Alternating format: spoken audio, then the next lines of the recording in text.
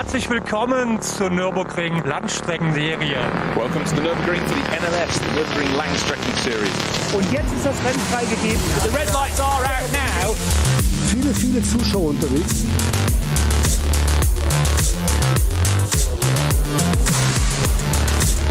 I would think that's very, very close. Jetzt kommt er ran, zieht sich ran.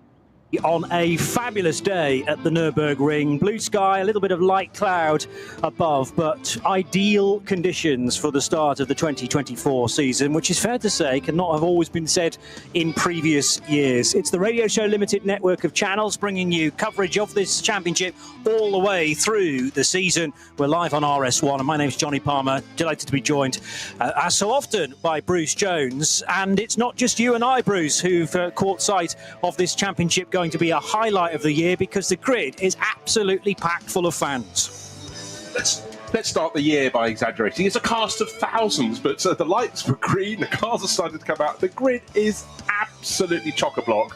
But this is double duty.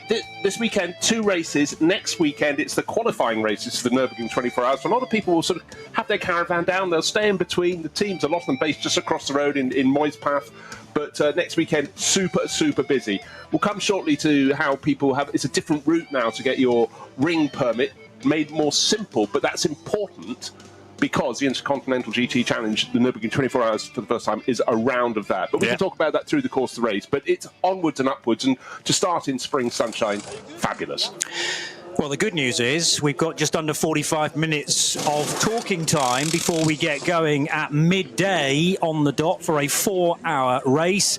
And if you're in a GT3 car, of which we have plenty, then you're looking at probably a 27 or 28 lap race with, once we get going, 8 lap stints, although the first one awkwardly is 7 because, of course, the formation lap is so long around here.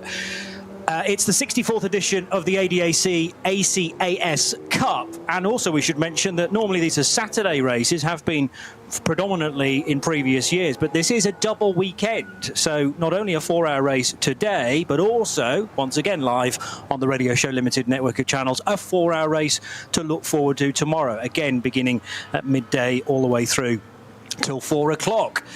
And it's a job just to get the cars away from their chevron formation on the pit lane apron out into the fast lane, because some of the cars struggling with the amount of turning circle they actually have to steer safely around the fans. Qualifying happening earlier on this morning as well, with hopefully 114 starters for this opening race. Tomorrow's event, by the way, is I've lost my bit of paper now for tomorrow's title of the race. What's that called? Oh yeah, the 63rd ADAC Rheinaldus Langstreckenrennen. Typically it was the sheet of paper I was holding. I just couldn't find the relevant bit. It's like people looking for their sunglasses are on top of their head. Precisely. But delighted that so many of the organising clubs are once again involved in the 2024 season, and you can't really afford to have a trying weekend this time around, because, you know, a technical problem or, heaven forbid, a crash today could obviously massively dent the potential for running well tomorrow, and indeed qualifying for the 24-hour race later on in the year. So as I said, qualifying for this race today happening earlier on. Great that we've got a Glickenhaus 004 in action this weekend as well in its baby blue. We'll delve into that and potential driver lineups for the N24 later on. The number 7 Lamborghini Huracan was out bright and early qualifying as well, with Danny Sufi and Torsten Kratz as its drivers for Conrad Motorsport. But Mercedes certainly having a strong showing as far as the HRT entry is concerned, with Danny Juncadella and his teammate Frank Bird. We've got a Grello Manthey Porsche in action as well for Laurence Vantor and Kevin Estre. So they've really turned out the big guns as far as that's concerned, and important for them to qualify well. And Falcon Motorsport here with a couple of cars, Alessio Picariello and Martin Ragginger. There's a second Lamborghini Huracan in the Red Bull colours, and that is the Red Bull team Abt crew of Kelvin van der Linde and Jordan Pepper, who will start from third position on the grid with the Audi R8 LMS GT3. Now, Scherer Sport have announced some big names once again for the 24 hours of the Nürburgring, and I'm sure plenty of those will be in action next weekend for the qualifying race. But it is a Mercedes that took pole position.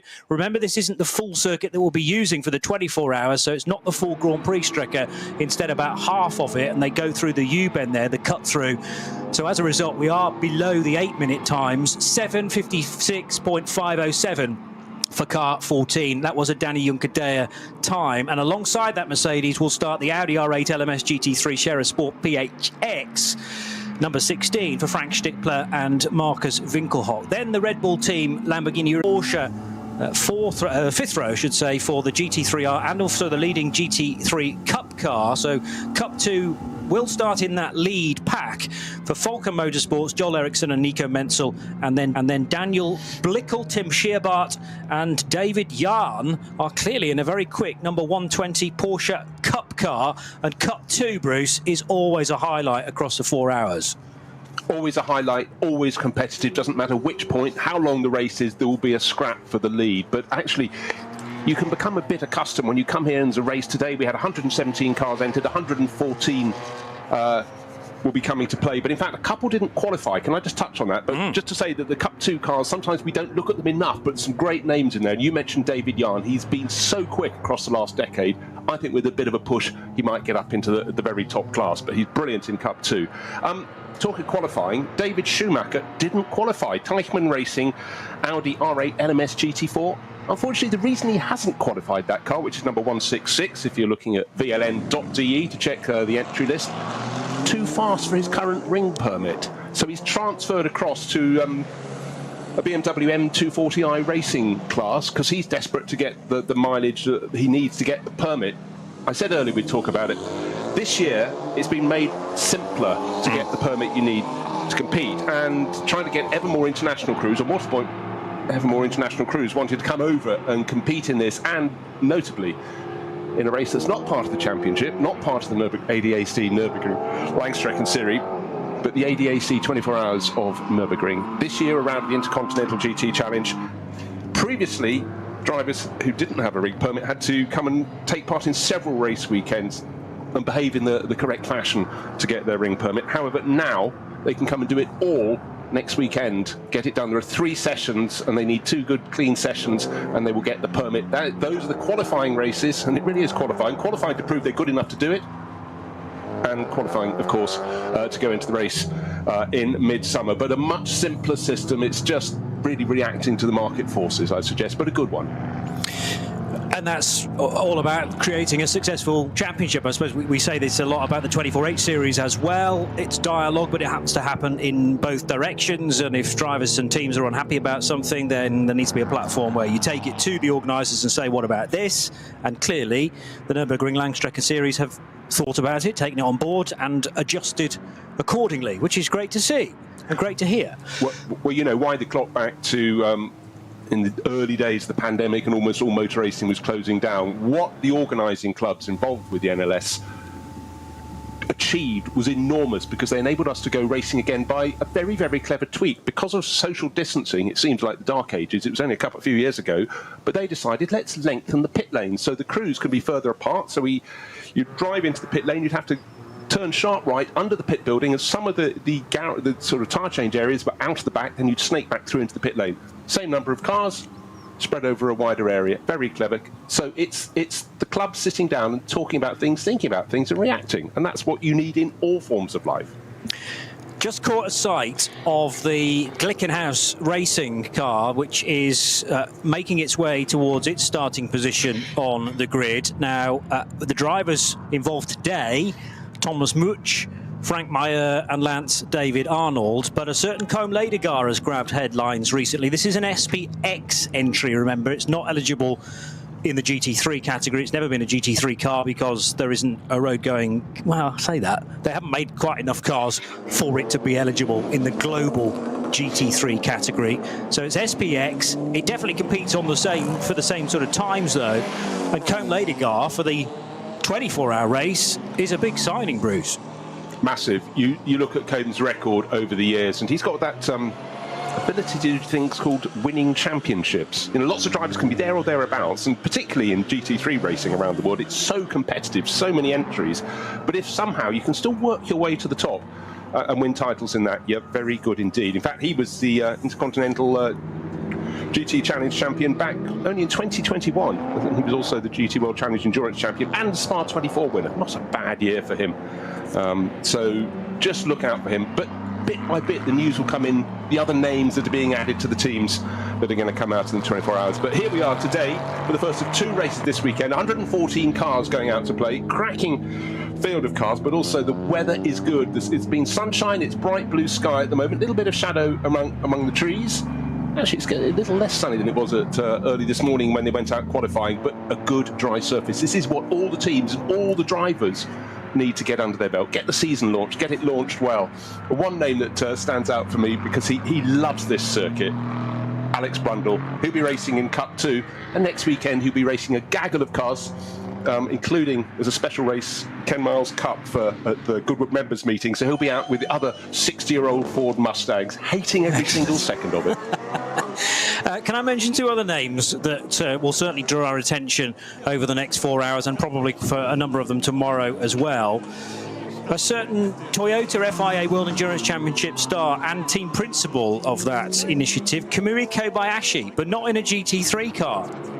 No, you'd automatically think that, but there are a couple of Toyota Gazoo Racing Super Evo GT4s in the GT4 class, and he's driving that with fellow Japanese racer Kazuto Kataka. It's car number 172, and Kataka's raced in that's Super GT in the GT300. That's the secondary category. He was the Super Formula Light champion. You might go, care? What's that? That's effectively their Formula 3 series back in 2022. And this year he's racing in Super Formula, the top single-seater series, and Super GT. So he's a person. But Japanese drivers have always had a fascination. And in fact, in the sister car is another driver who competes a lot over there, Seita Nonaka. He's in 173. I've watched him over the last year racing in GT World Challenge Asia, and he's a very impressive driver. So the lure of the Nürburgring Nordschleife is still massive, but I just love the fact, I mean, it's a really hard season for Kamui Kobayashi, team principal, and in one of the 2 lead cars. There are 2 cars in the World Endurance Championship, and if you haven't been paying attention, it is phenomenal this year.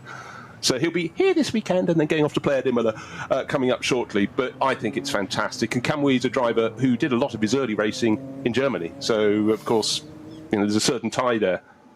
Yeah, so arguably going back to his roots. Also, if you've not been paying attention to the World Endurance Championship so far, we've only had 1 race in fairness, but that was the 10 hours, or actually the 12 kilometres of Qatar, and Toyota really struggled in that, so they're certainly not going to have it all their own way this season in the WEC. We're back to 8 races for that championship as well.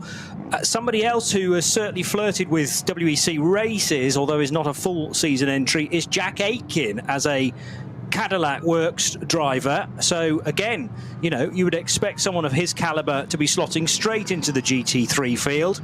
No, he's in a Hyundai because he needs to get signatures in order to potentially race in the big one later on in the season. So yeah, the Hyundai i30N from Valkenhorst Motorsport. But you know, somebody who's into motorsport should arguably enjoy a GT3 car as much as one of these i30Ns. And it's on the best circuit in the world. So yes, exactly. Of course they should. But talking Hyundai, car number 831, just spotted it moving in past the pits. A couple of Canadian flags on the side windows there. And it's Hyundai Elantra N. It's in the TCR class, and it's Robert Wickens and sometime teammate Mark Wilkins. They've been doing fabulous things over the last few years. Not always together, but out of the same team. Brian Herter also sports in the IMSA Michelin Pilot Challenge. And Robert, of course, did a lot of his racing over in Germany, based 5 years in the DTM, superstar in that, one host of races. Great to have them there. So you have to look the whole way down the entry list. And when you print it out, it goes on page after page after page, which is how we like it. And sometimes it takes a second reading to pick up the ones you missed on the way through. And Ding, ring the bell. What stood out for me? Well, I tell you what, it was on actually the third reading I spotted. We've got a Dacia Logan all over again. Of course, the one we've been used to for years got destroyed in last year's 24 Hours, but Dacia back in the pack. And if you're new to the Nürburgring Langstrecken series, we start in 3 different packs at the start of the race. They don't all set off together. The fastest cars go in the first group. There should be about just under 50 in that, 47, I think. The second group, intermediate pace cars, GP2, not GP2, Group 2, 33 of those, and then 37 in the final group, with an interval between all of them. What it does, of course, it keeps things safer, rather than having 114 cars trying to get into the first turn together. And it also gives 3 different lead battles on that opening lap, so plenty to look out for. And there is obviously been a slight difference in the entry list today into tomorrow because there's slightly fewer cars. I haven't quite worked out who's missing yet, but certainly in previous double-header weekends, 1 or 2 GT3 teams have dropped away, and we never really got to the bottom of those reasons. I mean, do you know? Have you checked? I have checked. Oh, good man. You must have done it side by side last night. This is way beyond the bounds of homework. I know. Well, one of the lead cars today, the Shira Sport PHX Audi, which is starting second, that's number 16, will not be here tomorrow. They might be watching, but they won't be competing. So Frank Stippler and Marcus Finkelhock will be missing. And also the number 17, Pro Sport Racing Aston Martin, that is down only for today. And one of the drivers will be changing over in the number 4 Porsche from Falcon Motorsports tomorrow. Nico Mentz will step aside and Tim Heinemann will step in. You can then go on down through the field, and quite a few others. But about 6 or 7 are dropping out and a couple are coming in. But it's still due to be, I think it's 107 on the entry list for tomorrow. It was 117 today. Looks so we'll get away with 114 because a few dropped in, dropped out. And as I was saying earlier, David Schumacher was intending to go qualifying in the 166 entry from the SP10 class, which is an Audi GT4. But that was classed as too quick a car for his current degree of permit certification. Oh, what a mouthful that was. But anyhow, he is not missing the race. He's going to be in an M240i BMW, which has its own class, and that is always one worth watching. That will go in the second group of cars at the start of the race.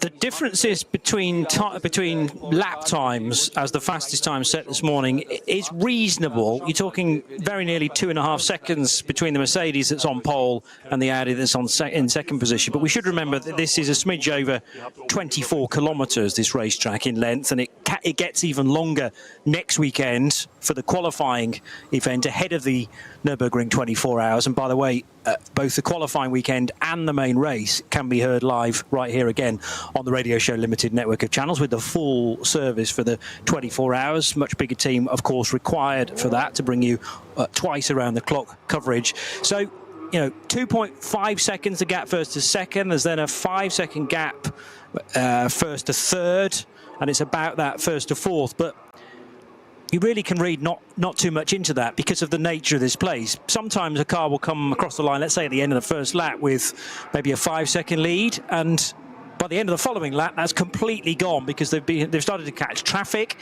And also, if we get some of those yellow flag areas / code 120s, code 60s, that can be such an opportunity for the chasing car to gain back time. Yeah, Johnny, in many ways, qualifying is only important to a certain degree. You might get the advantage of pole position, but so many times across the course of the NLS season, the weather is going to be very mixed, and you could have a very wet track trying to dry out. You do not want to be the hero who then stusses into the barriers at Flugplatz or somewhere. So caution is always a byword for the teams when they go out there. And also, don't forget, when you're out on the track in qualifying, if you're in one of the fastest cars from the SP9 class, that's GT3 cars in their sort of global nomenclature, and you come across, say, the Dacia Logan or one of the lower performance cars, you'll back it off because there are certain points on the track you could overtake, but then you'll meet your good friend the barrier on the outside. So, qualifying times only have an importance to a certain degree. But Danny Juncadeo was saying it means everything because he put his car on pole position. And so at least for the number 14 crew from Hout Racing Team, they've got bragging rights. He's sharing with young British driver Frankie Bird. But Danny, he is so garlanded in terms of his success in championships in recent years in GT3. He just did the job done. We also should remember that in a lot of the classes, specifically GT3, there's no tyre rule as such, so it's not a spec tyre manufacturer across the various cars. And I noticed that the number 6 Mercedes, probably should have guessed this from the paint job, that that car is running on Yokohama Advance. So we'll certainly have Goodyear tyres represented in GT3 and Michelin. Yokohama often reserved for the BMWs, but and don't get confused, by the way, by the event sponsor, who are Falcon tyres. So every single car has Falcon across the wheel arch, but you've got to pay closer attention to the sidewall of the tyre. And yeah, Yoko's on the number 6 car that will start from 6th position, and we'll try and detail other tyre manufacturers as we go. Falcon fairly obviously on their own tyres. I actually think when you've got a multi tyre format in a championship, you should force them to have their letters written large on the side of the car. But again, looking around the world as drivers come to compete here, Alessio Picariello... Does he speak German? Because this interview may well be in English, if not. It's pre-24-hour Here we go. Race at the Nürburgring, so I think the target is obvious, isn't it? It's testing. Yeah, exactly. To take as much experience as we can, to do as many laps as possible, so obviously not too much risk. But you know, at the end of the day, it's a race. We have sponsors here, so we want to perform. But yes, the first goal is for sure to take experience. Thank you very much. Mit dem Raggi sprechen wir auch noch. Oh, keeping his cards relatively close to his chest because it's the start of a brand new season, but they are quietly confident. I think that's fair to say. In the number 3 car, Martin Ragginger sharing with Alessio, the Belgian, and a bit further back for the sister Porsche, for Joel Eriksson and Nico Menzel. They'll be starting from 9th position.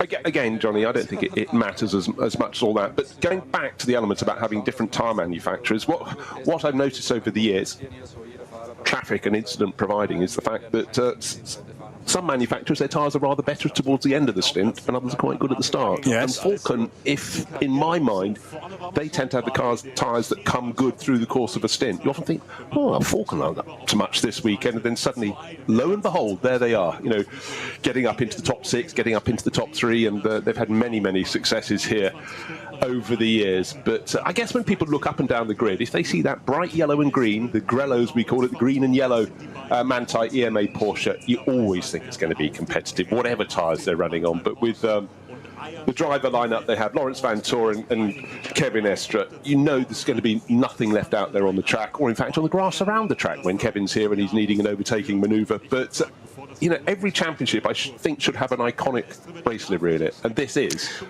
the yellow and green. You know, you can pick it out in day, in night, probably from the far side of the planet, frankly. It's so bright, but you know, it's just great to have here in the NLS. Yeah, and always fascinating to me that they adopt the English colour combo, grello, rather than, what would it be, gelm, or yes, or just groen, I suppose, but that wouldn't work, so it works better in English. Yeah, exactly. Grün-Gelb doesn't work. Grün-Gelb, yeah. No, you can't really combine them quite as well. Yeah. And I suppose globally, because there are global fans of this car, I'm sure there are tens of thousands, if not more, of the model version of this. I know that they sell them at the Tankstelle down at Moispat, not very far away from the start of the Dottinger Ruhr. It's a little petrol station, and for decades that's where you go to get your race accreditation, whether it's the German Grand Prix or the 24 hours. But you know, I have to literally keep my hands by my side to not come out with a load. I normally end up with a couple of books, you know, the book from the previous year. That's research. Some gratuitous books to add yet more books to my bookcases. But my policy now is to actually read them. Don't just buy them, read them. I had to rein myself in. But I think if I started going down the collecting model cars route, I don't know where it would end. No, I do, actually, divorce.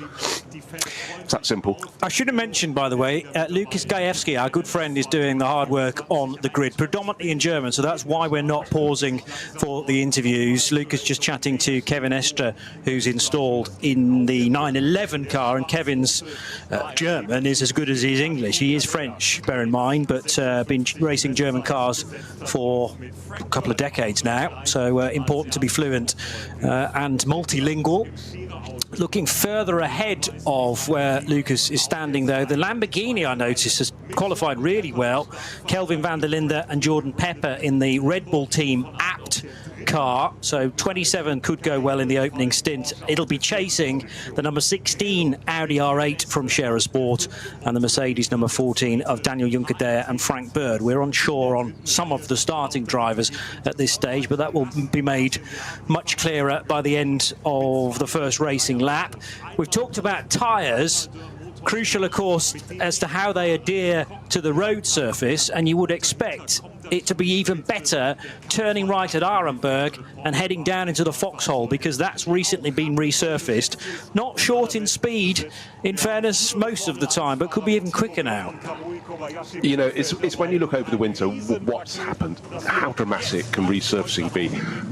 It can be very dramatic. To watch, it's not really no, but in terms of driver. sport. But what I'm about to say is the NLS will provide every single weather format you could possibly have through the course of the championship. The fact we've not started with is that man building a snowman on the pit wall? You know, that's unusual. But how do surfaces work with moisture on them? That will be the big question. And when you go to a circuit that has had a little bit of modification, you get the point where you go from, let's say, the old tarmac to the new, or the new to the old, and suddenly you've got either a lot more grip or a lot less. I do remember decades ago when Donington, they sort of stopped it just before the Craner curve, so you're coming down and didn't have much grip to start with all the aviation fuel from East Midlands Airport, and then suddenly you had a whole lot less. But again, these are pro drivers at the front of the field. People more likely to have a problem would be those at the back. But actually, the beauty, one of the many beauties about the NLS, is the fact that drivers compete in it not just years, for decades. Why not? They make their point of racing on the Nürburgring Nordschleife, best bit of racing tarmac, whether new or old, in the world. And they learn every time, because no time will the track be the same as the time before. And often it's those transitional bits which in the bad weather can really catch you out. But yeah, you do well to resurface all of this place in one afternoon. So that's the reason why you get different ages of asphalt, and the drivers need to weave that into their circuit knowledge as well, as if there wasn't enough going on in the first place. The green flag is waved on the dot with 19 minutes to go to race start time. And yes, folks, it really does take the best part of 20 minutes to do a formation lap around here. This is the sighter lap, much more crucial in those inclement weather conditions, but will be very useful nevertheless, because it might be that some drivers weren't actually sent out in the qualifying session, perhaps not for a quick lap at the very least. So Startgruppe 1, or the red group, Rot, it sets off now, and this is where we find the GT3s. So Mercedes and Audi leading Lamborghini and Porsche, but also in this group are the Porsche, no, not the Cup 2 cars, but the GT4 machinery is also as part of this. And Cup 2 is in there. Yeah, I thought I wasn't. I wasn't misthinking there. So Cup 2 is a bit further back within this first start group. Yeah, they tuck in behind the SP class cars. So you've got the SPX class, which is the pale blue Glickenhaus, well, sky blue, and in fact, good grief, it's exactly the same Pantone colour as the sky above the Nürburgring. That would have been a very ambitious guess when they were getting that painted, but yeah, that's tucked in behind, and then the Cup 2s come a little bit further back in this lead group, which I would suggest, I think we were reckoning for 47 cars. That's not enough for us. We'll have a couple more groups, add another 70 cars to the mix. And part of the reason that this is done is to make sure that if you're heading onto the main start-finish straight, you can actually have any hope of seeing the lights going out, because bear in mind, if we put all 114 cars, yes, 2 by 2 in a grid, but in one long line, the back of that would still be coming towards the end of the Dottinger Tor and into Tiergarten and the chicane there, so you would not know when the start of the race was about to happen. So it's split into 3 groups, 2 minutes apart roughly, and we will be able to commentate on the start of each of those groups. Of course, because the green group, start group 3, starts so much further back from the GT3s, that's the reason why they start to catch the traffic sooner than you would expect, really, because they're already lost 4 minutes or so, and it's only an 8-minute lap. Yeah, and actually for the first race of the season is one they're going to have to be most careful when the front runners catch the tail enders of the back of the third group, because a lot of drivers are still settling into a new car for the new season. Maybe they've never competed in the type of car they're driving, looking at the performance, looking at the visibility, that question, that factor that gets so often overlooked. A driver suddenly sitting low in the car doesn't see as much as one who's sitting a little bit higher up. But anyhow, over the years, It's made absolutely clear in the driver's briefing where the slower cars should place themselves. It's up to the faster cars to find a way round. The other cars are not supposed to deviate from their line. Occasionally you can be a little bit helpful and go, I'm indicating right, I'm pulling that side, you can come past the left. But it's made crystal clear because the format of the Nürburgring Nordschleife is unforgiving, and if you want, you can put it all in capital letters. You have very, very little space beyond the track. The track twists and turns. How many turns? Is it 172? That's the number people like to put on it, but what's a turn, what's a kink? More than enough to be going on, plus gradient change. And even this morning, it's dry now and it was sunny, but it was still slightly damp towards the edge of the circuit. Again, as the sun comes through and a bit of wind, it does dry it out. Now we're looking at a track that's visually perfectly dry, but still maybe at the edges of the circuit where the cars don't normally run, it could be a little bit greasy. But really, we'll take these conditions in early April every single time. Start Group 1, led by the white 911 Turbo, and if you count up all the classes, we reckon we're just shy of 25. I think it's 24 classes in total that have all been incorporated into this race, and the GT3s will provide obviously the main attraction to this race, but we will try and keep you tuned into what's going on in Cup 2, and it was Cup 3 that I was thinking of that will lead Startgruppe 2, because that is a thoroughly entertaining division as well. With we've got Chris Rink involved with that, and also Dominic Baumann. The Eichenberg and Grosser car, but it will be Bednarski and Dogard who will start from pole position in their number 962 car. They're all three-digit numbers, beginning with 9 predominantly, and that's what tells us they're in the 718 Cayman GT4 class. It's a great class, always well supported. 14 cars in that, and just one more than you've got in Cup 2 for the rather more powerful Porsche 911 GT3 Cup cars that will start at the back of the front group. But certainly when the third group gets its start, those Cup 3 cars, sorry, they're in the second group. What am I talking about? Cup 2 in first group, Cup 3 in second group, but they get their moment in the sun. And then you don't have to have a contemporary racing car to go out and compete here. Starting Group 3 is led away by BMW M3 E46. Yes. It doesn't hide its light under a bushel. It's a very purposeful looking car. Massive great wing on the back. So much success. And it's one of those rare cars that has been competitive and able to run at the front of groups ever since time began. Ever since it went out as a competitive racing car. Now it looks ancient, but it looks fabulous. And you have to remember, the Nürburgring Langstrecken Series, the ADAC 24 Hours of Nürburgring, the people who attend are massive car fans. Seems obvious, but when you look at the cars in the paddock, in the fields, a lot of people come here with a lot of bolt-on extras as well. So, you know, they very much look to see what sort of car they want, and they've always got an eye to history. Great circuit for historic racing, and of course, over the years, every year, brilliant historic meeting here in high summer. So the fans are very well educated in the sport.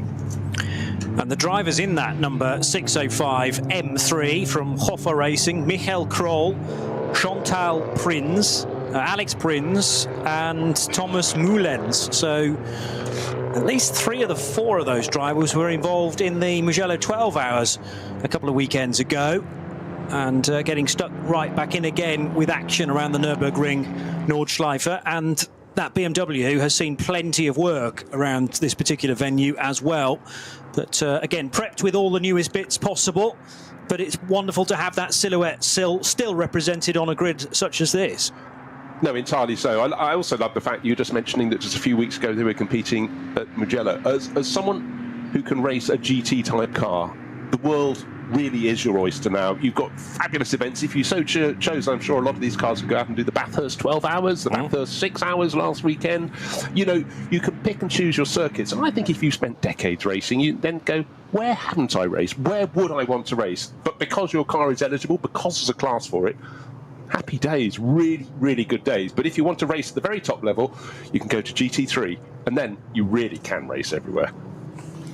So the start of Group 3, now heading towards the end of the Grand Prix lap through the Vidal chicane, and the exit of that can be a bit tricky, particularly if you're side by side with somebody else, because you've both got to head from the left-hand side of the track to the right-hand side of the track for Sabine Schmidt's curve and the run onto Hatzenbach. And that's the bit really where you start to pull the belts tight and think, okay, I'm not going to be home again for the best part of 6 minutes. So this car and I better behave ourselves throughout, because, you know, any slight error, the barrier's calling you in, particularly on the really fast stuff through Klostertal and Kesselchen. And you've got the carousel immediately after that as well. But hats and back for me is almost like the point of no return. I agree. In every single race I commentate on here or attend at the Nürburgring, I always forget how absolutely brilliant it is. And last year, in the lead up to 24 hours of the Nürburgring, we got to walk out through those early corners, hats and back, keep on going past the crazy camps. People have the most amazing setups with their trucks, with the sides open. They've got dry ice, they've got a hot tub on board. You know, the setup, the effort the fans put in to come and watch at the Nürburgring. And some people watch every single race at the Nürburgring. It's brilliant. Nordschleife. Ein Traum vieler Rennfans, der für die allermeisten nie Realität wird. Mit dem neuen Gran Turismo 7 aber ein ganzes Stück realistischer. Mit der neuesten Auflage des Kultspiels für die Konsole fahren wir zu den wichtigsten Streckenabschnitten der grünen Hölle. Die AMG Arena. Erstes Nadelöhr nach dem Start und durch die unterschiedlichen Linien ein toller Ort für Positionskämpfe auf der Grand Prix-Strecke. Auffahrt Nordschleife. Nach der Vidol-Schikane biegen wir ab vom Grand Prix-Kurs. Hier beginnt der 20 Kilometer lange Ritt durch die grüne Hölle so richtig. Fuchsröhre. Mit Vollgas bergab, durch die Kompression und den Berg wieder rauf. Wie so oft auf der Nordschleife, kein Platz für Fehler. Breitscheid, der tiefste Punkt der Nordschleife. Die Brücke über die Hauptstraße von Adenau ist ein Zuschauermagnet. Das Karussell, benannt nach Rudolf Caracciola, einem der ersten Heroen des Rings. Die alten Betonplatten der Steilkurve sind Kult. Brünnchen, der Zuschauer-Hotspot. Ob beim Rennen oder bei Touristenfahrten, ob bei brütender Hitze oder im strömenden Regen, hier ist immer etwas los. Die Döttinger Höhe. Windschattenschlacht bei 270 km/h und die Überholmöglichkeit schlechthin am Ende der Nordschleifenrunde mit dem neuen Gran Turismo 7. Und damit von der virtuellen wieder zur realen Nordschleife.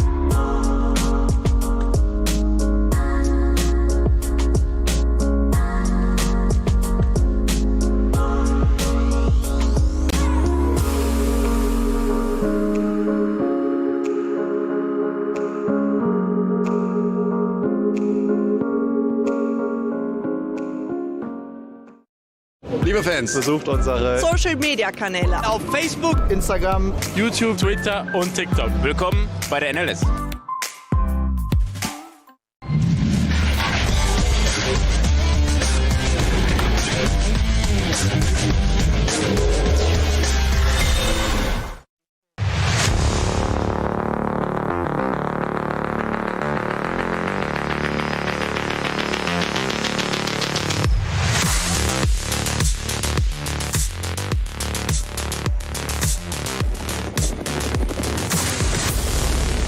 Excellent to see how many campsites are almost fit to bursting in places. Clearly people setting up for the weekend, and every more reason to do it at the start of the 2024 season, because there are 2 races to take in across 2 days. So this is a nice rare treat. Heading then through the highest part of the circuit a little bit later on, so through the carousel and up towards Hohe Acht, and then the descent Flatsgarten, where the cars leave the road, Brunchen, and through the ice curver as well, which can be very treacherous if we've had some moisture in the air. There should be a fair bit of grip though in the opening laps today. One thing that really differentiates the 24 hours from these NLS races, that these, particularly the early season one, you have slightly fewer fans, but a lot of them are very clever. They don't just watch at one corner, they watch at one corner for a bit, they just go out of the car park, they'll drive round to another point, and it's every corner is a gem here. But you can watch one where the cars are below you, one where they're almost going above you, you can work your way around the outside.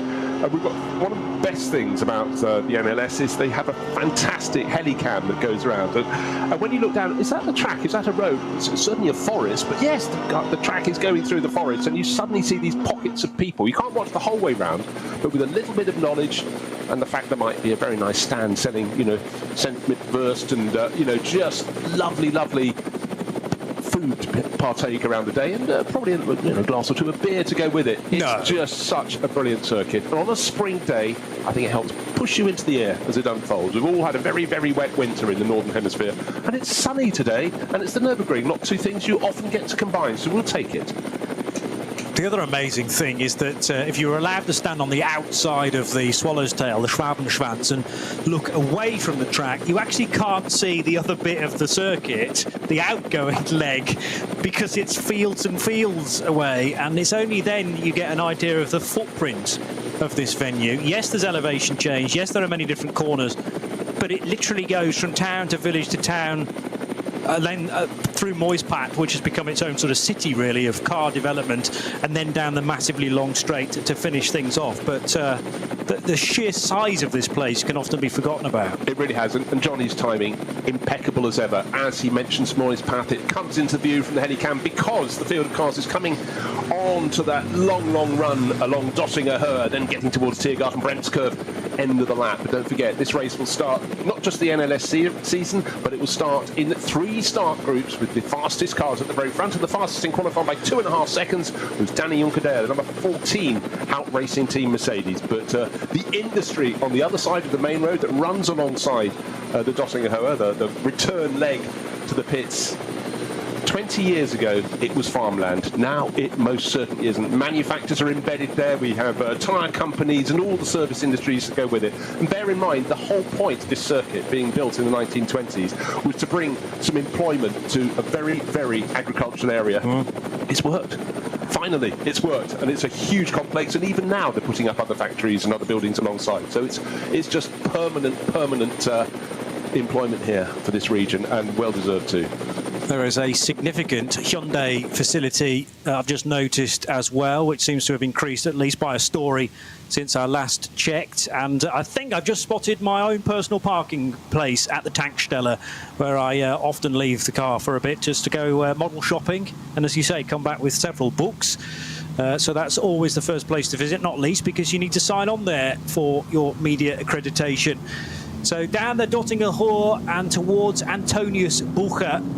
It's, I think, by accident that this is the last part of the circuit, but it makes for an ideal finish to each and every lap because you've got this long, long straight where you can draft fellow cars that maybe you've been tracking for the best part of 18 or 19 kilometres. And to the line then, sometimes to the end of the race, your best overtaking opportunity is through this section. It most certainly is, and a bit like Monza in the early slipstreaming days before, 1971 and earlier, you actually don't want to make your move too soon because you can draft past someone who will then tuck in behind you and draft past you as you get to the final twisters. And it's worth pointing out the last 3 or 4 corners, it snaps, it goes into compression, it snaps to the left, it snaps to the right, and then left again. If you can get through all of those, and not all of the drivers have over the years, you've got a chance. But it's a brilliant, brilliant circuit. We're about to start the season. 4 hours of racing up ahead. So many eyes then peering to the screens that are mounted in the roofs of the garages. They're hoping that they won't see their cars for the next 5 or 6 or certainly 7 laps. If they go beyond that, then there's been a problem. It's Mercedes on pole and a Lamborghini trying to sneak into second position. Now the green light is shown on the gantry and the Mercedes does get away well, but was that the second of them threading its way through? We've got 2 similarly liveried Mercedes-AMG cars, absolutely everybody for second place, and the Lamborghini, which tried to slot into second at the start, has actually fallen down to about 8th position. The Manti Grello Porsche around the outside being driven by Kevin Estre. Got to be careful there. He was very nearly pincered by both an Aston Martin to his left and one of the Falcon Porsches to his right. And Kevin Estre just trying to box clever here as the Audi slips to 4th position. It's almost Mercedes first and third. In fact, it is. And it is the 14 car from pole position, which has lost 2 places. So the next of the Mercedes, you have to look all the way back to 6th place. And it's been an absolutely killer start for either Dennis Fetzer, Hubert Haupt or Ralph Aron. We'll find out in a moment. Certainly has. I don't think I've ever seen 4, maybe 5 abreast into the first corner with 3 abreast right in behind them, but certainly a real scramble. But you know what? These are ultra-professional drives. They've kept it clean, kept it tidy, but certainly the Mercedes was escaping at the front of the field. What a brilliant job. But again, 2 black and red Mercedes heading down towards the camera at the first corner, trying to work out which is which, but the eye was just drawn to that racing action. But now we've got a clear lead of just about coming up a second as they go through chicane. They're soon going to be getting out towards, of course, the point where you say, Johnny, you draw your breath in. You're getting towards the Sabine Schmitz curves, and then Hatzenberg lies beyond. The track narrows. They're going over the 2 left-handers of the Sabine Schmitz curves, over the bridge, and they drop onto what is now officially the start of the Nordschleife. My only concern about the start for the number 6 Mercedes was, did it start to overtake cars before the red lights had been extinguished, or before they turned to a block of green on the starting gantry? That may well be looked at again by race control, but it is the Mercedes with the yellow rear wing, or certainly yellow writing on it, that is out front, and the pole sitting Merc of Danny Juncadea or Frank Bird slipping from 1st back to 3rd position. Here comes the yellow group, Startgruppe 2, with Cup 3 at the front of it. So these are all Porsche Cayman Club Sports, the 718 Caymans, and again they're starting to spread their way across the road. 962 from pole position, Bednarski and Dalgaard versus Eichenberg and Grosser in their 959 car, and the first to make it, but not make the first corner, completely outbraking itself, is the 962, and then it gets a tap and a spin at the start of a 4-hour race. 2 cars absolutely stranded in the middle of the road. Are they going to get missed by everybody else? Yes, just about. That started so well for 962 from pole position, leading into the first corner. Then it seemed like the car forgot to brake, and then it barely made turn 1, and after that got a biff which nerfed it into a spin, and only now will it limp away from the scene, stone last of start group 2.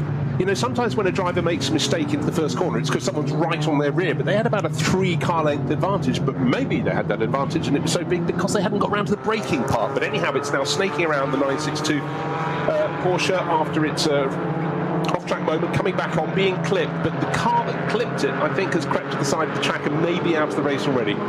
What a dreadful way to start their season. Hopefully, I'm not right, hopefully they will get back to the pits and something could be repaired, but for 962, that was unfortunate. Believe it or not, though, you wouldn't necessarily say race over, because there's still 4 hours to go, and yes, Cup 3 is highly competitive, but if it takes a slightly earlier stop or a later stop compared to everybody else, then this may be the time to go off strategy and win the race that way, because 4 hours offers you much different opportunities, and you might well be forced into now slicing the cake in a slightly different way.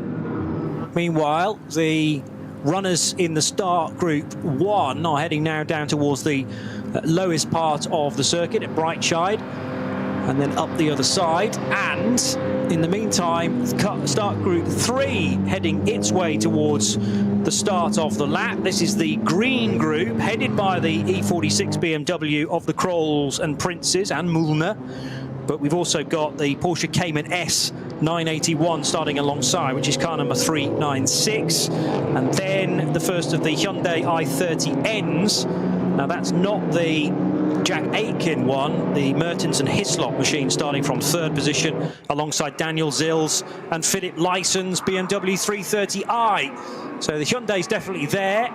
In fact, there are 3 of them in this leading pack, but the BMW E46 rather, getting away well ahead of that white and purple. There's another spinner, and that's one of the BMWs, car number 64 or 04, might have been the 504 car for Bloom and Ulms. Everybody else, though, safely through that part of the circuit. I don't think it's particularly greasy at the first corner, but cold tyres, probably, even though they've had 24 kilometres to try and heat them up, there's nothing compared to pure race pace.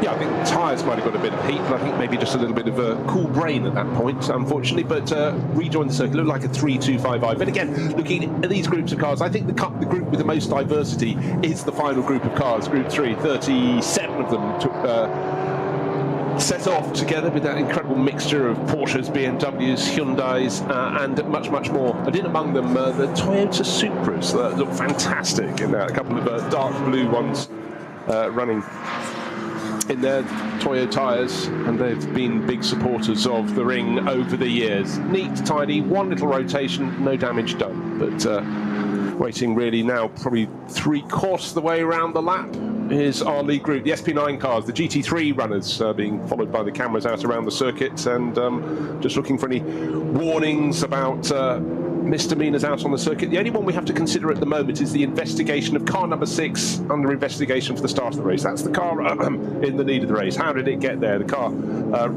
qualified by Ralph Aron was 6th on the grid, but certainly first into the first corner, so that is being looked at the moment. Yeah, unsurprisingly, because it did rather puzzle me as to how that Mercedes had managed to get itself wedged between the first and second placed cars just after the red lights disappeared. So they'll be looking at that and precisely when the pedal was hit in car number 6, but at the moment it leads on the road from the best of the Falcon Motorsport Porsches, which is car number 3, I reckon.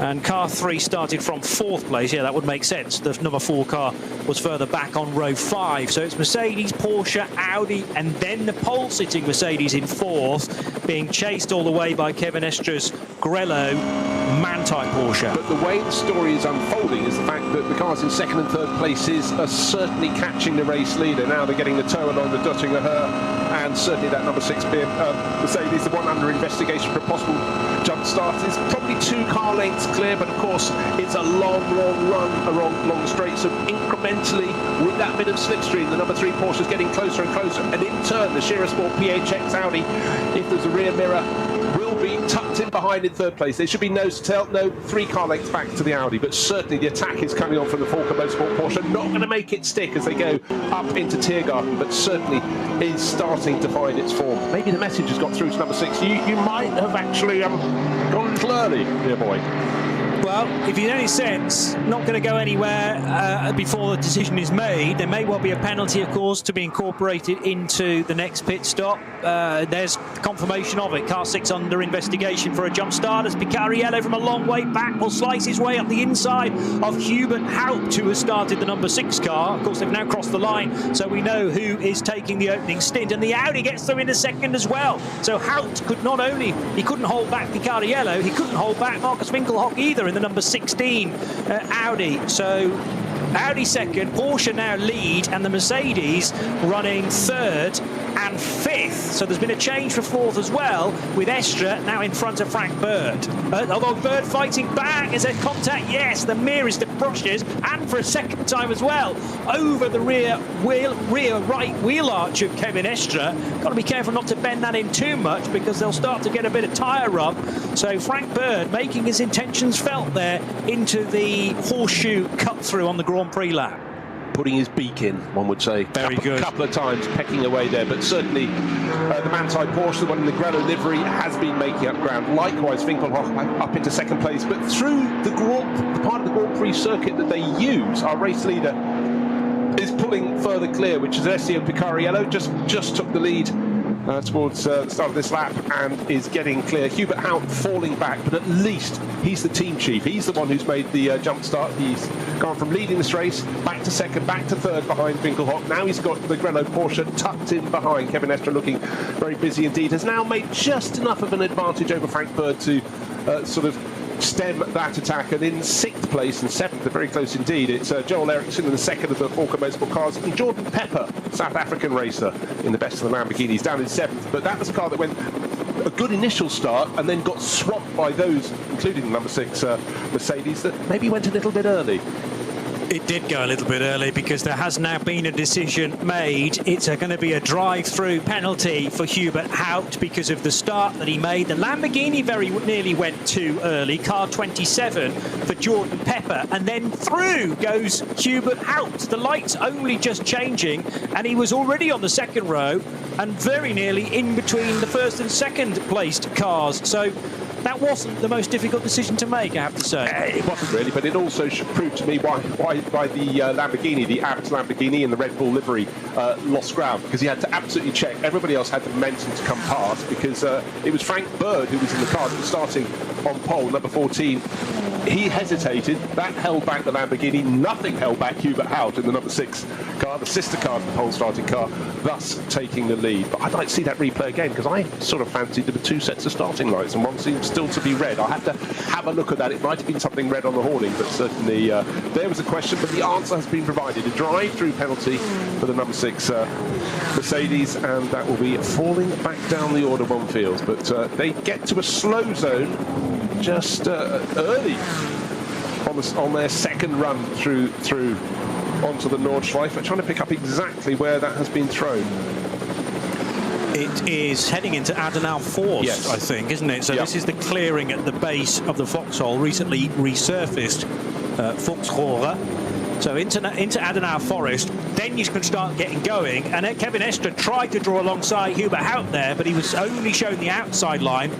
And Haupt, who's presumably been told about his drive-through penalty now, did not want to relinquish any further position. So despite Kevin Estre's best efforts, and that's the key, yes, you've got to be aware where the code 60 starts, but where's the green flag?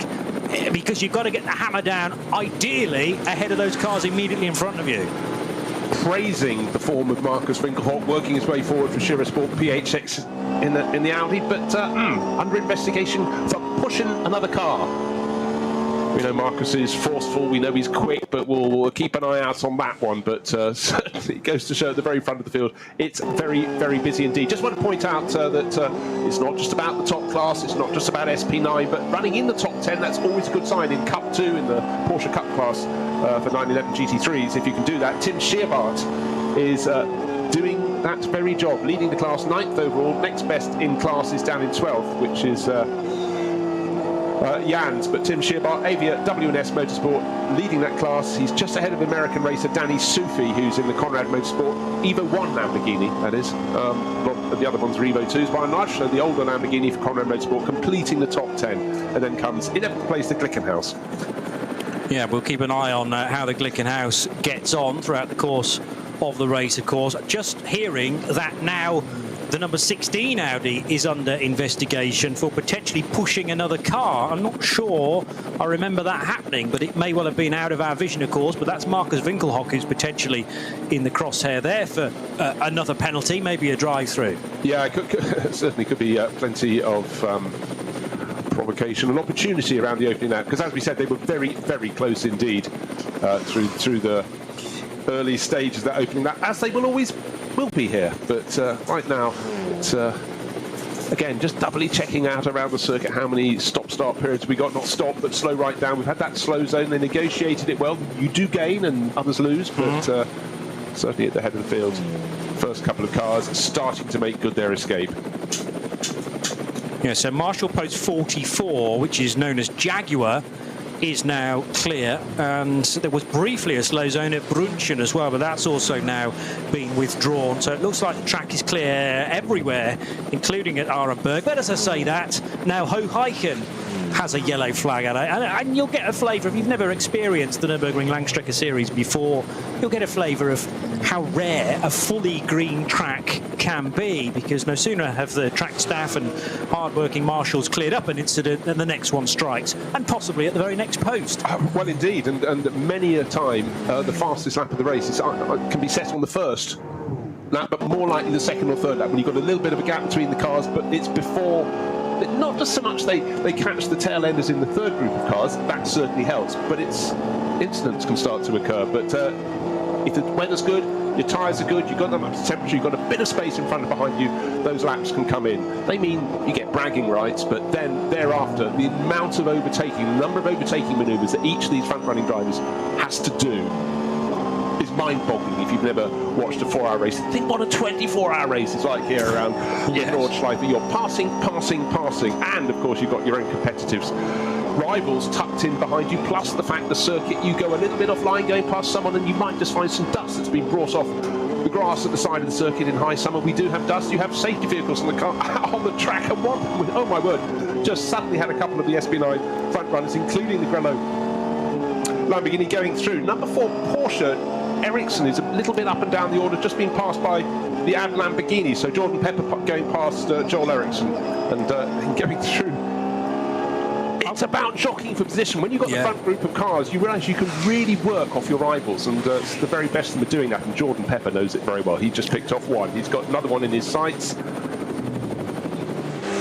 I was just about to say that Joel Ericsson probably reasonably pleased with the start of his race, because he started in 9th and had been running in 6th, but as you say, Jordan Pepper slipping by for that position now, so Ericsson back a spot 2, but it's been a real snakes and ladders opening few laps for the Swede. Yeah, but meanwhile, nose to tail here, because the Pepper Huracan is being caught by the Porsche Bruce. Well, it's a double toe. They're right behind the Grello Porsche, which is absolutely taking the inside line, and well, actually that has slightly stymied. There's a Sirocco going around the outside the circuit rather slowly, so they all had to back off. But just as Ericsson had lost position to the Lamborghini of Jordan Pepper, he got right under its rear wing, but then got interrupted by what the Lamborghini was doing with the tow it was receiving from the Grello Porsche, and a couple of front runners coming into the pits. Looks like, is that both of the Hout Racing Mercedes? One's coming in because it's got a drive-through penalty, but it looks like number 14 came in as well. And that was the car that started on pole.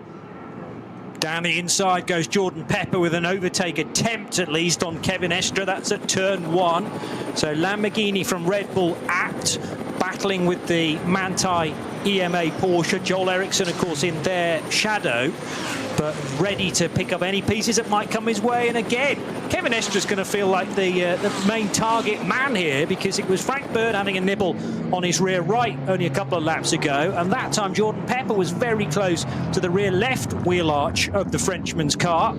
Through the cut-through they will go. Aston Martin not very far away from being involved in this battle either. So it's for 3rd, 4th, 5th and 6th. That's Marek Bachmann in the green and white Aston Martin. It's an SP9 Pro-Am car, but there's nothing to stop that doing very, very well in the overall positions if they carry good consistency across the race. So it was not the best qualified Pro-Am car. That was actually the number 6, the Hubert Haupt machine, that had to come in for a drive-through penalty. So now that has put the Bachmann-driven Aston Martin into the lead of the subcategory. Yeah, so just to reiterate, it was both the Hout Racing team, the Yokohama liveried black and red Mercedes-AMGs that came in. One for the reason it had a drive-through penalty, the other because who knows? It just simply could, but that is very, very early. Beginning to wonder, has it picked up a slow puncture or something? Because, you know, normally you divide this race, it's 4 hours.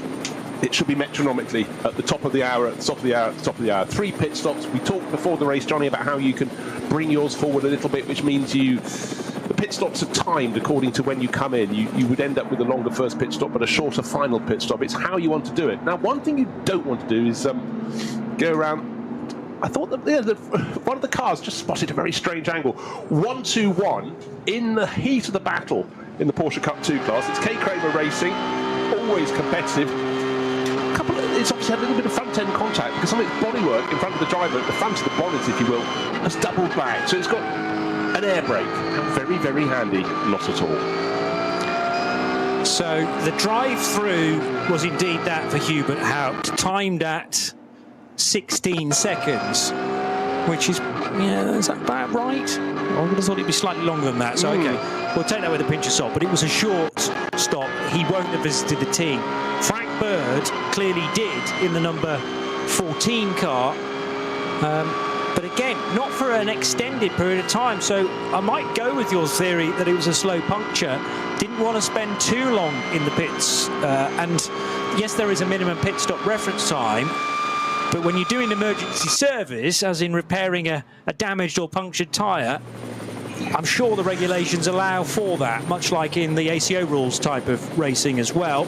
So in and relatively quickly out, but Frank Bird, of course, has lost his top 3 running order and instead slips down to what it's shown as 8th place at the moment, but will allow the rest of this lap to be completed, because it'll be worse than that, I reckon. The Conrad Motorsport Lamborghini will certainly have slipped by, and yes, he will be outside of the top 20 now, that number 14 Frank Bird car, only just now going through the first sector.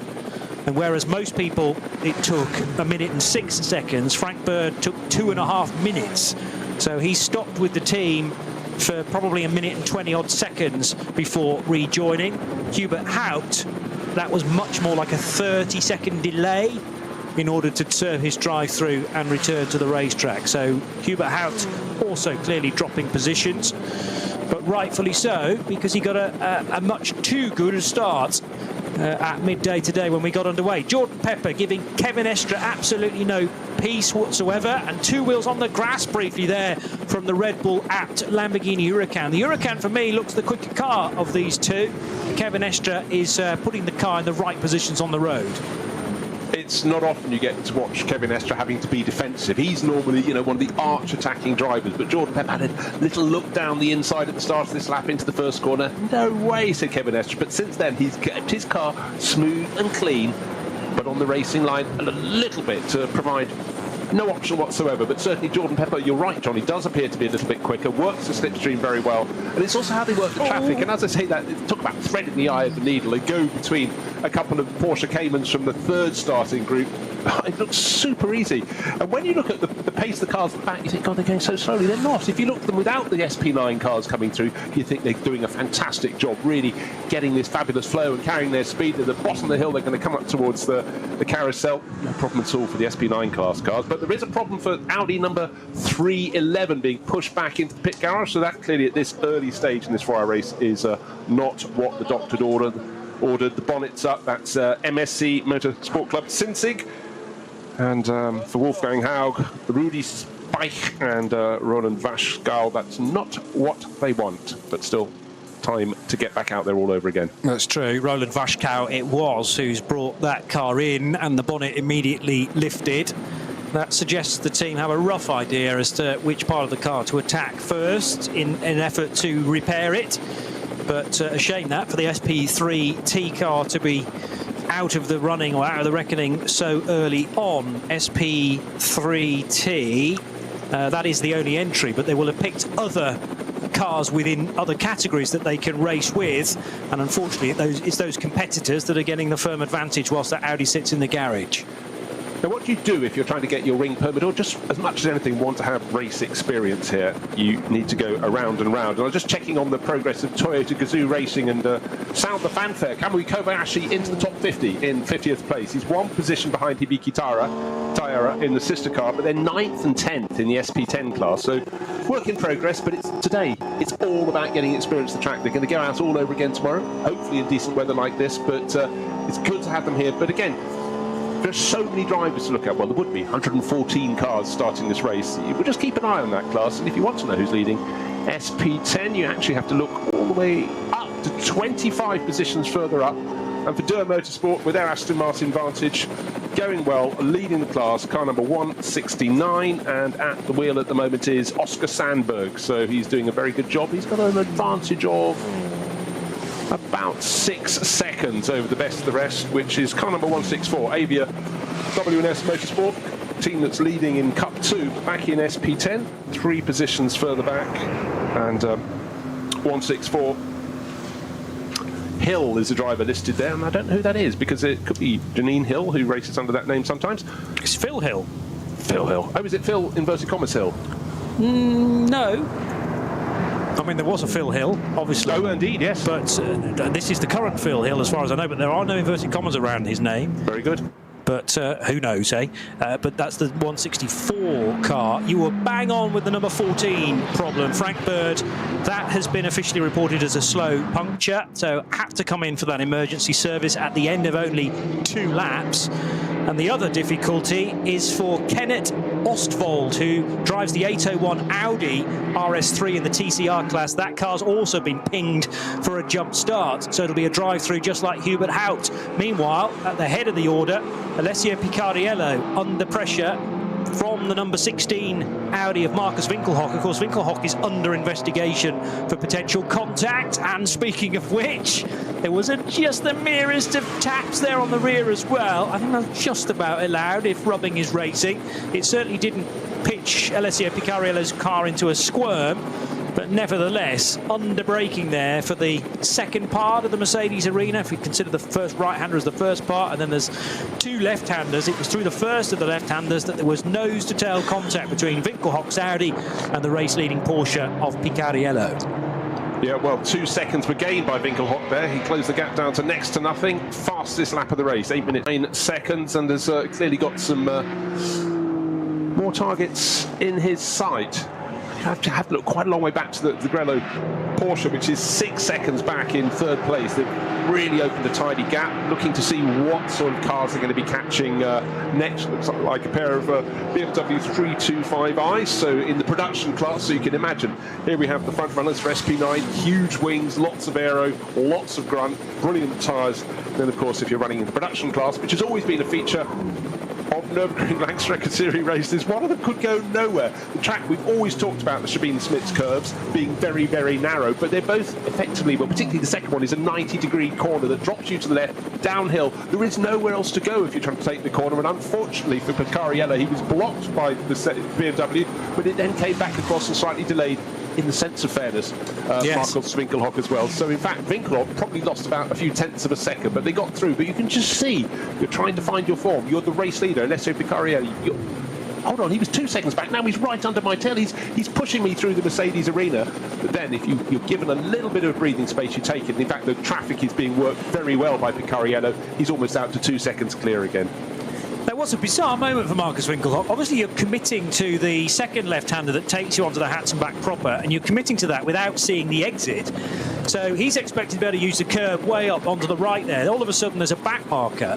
And it was like he initiated some sort of rear wheel steering from the car, because it rotated from absolutely nowhere to avoid contact. So that's terrific car control and the ability to sort of get out of the throttle, but also at the same time accelerate out of the moment, so that he avoided the back marker, which he did successfully. And they're now onto the resurfaced part of the road, which looks glorious actually. Very, very dark asphalt into the foxhole, which hits the dip, the base point, and then slightly rises into the quicker sweepers before you properly stop into Adenauer Forest corner itself. Plenty of runoff here, which is a rare thing on the Nordschleife. So if you do make an error, we've seen cars careening off in the wet there, and thankfully there's quite a large grassy patch for you to recover at that moment. But the leading duo are safely through, and the gap is widening now between Picariello in Porsche 3 from Audi number 16, Marcus Winkelhock. Now, they've just passed a car that's limping home slowly. There's a safety car tucked in behind it to protect it, and it was as though they were walking where a couple of runners were sprinting past in 100 metres pace. The front runners observed everything, kept the right way, but you just get this closing speed. And bear in mind, Johnny, there are a lot of points around the circuit where you don't have a long line of sight, because it's either going over, you're approaching a crest, you can't see over the other side, or a tight corner. So drivers have to be on their toes. They might suddenly come up on a safety vehicle. The marshals here are absolutely stunningly good, because they have to be sort of doubly aware that the drivers don't have this long vision around the circuit, and therefore they have to be their eyes. They have to be the ones bringing out the flags the second they possibly can to bring out a warning. And don't forget as well, for the drivers who are towards the rear of the lower class of cars, the slower cars, they're looking in their mirrors as well to see if they're about to be passed by front runners. So it's such a busy place to be, but it does help when it's spring, it's sunshine, and the track is dry. Thankfully, the leaders got through Hatzenbach as it remained green, because there are now two slow zones in place along the Hatzenbach, and I'm intrigued as to the sector 3 times now on this lap to see who's going to be the first to be slowed by that. Marek Bachmann's got through as well, because that's 2 minutes, only about 3 seconds slower than race leader Alessio Picariello. But it may well be the Conrad Lamborghini which will be heavily delayed. That's been started by Danny Sufi. And Torsten Kratz also part of that lineup for Conrad Motorsport.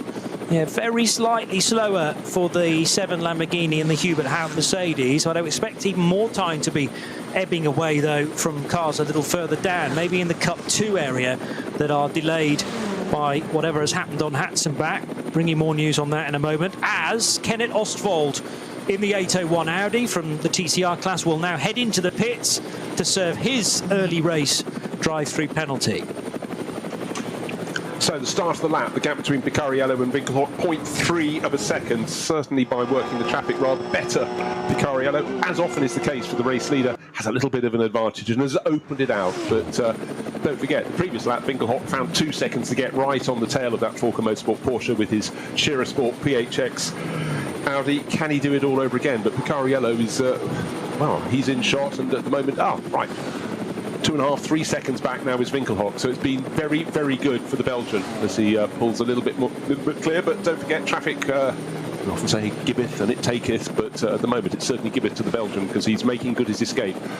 And if he can stay 3 seconds in front when they get to the Dottinger, he doesn't have to worry too much about being slipstreamed, and certainly it's a factor that really can just draw the whole thing together. Now, what has happened to one of the K. Kramer Racing Porsches? Because it's Michele Di Martino who's not appeared at the end of Sector 3. So is Martino in the wall, or certainly in strife somewhere along the Hatzenbach? He was possibly a little slow through Sector 2, but now just has not appeared at the end of Sector 3. I'll keep my eyes peeled there. SP10 is led by the 169 car. 169... is the Aston Martin GT4 of Oscar Sandberg, as the 311 Audi looks like it's going to return to the racetrack. So that's been a fair delay, maybe losing about a lap because of that difficulty for the MSC Sinsig AV TT, the Audi TT, but at least our only SP3T runner will return to competition now. Right, just want to fill you in on how much ground was lost by the number 14 Mercedes with that stop for a tyre change. It fell to 24th at the start of the last lap. It will pick off those in front of it, but really to be up among its class runners, it needs to be, well, run down to SP9 class cars, go down 5 Pro entries, then 3 Pro-Ams. That takes you down to number 6. That's the sister car. Don't forget, that was a drive-through penalty for them. That was Hubert Haupt, who jumped the start and then some. Had the drive-through penalty. He's running around in 8th place. His next target is Danny Sufi. You wondered if Danny Sufi had slowed at some point on that lap, but certainly for the car that started on pole position, the sister car from the Haupt Racing team, car number 14, a lot of ground needs to be made up. But Frank Bird, well, he'll enjoy the overtaking, just be a little bit frustrated. Down in 24th position at the moment. We're actually hearing that it's the 730 BMW 390L which is stuck on Hatzenbach, the entry from Plus Line Racing Team. And Rudy Speich of the 311 crew reporting to Lucas Gajewski that this is a misfire problem for the Audi TT and for MSC Sinsig. So they're obviously trying to cure that during a relatively quick pit stop. But these ignition problems, misfires can be so difficult to sort out, particularly once a race has started and you're trying to get the car turned around in a hurry. Yeah, but the good news is Rudy Speich was smiling as he was talking there, and so of course MSC Sinsig have been running cars in this series on the Nürburgring Nordschleife for forever and a day. He'll have seen it all as the team chief.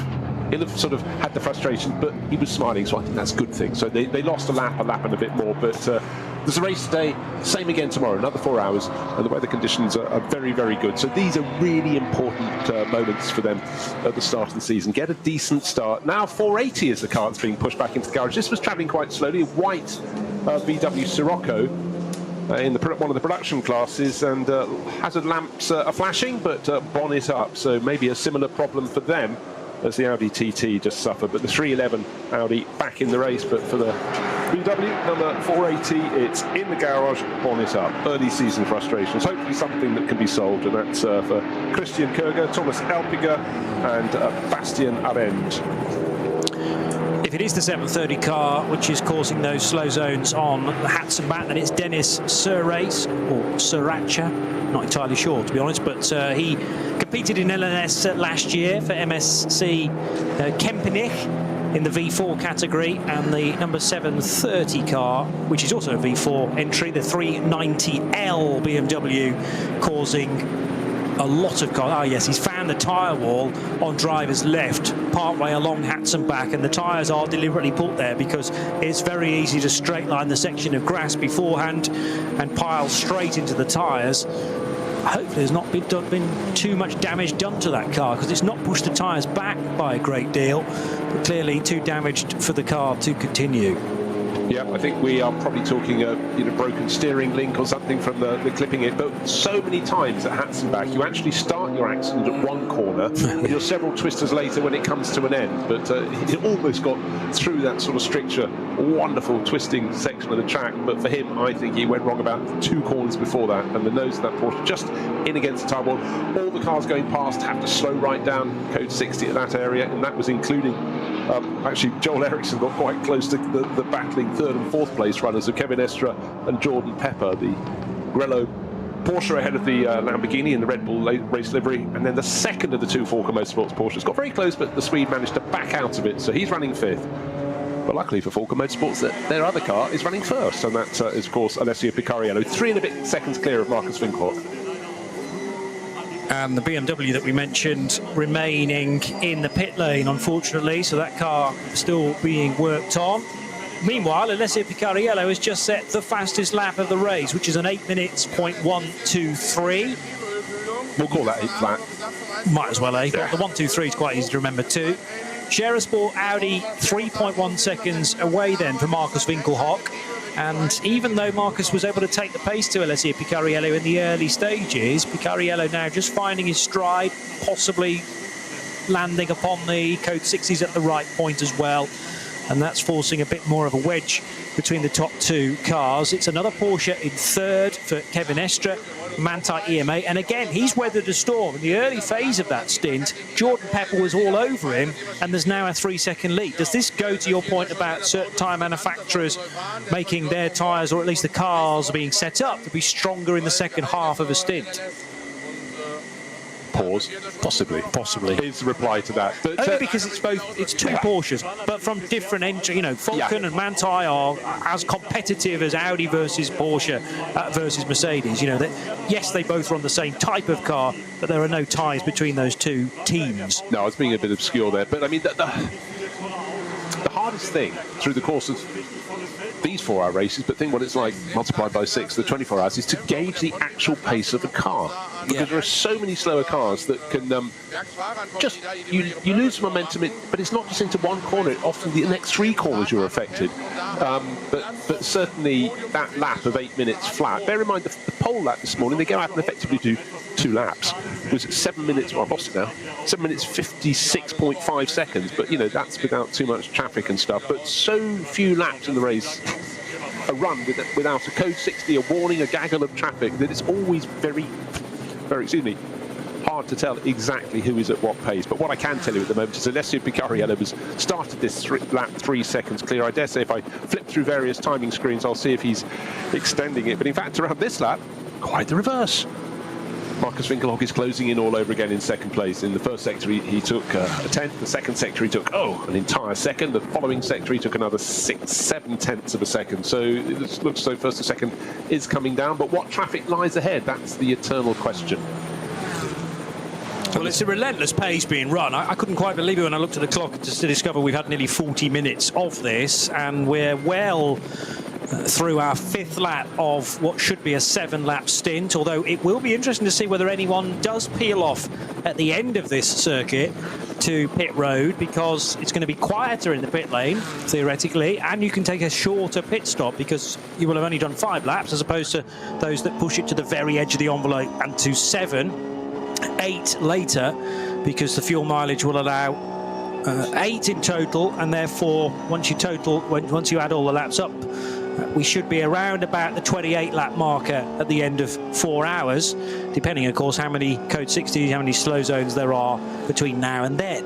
Yeah, and just to sort of paraphrase, the earlier you make your first pit stop, that necessarily brings all your other pit stops forward in the sequence. Still 8 laps, but I know what you're saying. Yeah. The start point is earlier in the race. Exactly, but bear in mind, if you come in, say for example you pit at the end of this lap, your pit stop will have to be 306 seconds. What does that mean? Well, I tell you what, if you come in the next time round, it has to be another 22 seconds longer. So you gain an advantage by coming in early, but the counterbalance comes at the other end of the race, because you'll be making your final pit stop more laps before the end, sooner, and therefore that will be, by hopefully a requisite amount, a similar amount, will be a longer pit stop then. So you sort of pays your money, you takes your choice. But certainly what I can see at the moment is the fact that Markus Winkelhock, I said he was gaining, well, he was 3 and a bit seconds down. He's now about, not even 0.3 of a second down, right under the tail of Alessio Picariello. So it's Porsche from Audi, Porsche in third place, which is Kevin Estre, Matt Tailleme, Lamborghini from Red Bull Team Abt, Jordan Pepper, and in fourth and fifth, the last of the pro runners in the top 5 is Joel Eriksson in the second of the Porsches from Falcon Motorsport. But down the Döttinger go, or along the Döttinger. When you say down, it always suggests it's running downhill. It does have a little dip and then it rises, but it's largely a flat stretch of tarmac. But interesting there, coming out of Straubenswanz, better exit for the Porsche leading the race. I really thought that Winkelhock would think, all I need to do is get under his tail as we come out of the corner onto that long drag back towards the pit, but he hasn't been able to do so, find any advantage. So Alessio Picariello going through the final sort of left-right sequence. He just got the left-hander onto the start-finish straight. He'll be half a second clear, but a much, much better lap for Markus Winkelhock. And of course the question is, why? Why was it so much better? Was it traffic? Are the tyres coming good on the Scherer Sport PHX Audi? Let's find out. I wonder whether the sector times will offer a bit of a clue as to that, because they were even Stevens around the Grand Prix lap at the start of this, but about a second gained through sector 2, the run through Hatzenbach and on towards Schwedenkreuz and Arenberg, and an absolute best middle sector, so probably clear air, as opposed to maybe Alessio Picariello if he was catching the opposite traffic. The thing is, the leader has to find a way through, and that could often pay dividends, do a massive favour to the car in behind. So a second gained through sector 2 on the previous lap, about just over half a second gained through the middle sector, and then another full second in the very long sector, which takes just over 3 minutes. So it was nip and tuck here and there, but the accumulative result is that the 3 seconds gained by Markus Winkelhock in the blue and white Scherer Sport Audi with the day-glow door mirrors, day-glow yellow door mirrors, and now heading through the kink and up towards the Vidal chicane, first and second absolutely together. And just to make things confusing, with that slow zone, their laps were about 20-21 seconds slower than the previous lap, but that's why it's always hard to judge unless you can look at every single split time. Now to the high side of BMW 651 goes the race leader as the lead battle continues.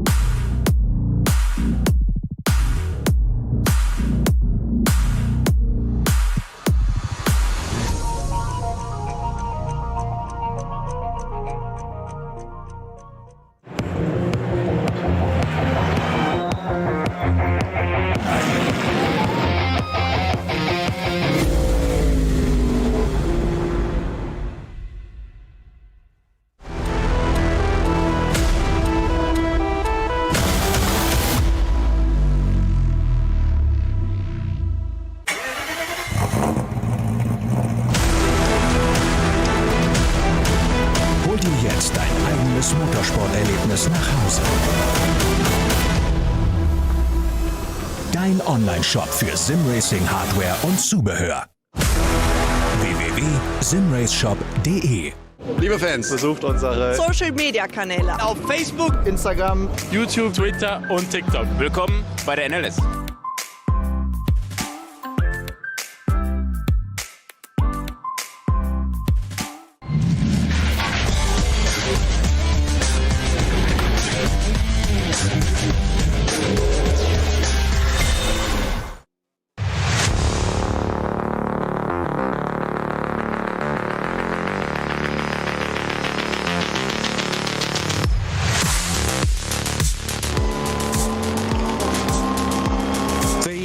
First and second dice as we reach the end of the first 3/4 of an hour of this 4-hour race, the Nürburgring Langstrecke Series opener for the 64th edition of the ADAC ACAS Cup, live right here on RS1, part of the Radio Show Limited network of channels.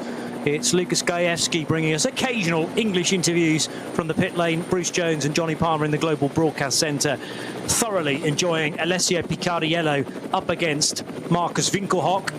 So Falcon Motorsports, Scherer Sport, and as Bruce Jones called him a moment or two ago, Kevin Manthey, which I kind of like actually, because then you could call Alessio Falcon and Markus Scherer. That sort of dovetails the names and the team names together. It's not so good if your team has a long name there.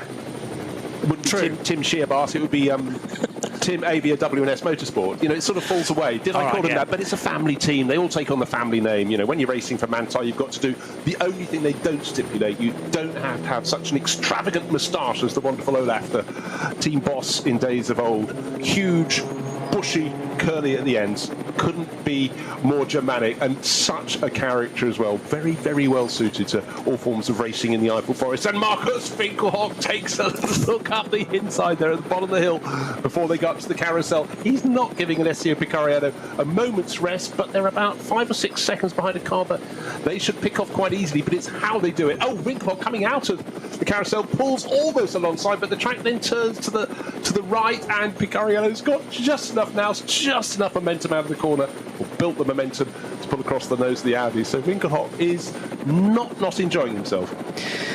2 abreast up the hill out of the carousel and towards Hohe Act would certainly be breathe in and hold it for 2 minutes really, because it could very easily have been side by side then all the way through the next sections as well at Wippermann and Eisbach, which they're just heading to now. Eschbach, in fact, there's side-by-side contact with the race leader, and here is Markus Winkelhock's opportunity. Picariello trying to defend. He slapped the side of a back marker, did Picariello. That massively slowed him down, not only because of the tag, but also obviously Alessio Picariello getting out of the throttle to avoid any further contact, and Winkelhock didn't need another indication to say this is your chance. As at Brunchen now, Winkelhock pulls out of the draft of the Belgian, but there's no way through there, again blocked off by a back marker. But this is how close they are to absolute peril with every turn of this racetrack. I mean, that's the thing. This was supreme racing between two of the very, very top runners in SP9 in global GT3 racing.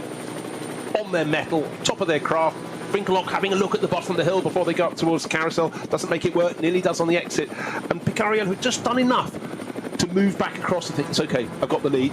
The back marker's seen me. The back marker is rubbing the paint off the side of my car. I'm going to be over the edge of the curbing and into the barriers on the outside, but managed to get past. Couldn't see what it was. I thought it was white. I thought for a second it was a Hyundai. I worried for a second it might be the car we talked about earlier in the race, the Canadian duo, but of Wilkins and Vickens, but I don't think it was. But certainly that was a moment in which Alessio Picariello had been thinking, oh my God, at least it was fully, cleanly side on. I breathe in again because there was a car virtually stopped on the right-hander at Galgenkopf there, heading onto the Dottinger Hohe in its own drama, probably with a puncture, at least one, and what it was doing was limping down the curb, but on driver's right, and you head into Galgenkopf fully committed. First of all, let's try and identify the car then that Alessio Picariello slapped the side of a moment or two ago. It is a touring car-based machine. It's not one of the Hyundais, I'm fairly confident in saying. Is it an Astra? Might be an Opel Astra, black and white. Difficult to tell from overhead, but nevertheless, that was Markus Winkelhock's big opportunity. What do we think? Well, I did question whether it was In comes Winkelhock. Sorry to cut right across you, but that's a key stop as well. So the end of lap 6, and Marcus Winkelhock deciding probably he's losing too much time behind Alessio Picariello, so get the pit stop done now and hope to jump him if he's fed back into clear air. Absolutely so. Now we're just trying to work out which car it was. Well, I did question whether it might be the Canadian's car, the 831. The target entered Hyundai Elantra NTCR, and Tim Gray suggests it may well be, and that was the car with Rob Wickens and Mark Wilkins on board. Mind its own business, but it unfortunately left a bit of an inside line, and that's precisely where our race leader Alessio Picariello tried to go, and then it started moving across on the right-hander, but already our race leader was going there. So keep an eye on that, just try and work out exactly if that was the case, but we do think it possibly was 831. Yeah, getting that confirmed now. So my ability to identify Hyundai Elantras from their roofs, and it was Robert Wickens on needs board. Some work. And it was Robbie Wickens, not Robbie Williams, Robbie Wickens driving the car in 831. So here's the stop for Scherer Sport PHX as Marcus Winkelhock will get out and hand the car over to Frank Stippler. I think this is what they call, in the modern era, an undercut, Bruce, as in you're deliberately stopping early to then go back into clear air and potentially leapfrog Alessio Picariello without him even being there by posting quicker laps. And then by the time Picariello pits, he'll rejoin behind you. That's the theory. Very modern. Let's hope it works. But so clearly Picariello stayed out. Must be going, gosh, it's quite nice now. No one on my tail. But Frank Stippler taking over from Marcus Winkelhock, and I've said this so many times, if anybody can make an Audi R8 LMS fly around the Nordschleife, it's your man Stippler. And so we'll see what he can do. And he's certainly, over the years, he's always competitive here. But he's been able to nurse some cars with problems. Not saying his car's got a problem at all. Towards very, very quick lap times and great positions. But just remember this one thing. Alessio Picariello had that side-by-side contact with Robert Wickens' Hyundai. And let's hope it's not feeling untoward. No potential slow punctures on there, but certainly Picariello has decided it's good enough for another lap. But we expected almost all of the top runners to come in after 7 laps, and then thereafter they should do 8-lap stints. But certainly the Belgian keeps on going, whereas the Audi that was giving chase, the Scherer Sport PHX, pale blue and white car, down on the deck now, about to rejoin the race with Marcus Winkelhock walking to garage and Frank Stippler heading out on the track he knows oh so well. Tim Scherbart just crossed the line as the Cup 2 leader. Nico Otto not far away in the number 100 car. So the 100 machine is the Max Cruiser racing entry for Nico Otto and Benjamin Lauchter. So they are not far away from one another, and you would expect that in Cup 2 in these early stages. The car that was limping through Galgenkopf that I talked about at the time, that was very nearly cleaned up by the race leader, is the Black Falcon Cup 2 car, which would have been right with Tim Scherbart, I'm sure, before this problem hit. So this is Tobias Müller, and it's a rear left that's gone down, and this is just a horrible place to be on the Dottinger Höhe. Yes, there'll be white flags, but I have to say that the race leader at the time coming through the right-hander onto the Dottinger Höhe a couple of minutes ago didn't show any signs of letting up. I suppose he couldn't afford to with Marcus Winkelhock so close to him, but that speed differential, a Porsche doing slightly more than walking pace versus 2 GT3 cars leading the race, going as fast as they can onto, well, one of the quickest corners of the circuit at Galgenkopf that leads onto the long straight. And with every fibre in his body, Tobias Müller would want to go faster in that gold Black Falcon Porsche, but knowing it's a long, long run back, where on the circuit, this 25-kilometre circuit, did that puncture start to come into effect? It's clearly wasn't just a slow puncture, it's a proper puncture. Do not want that to sort of delaminate, rip the bodywork off the car and cause far more damage. 2 corners to go, then he'll be into the pits, but he tumbled down the order. And in fact, you have to keep scrolling the screen to find out his 71st and falling, I think we can say. So instead of being in that Cup 2 battle that's normally just at the tail of the top 10, he has taken a drop. It's the cruelest of things. If you get a puncture, get it as you're coming into the pits, not just as you've gone past. As one of our directors refers to it, Oliver, thank you for this, flat tyre is probably a better description than a puncture. It is absolutely virtually off the rim and no air in it whatsoever. So he has done a good job in getting it back as quickly but as safely as possible so as not to further damage to Porsche number 103, resplendent in a gold livery for 2024. Meanwhile, Nico Otto in the 100 Cup 2 car, looking to try and eat into, actually, is he still behind? Yes, he is, the Avia WNS Motorsport car. That was 0.7 of a second as they started this lap. It's possibly stretched out to about a second now between Team Scheerbart and Nico Otto. Steve Jans, the Luxembourgish driver, now up to third in the 148. As Hubert Haupt, I'm sure, has plenty of tales to tell to Lukas Gajewski after he was pinged for a fairly obvious jump start in the number 6 Mercedes. They're always told, drivers in the briefing at the start of a race weekend, that as you come through for a rolling start, it's the pole-sitting car that must govern the pace. And until they go, you might well see the lights, well, the lights will be on red.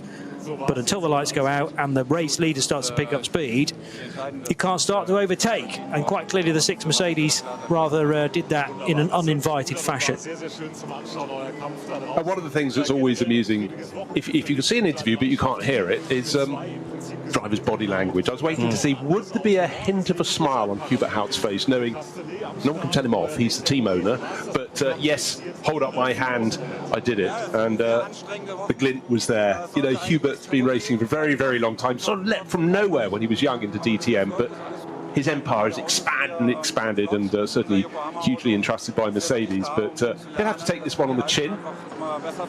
He's doing so right now, but, you know, just frustration, really. But sometimes there was that slight hesitation, ironically, from the sister car, ironically from Frank Bird, the number 14 that was starting on pole, and maybe it just bunched the field at the point where naturally, if they'd all accelerated at the right pace, this wouldn't happen. I have a feeling that might be what Hubert's saying at the moment, but anyhow, he'll live to fight another day. But that car was brought in, not just on lap 2 for the drive-through, but also on lap 6. So next time around, we'll have a lot of the others coming in. But on lap 6, we had the number 4 Falcon Motorsport Porsche. That was the one less well placed with Joel Eriksson on board. That came in.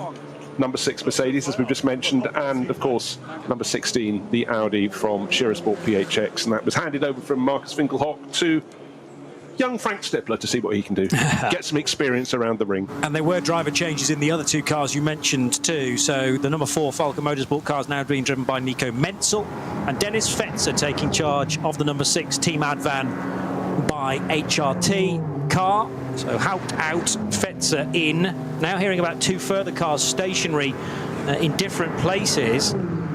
So the 502 is stuck at Hoher Acht. Have a look at which car that is for you. 502 is a BMW F30 from GT Tyre Motorsport, part of the VT2 for rear wheel and 4-wheel drive cars. And also at Bergwerk, there's a stranded car, which is the 4 Motors Bio Concept Porsche 718 Cayman. So one of the alternatively fueled cars, which has stopped at Bergwerk corner. Right, our front runners are about to come in, and it's 2 Porsches at the head of the race. They come in together, and that's because Alessio Picariello has lost about 5 seconds on that lap to Kevin Estra from Manthey Iamarok. Kevin Manthey from Estra Racing or something, but anyhow, into the pits he comes, but nose to tail, so a really, really good in-lap from Estra. You know how team chiefs always say, maximise your in-lap. Yeah. If you can maximise a 25-kilometre in-lap, as he has, and take back 5 seconds, you definitely get a bit of chocolate on your ice cream. 99 for you, sir. And you can come back again tomorrow, assuming that is one of the cars that's on the entry list for tomorrow. I've forgotten which ones. Yes, it is. Okay, good. Bruce did the side-by-side comparison ahead of the weekend to find out that we have a slight alteration to the entry list for tomorrow's version. Meanwhile, the 172 Toyota Supra is currently negotiating the latter portion of the lap. This is Kamui Kobayashi, current Toyota hypercar driver and team principal. So taking a weekend away from the FIA World Endurance Championship. And is this with a view to driving perhaps a Lexus in future around this circuit? Or you know, other related machinery? I mean, these GT4 cars are thoroughly entertaining. I'm sure he's done a bit of mileage behind the wheel of one of these Supras before, but Whether he's ever done it on the Nordschleife, who knows? Yeah, but with Lexus really now pushing in the GT3 categories around the world, I'm sure he just wants to get experience. I know he's in a GT4 class car now. I think as the team principal of Toyota Gazoo Racing, he really just, you know, he's a racing driver, wants to experience everything, see if he can pass on advice, but great to have him here. Up to 46th position. Remember last time he was in 50th position. In fact, he's vaulted a few positions while I've been waiting, because obviously we've had a couple of cars hitting trouble, so he's moved on up the charts a little bit, but it's all about experience. He's coming back again tomorrow to gain more time on this circuit. A lot of drivers, they're also planning things for their posterity as well, so Kamui Kobayashi, I'm sure, is just taking that opportunity. And he had to breathe in there coming through Galgenkopf, because absolutely whipping by on his right-hand side, both Tim Scheerbart and Nico Otto for the lead of Cup 2. They're up to 10th and 11th overall, but Nico Otto, having been trailing by the best part of a second earlier on in this lap, is now right with the Avia car. These two should be able to stay out for quite a few more laps. Sometimes Cup 2 cars can sneak into the top 6, let's say, at the end of the stint. In fact, we have had laps led by, going back far enough, Cup 7 cars, or sorry, SP7 cars, which have now subsequently become Cup 2. But yeah, they have slightly better fuel mileage. They cut through the air far more efficiently, so they're sometimes faster down the Dottinger Rohr than a GT3 car, which carries much more aero. These Cup 2 cars, basically based on a Carrera Cup 1 make machine, and extending the race distance significantly to 4, 6, and in the case of the 24-hour race later on in the year, twice around the clock. As the Audi of Frank Stippler arrives at turn 1, I was beginning to think, where on earth is the Falcon Porsche? But of course they've become split, because the Porsche didn't pit at the end of 6 laps, whereas the Audi has done, and Picariello is now in at the end of lap 7, so that's as far as they could push it. In fact, Martin Ragginger has already brought that car back out again, and he's being hunted down by an already truly warmed up Kevin Estre. So Estre did not get out and hand over to his teammate Laurens Vanthoor, whereas there's been a driver change in the number 3 Falcon Porsche.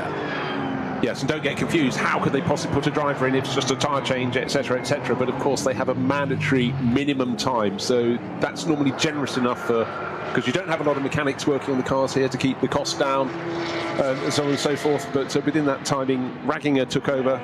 Kevin Estre stayed on board, so he came in right under the tail of the driver who started the Ragginger Porsche, the number 3 Porsche from Falcon Motorsports. That was, of course, Alessio Picariello. So it's no change there. It stayed exactly as the same. The Lamborghini is just not too far behind. That's still in the hands of Jordan Pepper. They've all served that first pit stop. And don't forget, of course, the number 6 Mercedes enjoyed it so much. It's now being driven by Dennis Fetzer, but it came in twice. Once for a drive-through penalty after 2 laps, and then pitting after 6, and that's fallen down to just outside the top 20. That will work its way up. It's SP9 class car, so of course it'll get past the Cup 2 cars in time. And we haven't talked too much about the car that came into pit from 5th position. It's the Glickenhaus, the fan favourite over the last decade or so here. Of course, competed in the World Endurance Championship until it was just decided as a private individual, a lone individual who's gone racing out of passion. Jim Glickenhaus could not continue to try and take on the manufacturer teams. He did a valiant job for several years in the World Endurance Championship. Loves his racing, loves his off-road racing as well, Johnny, building those Baja buggies as well. That is big business for Jim and the gang. But the fans here in Germany always love the Glickenhaus. Going well. But its fastest lap is, yeah, it's still 20 seconds off the pace of the best of the SP9 cars, and it's still the fastest lap held by Alessio Picariello, and 8 minutes flat, 0.123 seconds. There we go. I was talking about the possibility of getting a Cup 2 car into the lead of the race. Well, we've actually got 2 of them there now, I reckon, because neither Tim Scheerbart nor Nico Otto have actually pitted yet, and they are already into the 3rd sector on this, their 8th lap, whereas Martin Ragginger and Kevin Estre are only just doing so now, heading down the hill into the Fuchsrohre and approaching Adenauer Forest with this whole newly resurfaced section looking resplendent in the sunshine, and still the slightly brown trees on this spring day. Meanwhile, a brand new rather than the resurrected, I believe, Dacia Logan has been brought back to the Nürburgring Nordschleife in H4 category, but unfortunately the Logan is going no further at this point.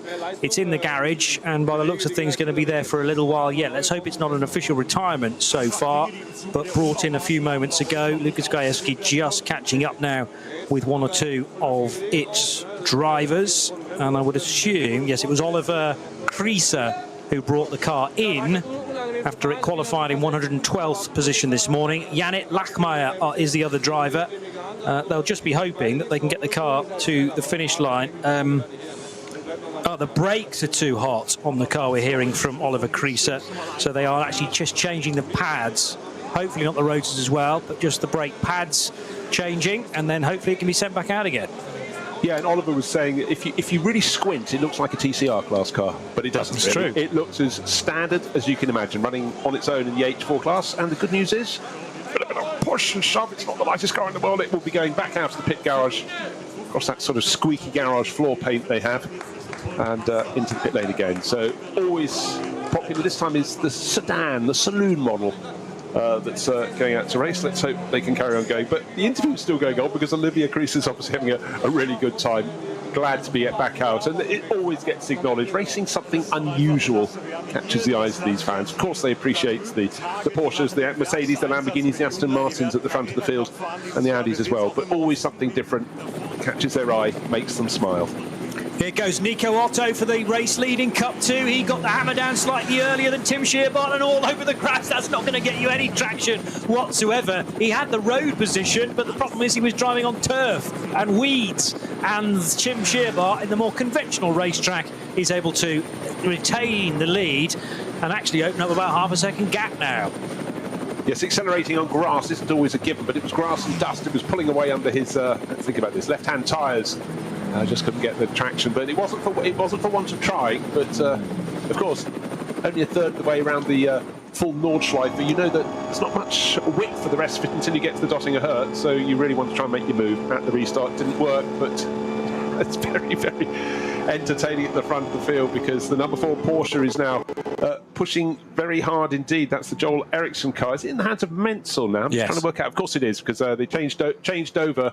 But when you get the cars coming on out of sequence with the others, you suddenly get these scenarios. You think they're fighting for position. Yes, they are, but one of them knows their final pit stop, the one that pitted earlier, is going to be a longer final pit stop. So yes, they might be on the tail, they might even be 10 seconds ahead, but if their final pit stop is 20 seconds slower or longer, mandatory pit stop time for them, if you come in earlier, further before the end of the race, then you've got to get in front, you've got to pull away. But right now it's looking quite good, must be said, for the Audi, that Winkelhock did such a good deal. Then, of course, it's now in the hands of Frank Stippler, who's not exactly going to let the side down. But you get these little moments where the field looks really close, but it may not be as close as you think, because it's a seesawing race in terms of the pit stop time. You go in early for your first pit stop, you gain position. You go in early for your final pit stop, you'll lose position. I think it's about as simple as that, really. Well explained. One of the Cup 2 cars with a very snazzy livery may well be the Klick-Versicherung team for Czerżanowski. And the 119 car has just been overtaken by Frank Stippler and Nico Menzel. That's for position, remember, because none of the Cup 2 cars, none of the meaningful Cup 2 cars, have actually stopped yet. They don't need to stop for fuel until probably the end of lap 8, which will actually be their 9th lap, with the formation lap included. So I'm expecting Tim Shearbart and Nico Otto probably to arrive side by side in the pit lane, such has been the extent of their opening stint.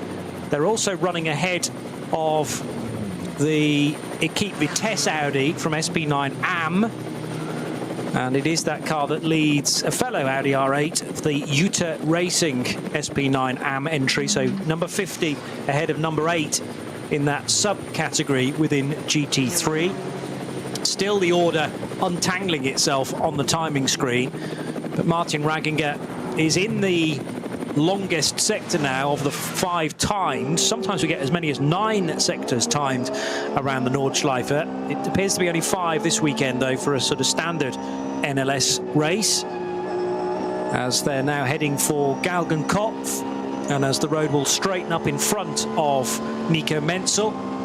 He hits the Dottinger Hör now still with very much company, because around the outside, I think Kevin Estre has just gone on Martin Ragginger. So this is not actually for the race lead as we speak, but it will become the race lead just as soon as the Cup 2 cars pit in front. And a key overtaking manoeuvre, I only caught the back end of that. That looked to be Kevin Estre going right around the outside of Martin Ragginger.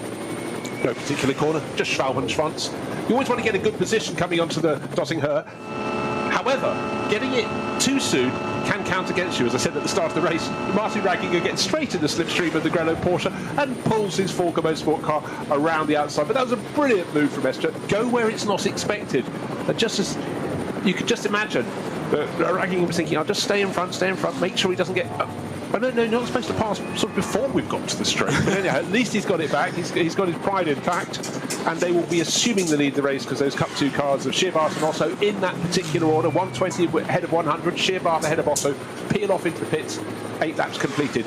And now, at the front end of the race, it's all clear again. Yes, a number of cars pulling off in front for pit stops, including Alex Brundle for Mühlner Motorsport in their number 122 car. Tim Shearbart and Nico Otto timed as the race leaders, though, at the end of lap 8 and separated by only 1.7 seconds as they hit pit road. Kevin Estre not happy with having had the lead taken away from him. Remember, he led the opening bit of Dottingher, then partway into Antonius Bucher, there was a lead change again, and it's still just about the Falcon car in front. Yeah, and just need to clarify, Johnny, this is the battle for effective, well, this is now for third place, because Frank Stippler is leading the race for Shearersport PHX ahead of the number 4 Porsche from Falcon Motorsport.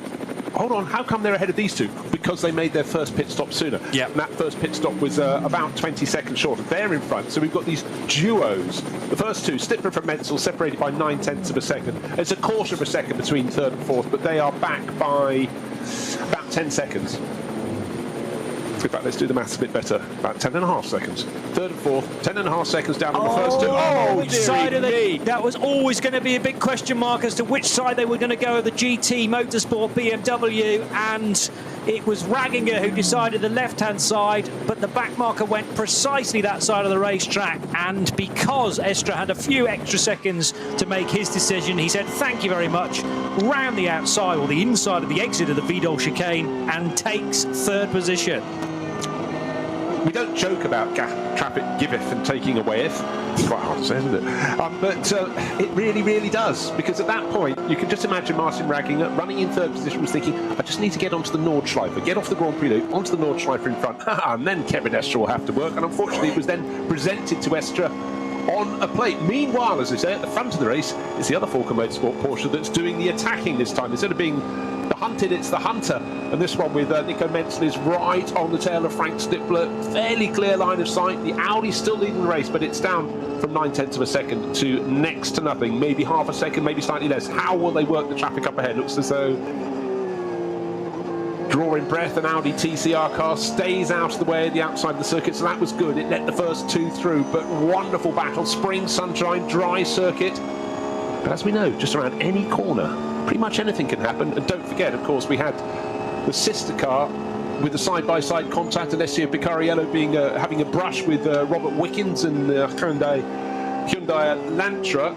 Don't think there was any damage done because Picariello stayed out for a further lap, so clearly no concern about punctures. Of course, that's had its pit stop since then and is continuing on its way. But these moments, they can just happen. Markus Winkelhock brought his Audi in to hand over to Frank Stippler after 5 laps, and Joel Eriksson likewise to Nico Menzel in his number 4 Falcon Motorsport Porsche. So that enabled these two cars to be slightly quicker in the pits, and they are first and second. Therefore, it was 6 lap stints for the number 3 Falcon Motorsport car. So interestingly, in one garage of the Falcon crew, they've gone in one direction, 5 laps as an opening stint. The other car, 6 laps. Nobody's gone 7 though to be out front in the GT3 category. I think I'm right in saying, yeah, no, not the key runners deciding to go as far as they potentially could to the 7-lap marker. I also looked up a moment or two ago to see a relatively small hatchback type car tucked into the grass on the right hand side and didn't seem to be going anywhere fast. So there are still some slow zones out on the racetrack. In fact, a total of 9 code 60s currently, including at Exmüller and at Bergwerk. But Steilstrecke, which is the approach to the carousel, is still affected by something too. So lots for engineers, team managers to be on the radio to their drivers to say, look out for these corners because you could be caught out. Now, under investigation, just before the pit stops, they went up into first and second place. Cup 2 cars right at the front of the field. But Nico Otto, car number 100, who was in second, remember on the restart, he got on the grass, under investigation for a dangerous manoeuvre. But it's moved on. It's black and white flag for dangerous manoeuvre. There's the warning. Any more of that from you? And all will not be good. But entertained us, but clearly adjudged to be a little too feisty. It was on the restart from a slow zone coming out of Hatzenbach, where trying to be ambitious, trying to get the jump on Tim Scherbart, didn't quite happen. But anyhow, no punishment except the black and white flag. That's the warning, and they've got plenty of time to think about behaving very well indeed through to the end of this 4-hour race. It is an absolute game of patience now for Kevin Est and the chasing Martin Ragginger, restricted to 60 kilometers per hour, as is the Audi up ahead as well from one of the lower categories. Still 60 kilometers per hour in the Kallenhardt area, Kesselchen, Klostertal. This is normally such a fast part of the circuit. Now they get to the greens and they're able to lap the car in front of them, which is the 801 Audi that's already been pinged for a jump start. That's one of the cars that had to take a drive-through penalty. And all of a sudden, you're heading uphill through a part of the racetrack which normally you would be at much greater speed. So how late do you leave your braking into Steilstrecke now? Because all of a sudden you're arriving at a slower pace. You should be able to hit the brakes slightly later. That is the thing. Once you get into the race, you've gone through your mental preparation or your mental procedures for going through a slow zone. Now you know you've got a car up ahead, right, we're released, we're green, and then they come 3 corners later around the corner into another slow zone, and you've got to be on your mettle. You cannot just close the brain off and just think about your task in this stint. Your task will include many moments you hadn't predicted, but you've got to be able to react to them, and the very top drivers can do that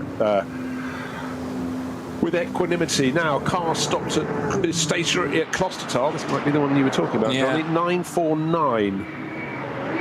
It's the SRS Team Sorg Rennsport Porsche 718 Cayman. This is in the Porsche Cup 3 class. Well, it could have been that car. I honestly thought it was more of a sort of hatchback style of car, but again, at speed, it is tricky to tell some of the various manufacturers apart. As now into pit road will come the Cup 3 race leader, which is the SRS Team Sorg Rennsport 718 Cayman. So a good opening stint, as it's turned out, for 959. And into pit lane will come Fabio Grossa, sharing with Heiko Eichenberg and Patrick Grüter in their Sorg Rennsport run car. So 3 drivers getting plenty of track time ahead of the longer and arguably more key races as far as the trophies are concerned. But everyone loves to win the opening Nürburgring Langstrecken Series race, of course. And if you perform well today, then you could back it up with a double tomorrow as well. Opportunity for good early championship points in 2024. As now, nose to tail will go the Audi versus Porsche battle, which is for the lead of the race, remember.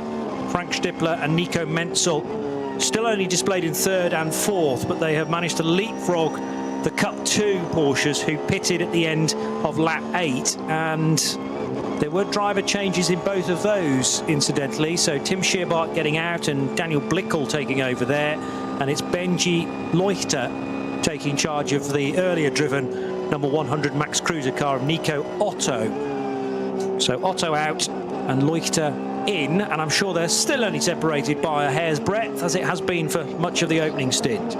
Actually, that's written into the rule book. It has to remain like that. We talked about it before the start of the race. I said it doesn't matter when the cameras look for the Cup 2 battle, they will find one at the front, and there it is, living up to the reckoning. The Nürburgring Nordschleife, I think it looks magnificent in any weather. I prefer it if it's not thick fog and rain, but it still has a certain majesty. But to be spring sunshine here, leaves not yet on all the trees, in fact possibly far from it. Don't forget that the Eifel forest is up high, so it's going to take a little longer for all the foliage to come out to make the wonderful setting, but it's still a wonderful setting as the cars go along the Dottinger Her, and certainly it's so super close, and Nico Menzel is making a push, going side by side around the outside through the left. Hank King, has he made it stick? Yes, he has, around the Shearer Sport PHX Audi. The job is done. Don't forget, so many times, Johnny, we've seen an overtake onto the start, onto the Dottinger Her, and then it all changes over. And then if you get a good exit from the final corner, there's plenty of width when you head down into the first corner of the following lap. Go past the pits now, about a car's length advantage for the number 4. Falke Motorsport Porsche in the lead of the race. Frank Stippler tucks in behind, listed as 1 second in arrears. 9 laps completed. Down to turn 1 they go, and Falke Motorsport into the corner first, out of the corner first. And what is catching them? A Grello Porsche tucks in behind. In fact, it was 0.4 of a second, then 1 second flat back to 3rd place, and 4th place 3 1/3 seconds back is the second of the Falke Motorsport Porsches, car number 3. But bear in mind, 9, 11 and 3 came in for their first pit stop later than the 2 cars ahead of them, so they should have an advantage as the race stagger unfolds. Yeah, but it's gone, because if you look at the last lap times, Kevin Estre has shaved 10 seconds away. I reckon in the long sector that normally takes 3 minutes, it's still taking north of 4 minutes. But Estre was able to find 8 seconds in Sector 4. Clearly one of the Code 60s cleared just before he arrived on the scene, whereas the 2 in front had to go through it at the 60 kilometres per hour. So that's been a massive win for Kevin Estre. He took the later stop, so had to have a longer pit stop. But this is what I mean about various things changing, even between the car in front going through and then you arriving on the scene. That's 10 seconds he's gained back on both the leading cars. Look, and also for the Manthey EMA crew and its drivers, Kevin Estre, Lawrence Van Toor will do the second half of the race. It's just easy now in terms of visuals. The 2 cars in front of you, well, overtake them if you will, but bear in mind their final pit stop will be 20 seconds longer than yours. Make it clean and simple. Robert Wickens and Mark Wilkins, their Hyundai Elantra in the pits at the moment. No damage on this side of the car. I'd love to see around the other side, because bear in mind it had that little side-on-side clash. Can't see any notable damage with the number 3. Oh yes, we can. Who did you hit? The car that left the sort of turquoise paint on your rear arch. Oh, Falke Motorsport, front end of their cars are turquoise, so there we are. There is it's being taped up now, but actually it's only, as far as we can see, the rear spat effectively around the rear wheel. So Lucas Gajewski eager to get the story on that. Robert Wickens and Mark Wilkins driving together, and this car clearly having to be adapted for Robert and the hand controls that he requires. And meanwhile, there'll be a change of driver, I think, between the 2 Canadians. Looks as though actually Robert's still staying on board. Okay. You know that moment where you say with great confidence when you can just about see an eyebrow, an eye, and the side of a nose. Yeah. Driver sitting on board, looking through the netting. I'm making enough excuses here, but I do think it is still Robert Wickens on board. I tend to agree with you there. So, and they would have got the driver change done as early as possible. Well, also they wouldn't do 2 driver changes. They'll just do 1 halfway through the race, because obviously Robert getting in and out will necessarily be slower. Yes. So they don't want him in and out and in and out. Yeah, and I don't know whether there's an adjustment needed then within the cockpit and how long that takes, but I would imagine they've designed it all, whatever changes they have to make, to be within the time-limited pit stop, or the time affected pit stop, governing how long the car needs to be on pit road. It's done this way because a few years ago now, and even to this point, the officials, the organisers of the race, can't necessarily guarantee that the fuel flow in each of the fairly bog standard pumps is the same up and down the pit lane. So rather than regulate the fuel flow and then that potentially becoming an argument from the teams, if you just say to them, right, well, there's a minimum pit stop requirement according to how many laps you've just completed, that's time from pit in to pit out, then it takes any arguing away. So nice and simplified. I know we talk about Nürburgring Nordschleife races being rather complicated, but that is a rule that I understand, to make it fair for all. And good as well that you've got this varying scale, so that there is the scope for some strategy here and there. And it's all the stops leading up to the last 70 minutes that are dictated by the stint you've just done. Slightly distracted by, I think, just fuel overfill trailing from the exhaust of the Elantra as it leaves pit road. That does seem to have stopped now, but it was leaving a little trail on the road behind it. Little something for your friends to collect. Indeed, yeah. Their stints. But actually, good thing for Robert Wickens, came back out into clear traffic. Just going back to the way they do the driver change, of course, Robert and Mark Wilkins had raced together a couple of years ago, 2022.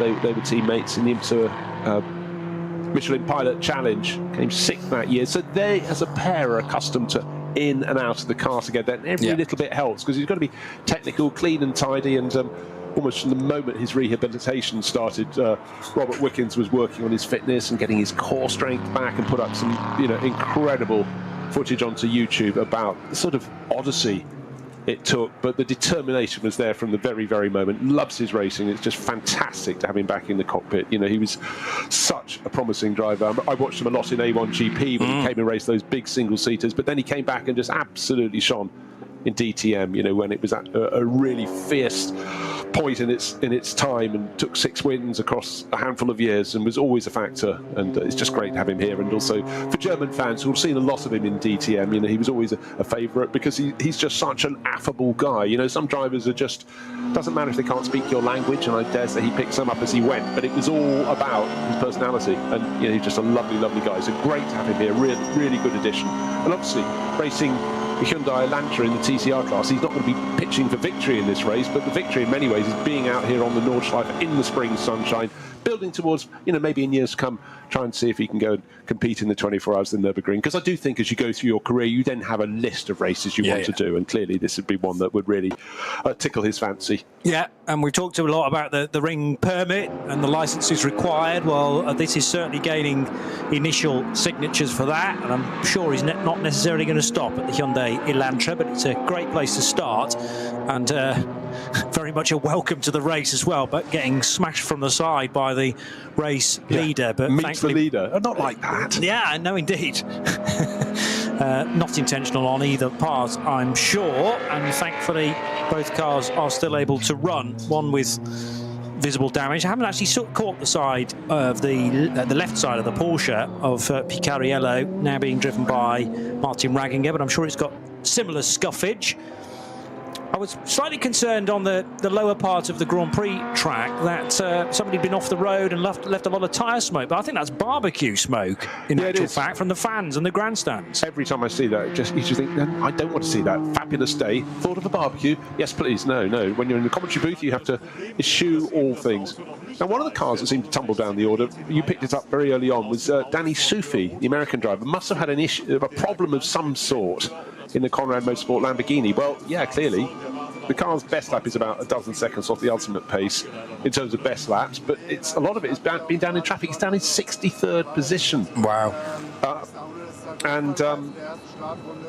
Just trying to work out why it is so far down. It's had 2 pit stops, and I can't tell you why it's had the bonus pit stop. Well, not a bonus, quite the opposite, a demerit pit stop. Clearly for work to be done. Its lap pace at the moment, always hard to tell because of the slow zones. In fact, almost everybody was very, very slow last time around. Their best lap in the number 7 Lamborghini was 9 minutes 53, but that's only 6 seconds down on the pace of the race-leading Nico Menzel. So clearly slow zones not making it easy to find a picture. But they will fight away. How far up the field they can come remains to be seen, but we've got still just over 2.5 hours of this opening round of the Nürburgring Langstrecken Series. This year's now, of course, with the title sponsor, the ADAC, as they make it very serious indeed. Of course, ADAC, the German organising clubs are going to be big with the Nürburgring 24 hours coming up soon. But of course, next weekend, Johnny, it's 2 days of qualifying races to sort of work towards the sharp end of the field, heading to the 24 hours this summer. As far as I can tell, Danny pitted after 4 laps and did a stop for about 2.5 minutes, which is slightly longer than you would want, but nevertheless it's okay. But then the problem was he rejoined only for a lap and then came in for nearly a 12-minute pit stop. Hannah's only got going again just after 1 o'clock, at about 7 minutes past the top of this current hour. So just over 20 minutes ago back into the race. Yes, and clearly at Conrad Motorsport, as is so often the case. They're great at qualifying that car, but it rarely has the consistency. Sometimes in the 24-hour race, actually did it have a good result last year in the 24-hour race. The reliability is slowly getting there, but more often than not, for about 3 seasons, it would do about 2 laps, and that's all we would see of it. Yeah, but it would be challenging to be top 3. Yeah. Axel Jeffries, Michele Di Martino, and then, because don't forget, you know, the TV director in this will be looking around for gaggles of cars, and with 100 and sometimes 150 starters, you don't always have the camera on the cars at the front of the field. You think it must be, where is it? And you then start scrolling down your very, very long table of 150 cars to find out what's gone wrong. Bear in mind, it's also an Evo 1 Lamborghini Huracan, and for example, the Red Bull team app, they've got Evo 2, necessarily a better car. So it is slightly older machinery. Great to have it here, though. Yeah, and still eligible, of course, for GT3 competition. They have something between an 8 or a 10-year life in terms of them being part of the regulations homologated. But obviously, new cars are coming out nearly all the time. So that was Evo'd a couple of years ago, but the Lamborghini Huracan Evo 2 first released at the end of 2022. So it was last year that it was its first year of competition. The previous iteration of the Huracan still eligible till the, well, I make it till the end of last year actually. So I'm not sure whether you can run an an initial Evo'd car in any of the big global categories, probably still just about within the rules on the Nürburgring Nordschleife for NLS races. As to whether that still runs in the Nürburgring 24 hours is another thing, because of course that's now part of a bigger championship. It is indeed part of the Intercontinental GT Challenge. Now, no one likes making mistakes. They happen in life, but I fell for this one last year. I seem to recall talking about barbecue smoke. You mentioned it there, so I went along with sort of Pavlovian dog tactic. Sorry. It's a drift is it? And they do drifting competitions. Thank you very much, John Heinhoff, watching over our shoulders to pick us up on that one. So let's put all further thought or mention of any barbecued food out of our minds for now. And it's the drifting area, of course it is. And again, that just reiterates how you come to the Nürburgring for a day out, see the cars in spring sunshine, but there are many things you can do within that time. The brilliant chance to get on the grid before the start of rounds of the ADAC Nürburgring Langstrecken Series. Certainly we joked about the cast of thousands on the grid, but you can do that, get the feeling, you can work your way around the circuit, drive from some of the greatest corners to the other greatest corners, but you can also go, and there is the drift competition to watch as well. So, you know, this is a very, very well polished and developed concept, the NLS, but there are so many sideshows, and you know what, we know this, Johnny, it draws in all sorts of fans and sort of cements them in the sport for life. You know, it's not just about the cars on the track, and the organisers have got that very well under control. It had crossed my mind that if that was a barbecue, it would be of monstrous proportions. That's why I was getting excited. But the thing is, that's what's done around here, because, you know, in the night time of the 24-hour race, there very often is smoke billowing across the track from a nearby burger bar in the darkness. So better than that. It's not normally a burger bar. It's a group of friends from Dusseldorf who've got an entire boar on a spit. You know, that you don't go small here. And then they go to that. It's not a beer counter. It's one with proper, compressed beer. You know, beer pumps, the works. Fresh pretzels in the morning. They do things well. They camp properly. And a speaker stack similar to the height of a 4-story building that's been brought on an articulated lorry as well, that they just park up and have a mini music festival along with the racing. I get the feeling sometimes in the middle of the night somebody taps the shoulder and say, why are we here again? Oh, it's a motor race. Completely forgotten about that. And a lot of the fans who have been there all week, they're all almost checking out on Sunday morning, even before the race is finished, because I suppose the highlight of the weekend for them has been and gone then Saturday night, and they're nursing the hangovers already. We'll keep you up to date, of course, though, when we get to the big one later on in the year on the Radio Show Limited network of channels. It's the qualifying weekend next weekend, and we are stuck slap bang in the middle of a double header for the Nürburgring Langstrecken Series. And now Nico Menzel finds yet more double wave yellow flags. It's a code 120, it's a code 60 for the race leader, car number 4 for Porsche. It's for barrier repairs on the left and possibly even on the right of the track, but certainly on the left as they go up the rise, just cross Adenauer Bridge as you start to climb, and then you're kinking to the right, to the right, to the right. And then, you know, as is so often the case, you've got bright sunshine, which is fabulous, but one side of the track is still in the shade of the trees, so it's actually much harder. Luckily for the drivers, their natural line around that corner is on the left-hand side of the track, but on the right, under cover of imaginary darkness or seeming darkness, was another truck, but it was parked hard on the grass on the right-hand side, but it's still slow. And for the cars out there on the track, but the number 3 Porsche, Martin Ragginger, is now right on the tail of the car in 3rd place, which is the Manti EMA Porsche. Kevin Estre on board. Remember that Kevin got past a couple of interesting laps, got past, Ragginger got in front, then the positions were reversed. Now, one of the cars that went missing very, very early on was one of the SP9 class cars. It was the Dürr Motorsport Aston Martin, and it got caught up on the opening lap, didn't come round again, and that was the car that was due to be shared by 2 Dürr brothers, Phil and Ben, and Darren Turner, but alas, it didn't get to complete a full racing lap, so it doesn't even feature at the bottom of the timing screens. So problems are there. Meanwhile, we're talking about Lamborghini Huracans not too long ago. One of the Cup cars from that division heading over the line now. So we've got... It's actually, that's the one that's in SP9. That's the renewed racing team, Renazzo Motorsport team. If it's 786, right, yes it is, 786, bright yellow with black up over the roof and onto the rear wing. It was the 786 that confused me, because normally numbers with starting with 7, 3 digits, are for classes elsewhere. But no, quite exactly. Right. It's a curveball. It was started by Kiki Saknana, time racer.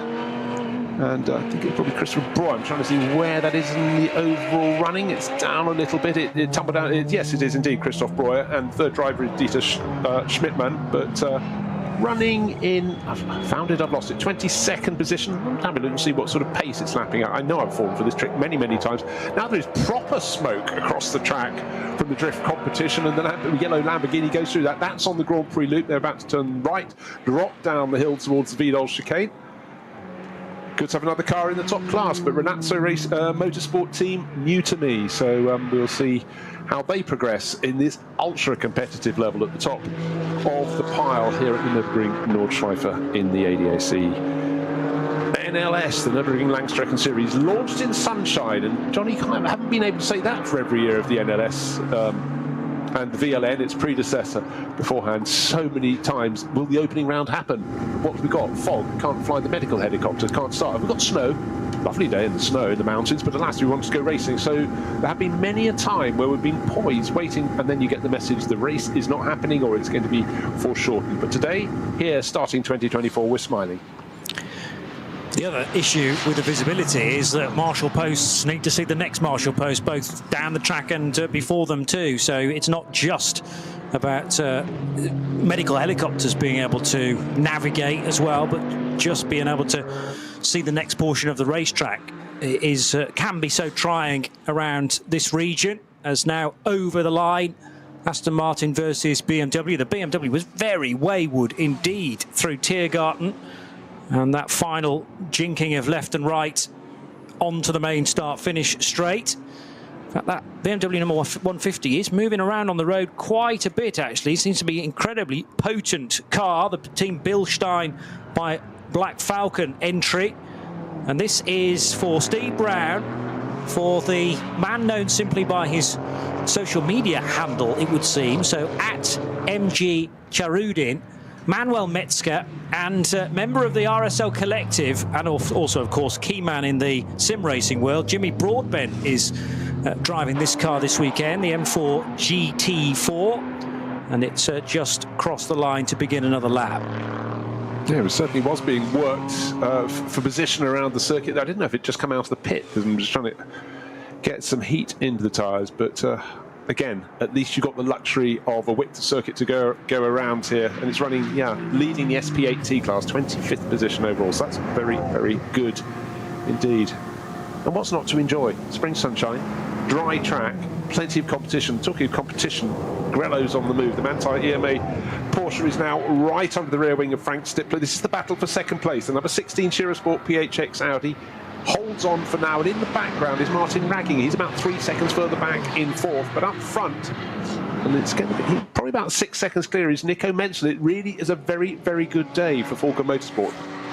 with their Porsches running first and fourth. In fact, we've got 3 Porsches in the top 4 positions, just with that second place Audi spoiling their fun at the moment. Frank Stippler now 10.5 seconds down on Nico Menzel, necessarily being slowed slightly as he tries to hold on to second place. And as before, Kevin Estre shows he quite likes the inside line down into the first corner. But then again, don't forget Marcus Winkelhoff, when he's driving the Audi that's now in second place with Frank Stippler, liked it as well.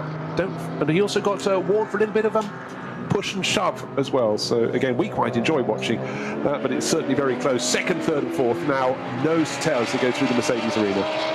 Got to make sure you get the wheels on the right way around on that Audi R8. Yellow on the front, red on the rear, on the rims, and possibly on the hubs as well. As now Estre tries to the left, tries to the right on the cut-through U-bend, but there's no opportunity to get by there. And as these two squabble, they're obviously not going through the Grand Prix track as fast as they might have done in qualifying this morning. So Martin Ragginger is latching himself onto the back of this and might well be, well, the car that neither of them spot to potentially gain 1 or even 2 positions, as Estre is almost pushing Frank Stippler through the right-hand kink that leads into the Vidal chicane. Better hope they don't encounter a backmarker on the exit of this left-right swoop. And once again, bolted to the left-hand side of the circuit is Stippler. Ragginger showing his nose on the inside of the Frenchman's Grello Porsche. Still the same order, but I have no idea how they've managed that. Sometimes you just need to sit back and listen to the sound of these cars as they accelerate down the hill. And just imagine the G-forces they're feeling, the fact that the hats and backs come at them thick and fast. And then as they come around the corner, what's in the middle of the track? Well, a car running in one of the junior classes round the outside. They go kicking up the dust. Kevin Estre goes to the edge. They've gone past the point at which the tyre wall had the BMW in it for a while, and now they're unleashed to go to really start stretching their legs, but it's staying second, third and fourth in the same order. Frank Stippler in the Shearer Sport Audi, Manthey EMA Porsche with Kevin Estre in third. He'll be handing over at the halfway point in the race to Lawrence Van Toor, and trying to hang on the back is Falco Motorsport Porsche number 3 in the hands of Martin Ragginger. He's fallen back a little bit, but closes up. We go around a flatbed truck. Yes, a flatbed truck on the track, but the drivers are warned. The marshals are fantastic, put all the signs, all the flags out to let them know what's happening. But don't forget, when you've got a circuit that's 25 kilometres around, it's not easy to get cars off the circuit, and certainly if you clang into the barriers, you do need to be removed, because it's not like you've just got an infield and a Grand Prix loop. They've got so much more to give this lap its length and, frankly, Johnny, its majesty. Yeah, this place just can never be mastered, if you like. They talk about the perfect lap around maybe a 5 and 6 kilometre race circuit. You'll be struggling to get a perfect sector here. 5 of them timed this weekend. Down the hill, then out of Arenberg as you duck underneath the road bridge, and then into the foxhole properly, called as such because of the trees that wrap around the racetrack, and it feels like you're plunging down into, well, the rabbit hole in Alice in Wonderland perhaps, but coined as the foxhole. And then all of a sudden the trees clear at, ironically called Adenauer Forst, where you should be in the denseness of the trees, but you get that brief respite and the chance to catch the fans up on the high bank there on the left, before then heading to Metzgersfeld, the double left-hander. Second of those very, very tricky, particularly in the wet. I remember Alexander Sims having a moment in the darkness and the wet conditions a couple of years ago in his BMW. So absolutely full throttle. You might be able to hear in the background for that gaggle of cars for second, third and fourth positions. Jordan Pepper's still in the top 5 in his Lamborghini Huracan GT3 Red Bull Team Apt car, with a very smart livery on that Huracan Evo 2. I think what we need to really paint in here is, you touched on it, Johnny, was the pace of on one lap of Kevin Estre when he gained about, what do you reckon, about 10 seconds on the cars ahead. And the 2 cars ahead had pitted a lap earlier for their first pit stop. And in fact, that being the case, it's getting towards where the second pit stop for some of these top runners are going to have to happen. And normally, say you come in after 6 laps, then you'll come in after 6 plus 8, 14 laps, but your rivals will come in maybe on lap 15, because their first pit stop was earlier at the opening stint of the race. But for now, Nico Menzel stretching his lead. 10.5 seconds to start of this lap. That's 11 laps on the board. They're going around lap 12. So Falcon Motorsport Porsche number 4 leading the race. Number 3, the sister car, is down in 4th place, but that has got a different pit stop sequence. That made its first pit stop a lap later, as did the car in 3rd place, which is Grello, which is the Manthey Motorsport Porsche. Now, a camouflage liveried VW Golf going rather slowly, but some other cars are as well. So just checking the code 60s.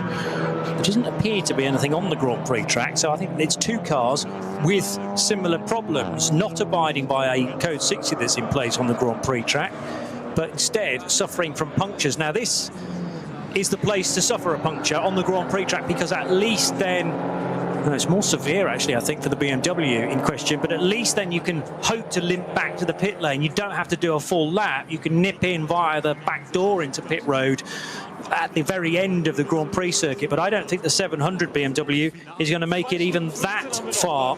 The Saugmeister driven 325i from the V4 category. V4 is a production class for 2 to 2.5 litres, and it looks as though someone's driven out of the car park and put 700 on the wheel.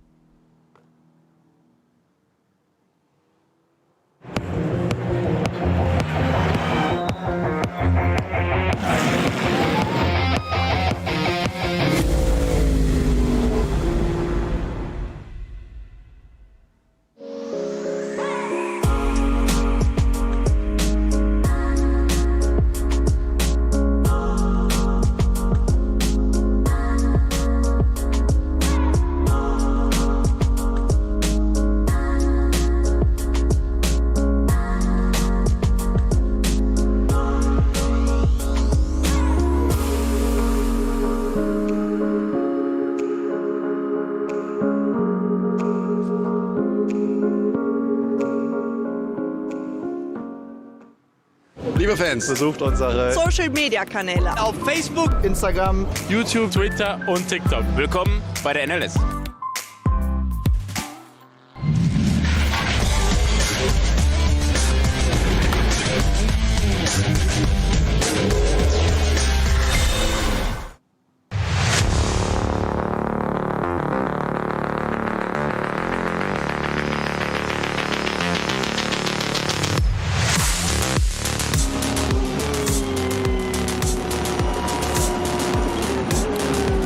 Number 3 car of Martin Ragginger still trying to hunt down Kevin Est in the 3rd position, and he is much closer to Frank Stippler for Scherer Sports and the Audi. So yeah, Ragginger in danger here of waving goodbye to 2nd and 3rd positions, but probably only until the next code 60 affected area, which they're just heading onto the Dottinger Hohe now, so they will have been through all of them in fact. The next hope for Ragginger is that some of these cars up front get slowed by back markers, but because the Dottinger Hohe section is so wide, as long as there are no yellow flags being displayed, which there aren't currently, there might be the odd white flag here and there, but that doesn't prevent you from overtaking and indeed from going at top speed. Lights flashing from Frank Stippler to warn some of this slower moving traffic that they want to slice their way through, probably between Antonius Bucher and Tiergarten, which is where they are now. I really do think we should have a vote and put it out there to the World Motorsport Council that every circuit should have a really long straight on the way back towards the end of the lap, because we could see the top 4 cars all in shot, all together, albeit covered by, just waiting for the last car to cross the line, all inside. I mean, it was a sizable amount of time. It was, let me see, 8 seconds.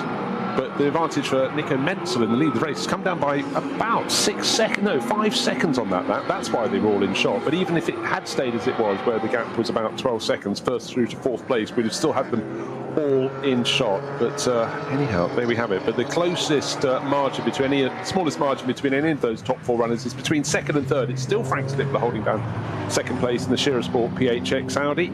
Still Kevin Estre tucked in behind. We've got 2 hours and 10 minutes remaining in this race, therefore we're pretty much at the halfway point in this opening 4-hour race, but the traffic slows right up as you go through The smoke from the drift zone. Oh, what a delight for all the drivers as they're making their way around the Grand Prix loop to have a face full of that. But slow zone, so everybody on tiptoes waiting, asking no doubt, where are we going to be released? At what point can we put the hammer down? Because certainly race leader Nico Menzel must have been waiting for it.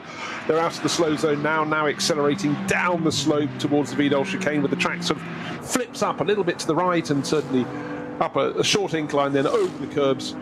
Left, then right, continue climbing up towards where the track flattens out. You took the double left, and then, oh my word, I'm on the Nordschleife through those two Sabine-Smits curves. But no place changing for second place. The Audi just being put where it needs to be by Frank Stippler, but Kevin Estre almost looking up the inside as they go into the second of the two Sabine-Smits curves, but he stays in third place. And if Martin Ragginger can get a bit of a move on. He lost out in traffic at the end of the previous lap. He will be able to watch this battle royal unfold in front of him for second place. But all along, you could say Nico Menzel sitting pretty, but he did have his lead halved on that previous lap. 10.5 seconds down to 5.6. So maybe his tyres are just starting to go a little bit. But the first two cars, 4 and 16, the number 4 Falcon Motorsport Porsche and the number 16 Cherosport PHX Audi, are probably going to come in at the end of this lap, where it's the two cars giving chase. The Manthey EMA Porsche, that's car number 911, and the number 3 Falcon Motorsport Porsche should stay out for a further lap, and then they can make hay when the sun is shining.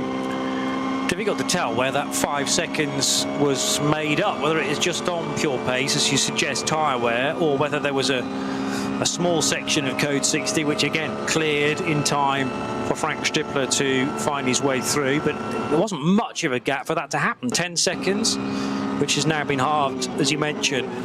0.3 of a second separates Stippler from Estre, so Frank Stippler certainly having to keep his concentration at all times, and Martin Ragginger having been able to pull closer to the two cars in front for second and third, he in fourth, but that gap is again opening back up again. There seems to be very little that Ragginger can do about it. The good news for him is that there's no immediate distraction from behind, because Jordan Pepper is a full half a minute further back in the Red Bull at Huracan. And the best of the Mercedes, now Dennis Fetzer, who took over from Hubert Haupt in the first pit stop for the SP9 Pro-Am entry there, car number 6. And Fetzer has just, I was about to say, just made another stop. No, he hasn't quite yet. We're on lap 13 now. And remember, there was that collection of cars that pitted after 5. It was 5 laps, wasn't it? Yes. I thought it was 6, but you said 5, and I think I'll probably go with that. Yeah, no, I've misled you, because I'm missing the opening lap. So I think it was 6 laps. 6. And that's the Nico Menzel car that pitted after 6 laps, and Markus Winkelhock, now Frank Stippler, after 6 laps, and we should therefore be able to now make 14 laps before those cars come back in again.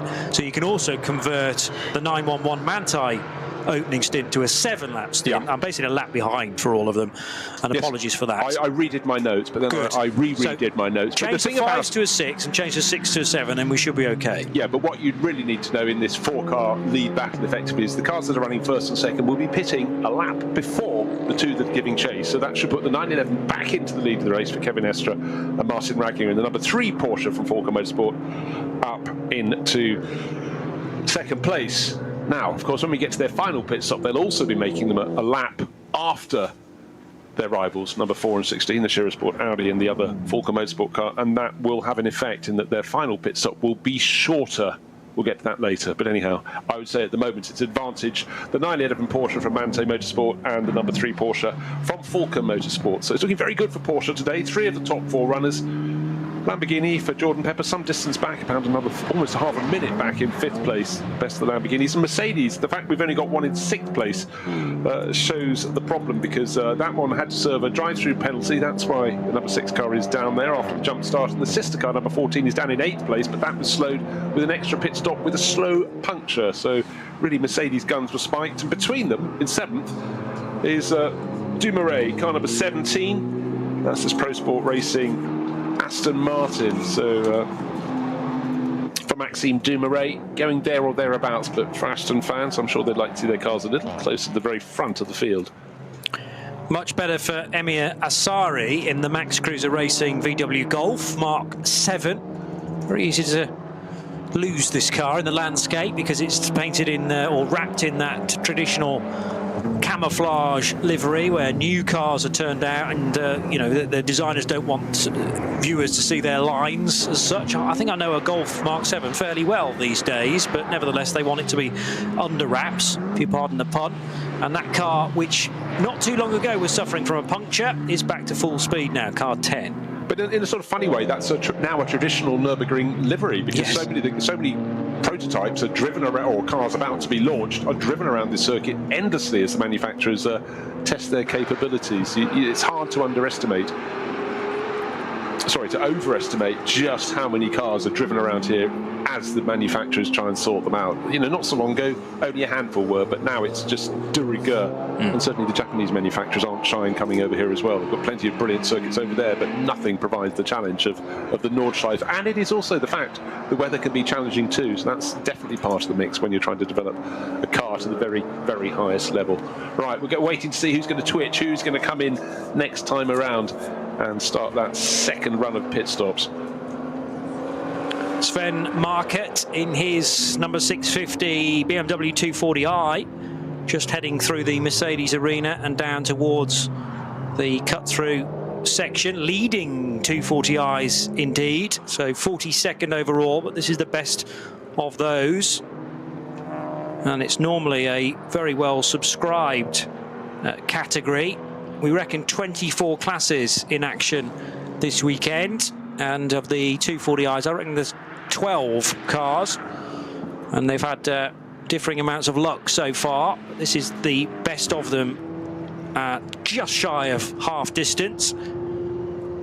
But Nico Menzel leading on lap 13 now by 5.6 seconds over Frank Stippler, and we would expect therefore that, well, actually Menzel and Stippler are working lap 7, aren't they, of their current stint. They'll be in then, not the end of this one, but the one after that, we would expect, for again a dice on pit road.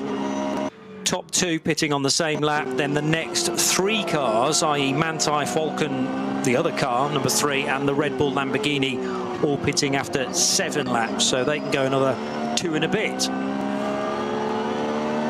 The Nürburgring Nordschleife just provides every challenge imaginable. So imagine you're the team chief. Your driver survived everything out on the circuit, behaved beautifully. As a crew, they've done a great job. Then they get done for speeding in the pit lane.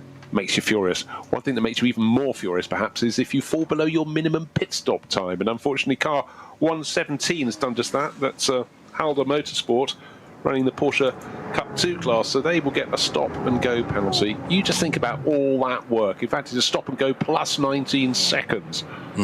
Stop and stand. Oh, dearie me. Anyhow, the sun is shining. Try and look on the positive side.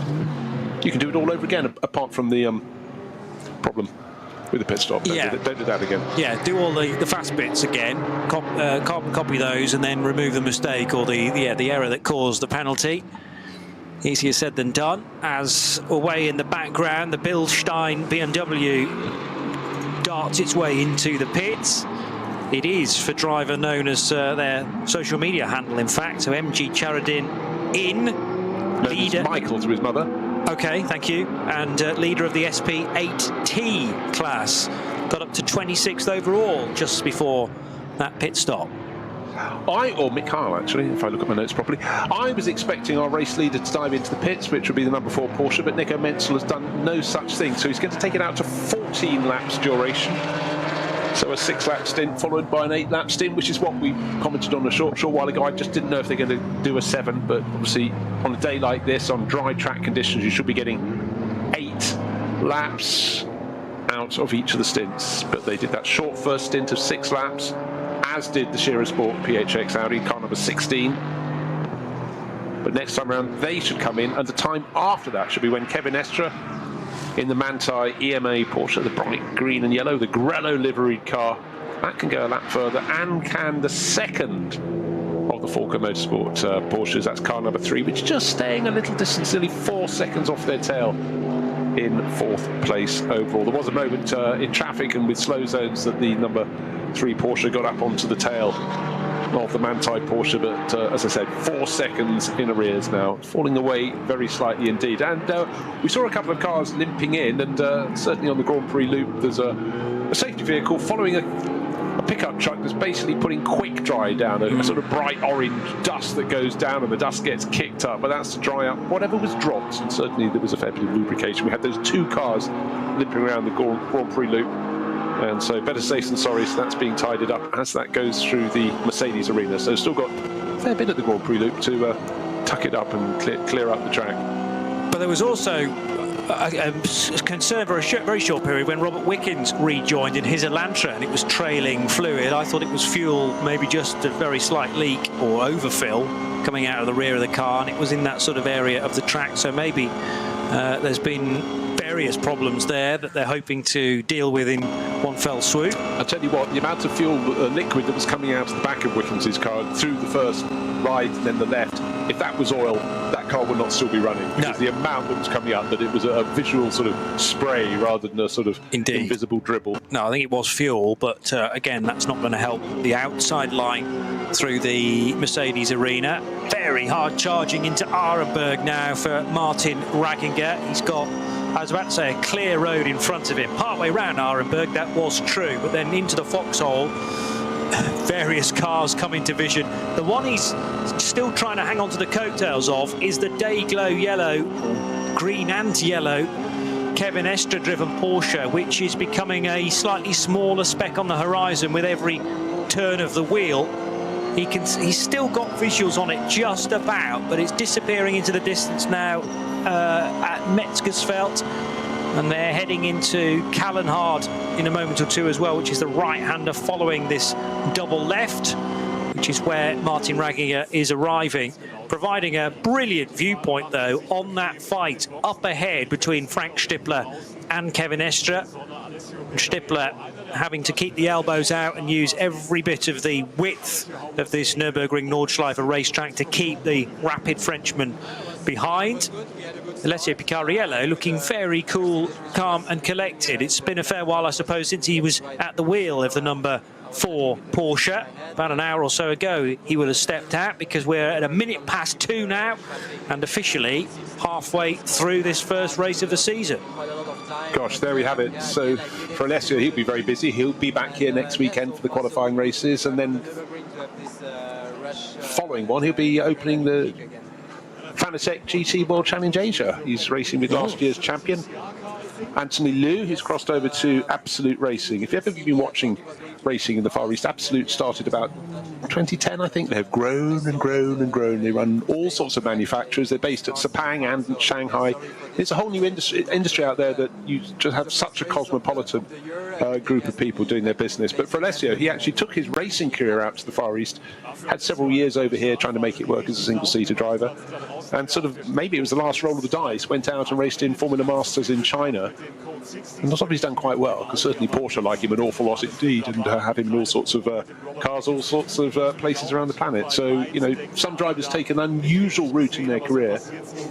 You could say they're very lucky, but increasingly these days it's the very wealthy are able to go the straightest route, which is up the FIA formulae. But certainly for Alessio Picariello, I'm just doubling back to see what year. Yes, 2013 he went over there, having done the ADAC Formula Masters Series in Europe, largely in Germany. Went the next year, 2013, and won.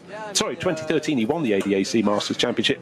2015 he no, he didn't. When did he go over? Yes, he did. He went over to China in 2015. So it was a right-hand turn, and he's made it work for him. But right now his car's going very, very well indeed. Thank you very much. Running in 4th place overall, but that and the Grello Porsche up in front from Anti-Racing, 3rd and 4th at the moment, but they have the advantage. They took that later first pit stop, and it really does yield rewards as you work your way through the race. Yeah, they may not be immediate, because of course you head away from the first pit stop if you've pitted later with not necessarily the race lead, but it's a game of patience, because that will pay back, assuming everything remains equal in the meantime. But that will pay back, as you've said, in the final stint, because that final stint is mapped to the end of the race in that final 70 minutes, and how many minutes you've got to go, Bruce has got the official table, governs how long you've got to spend in the pits. Just to give you an idea, it might seem there are myriad rules, but this one is quite simple, except it takes an entirety of a page of A4 for all the figures. If you stop with 1 minute remaining in the race, which is probably fairly unlikely for your final pit stop, it'll only have to be just under 3 minutes, 178 seconds, but let's be more realistic. Say you stop with 50 minutes to go before the end of the race, so you've made 3 hours and 10 minutes from the start of the race, a 4-hour race. Your pit stop will be 307 seconds. If you come in, let's say, a lap earlier than that, laps at 8 minutes, so you're going to come in at 42, 286. So it's a time advantage of 21 seconds. Effectively, a lap later, and your final pit stop will be about 21 seconds shorter. So that's done on every minute, is it? Every minute from 1 minute from the end of the 4 hours or end of the race to, in fact, my chart gives me to 69 minutes. 69 minutes, yeah. So it's before the end. So the closing final 70 minutes there or the final hour, effectively. And the difference between minute to minute is about 3 seconds by and large. Okay. Not always, but no, some are 2, some are 3. I think it's on average. It sort of rotates around there. But what you need to know, with a good clean lap at just over 8 minutes, 8 minutes 10, it's about 21 seconds difference. Advantage if you've made that first pit stop later.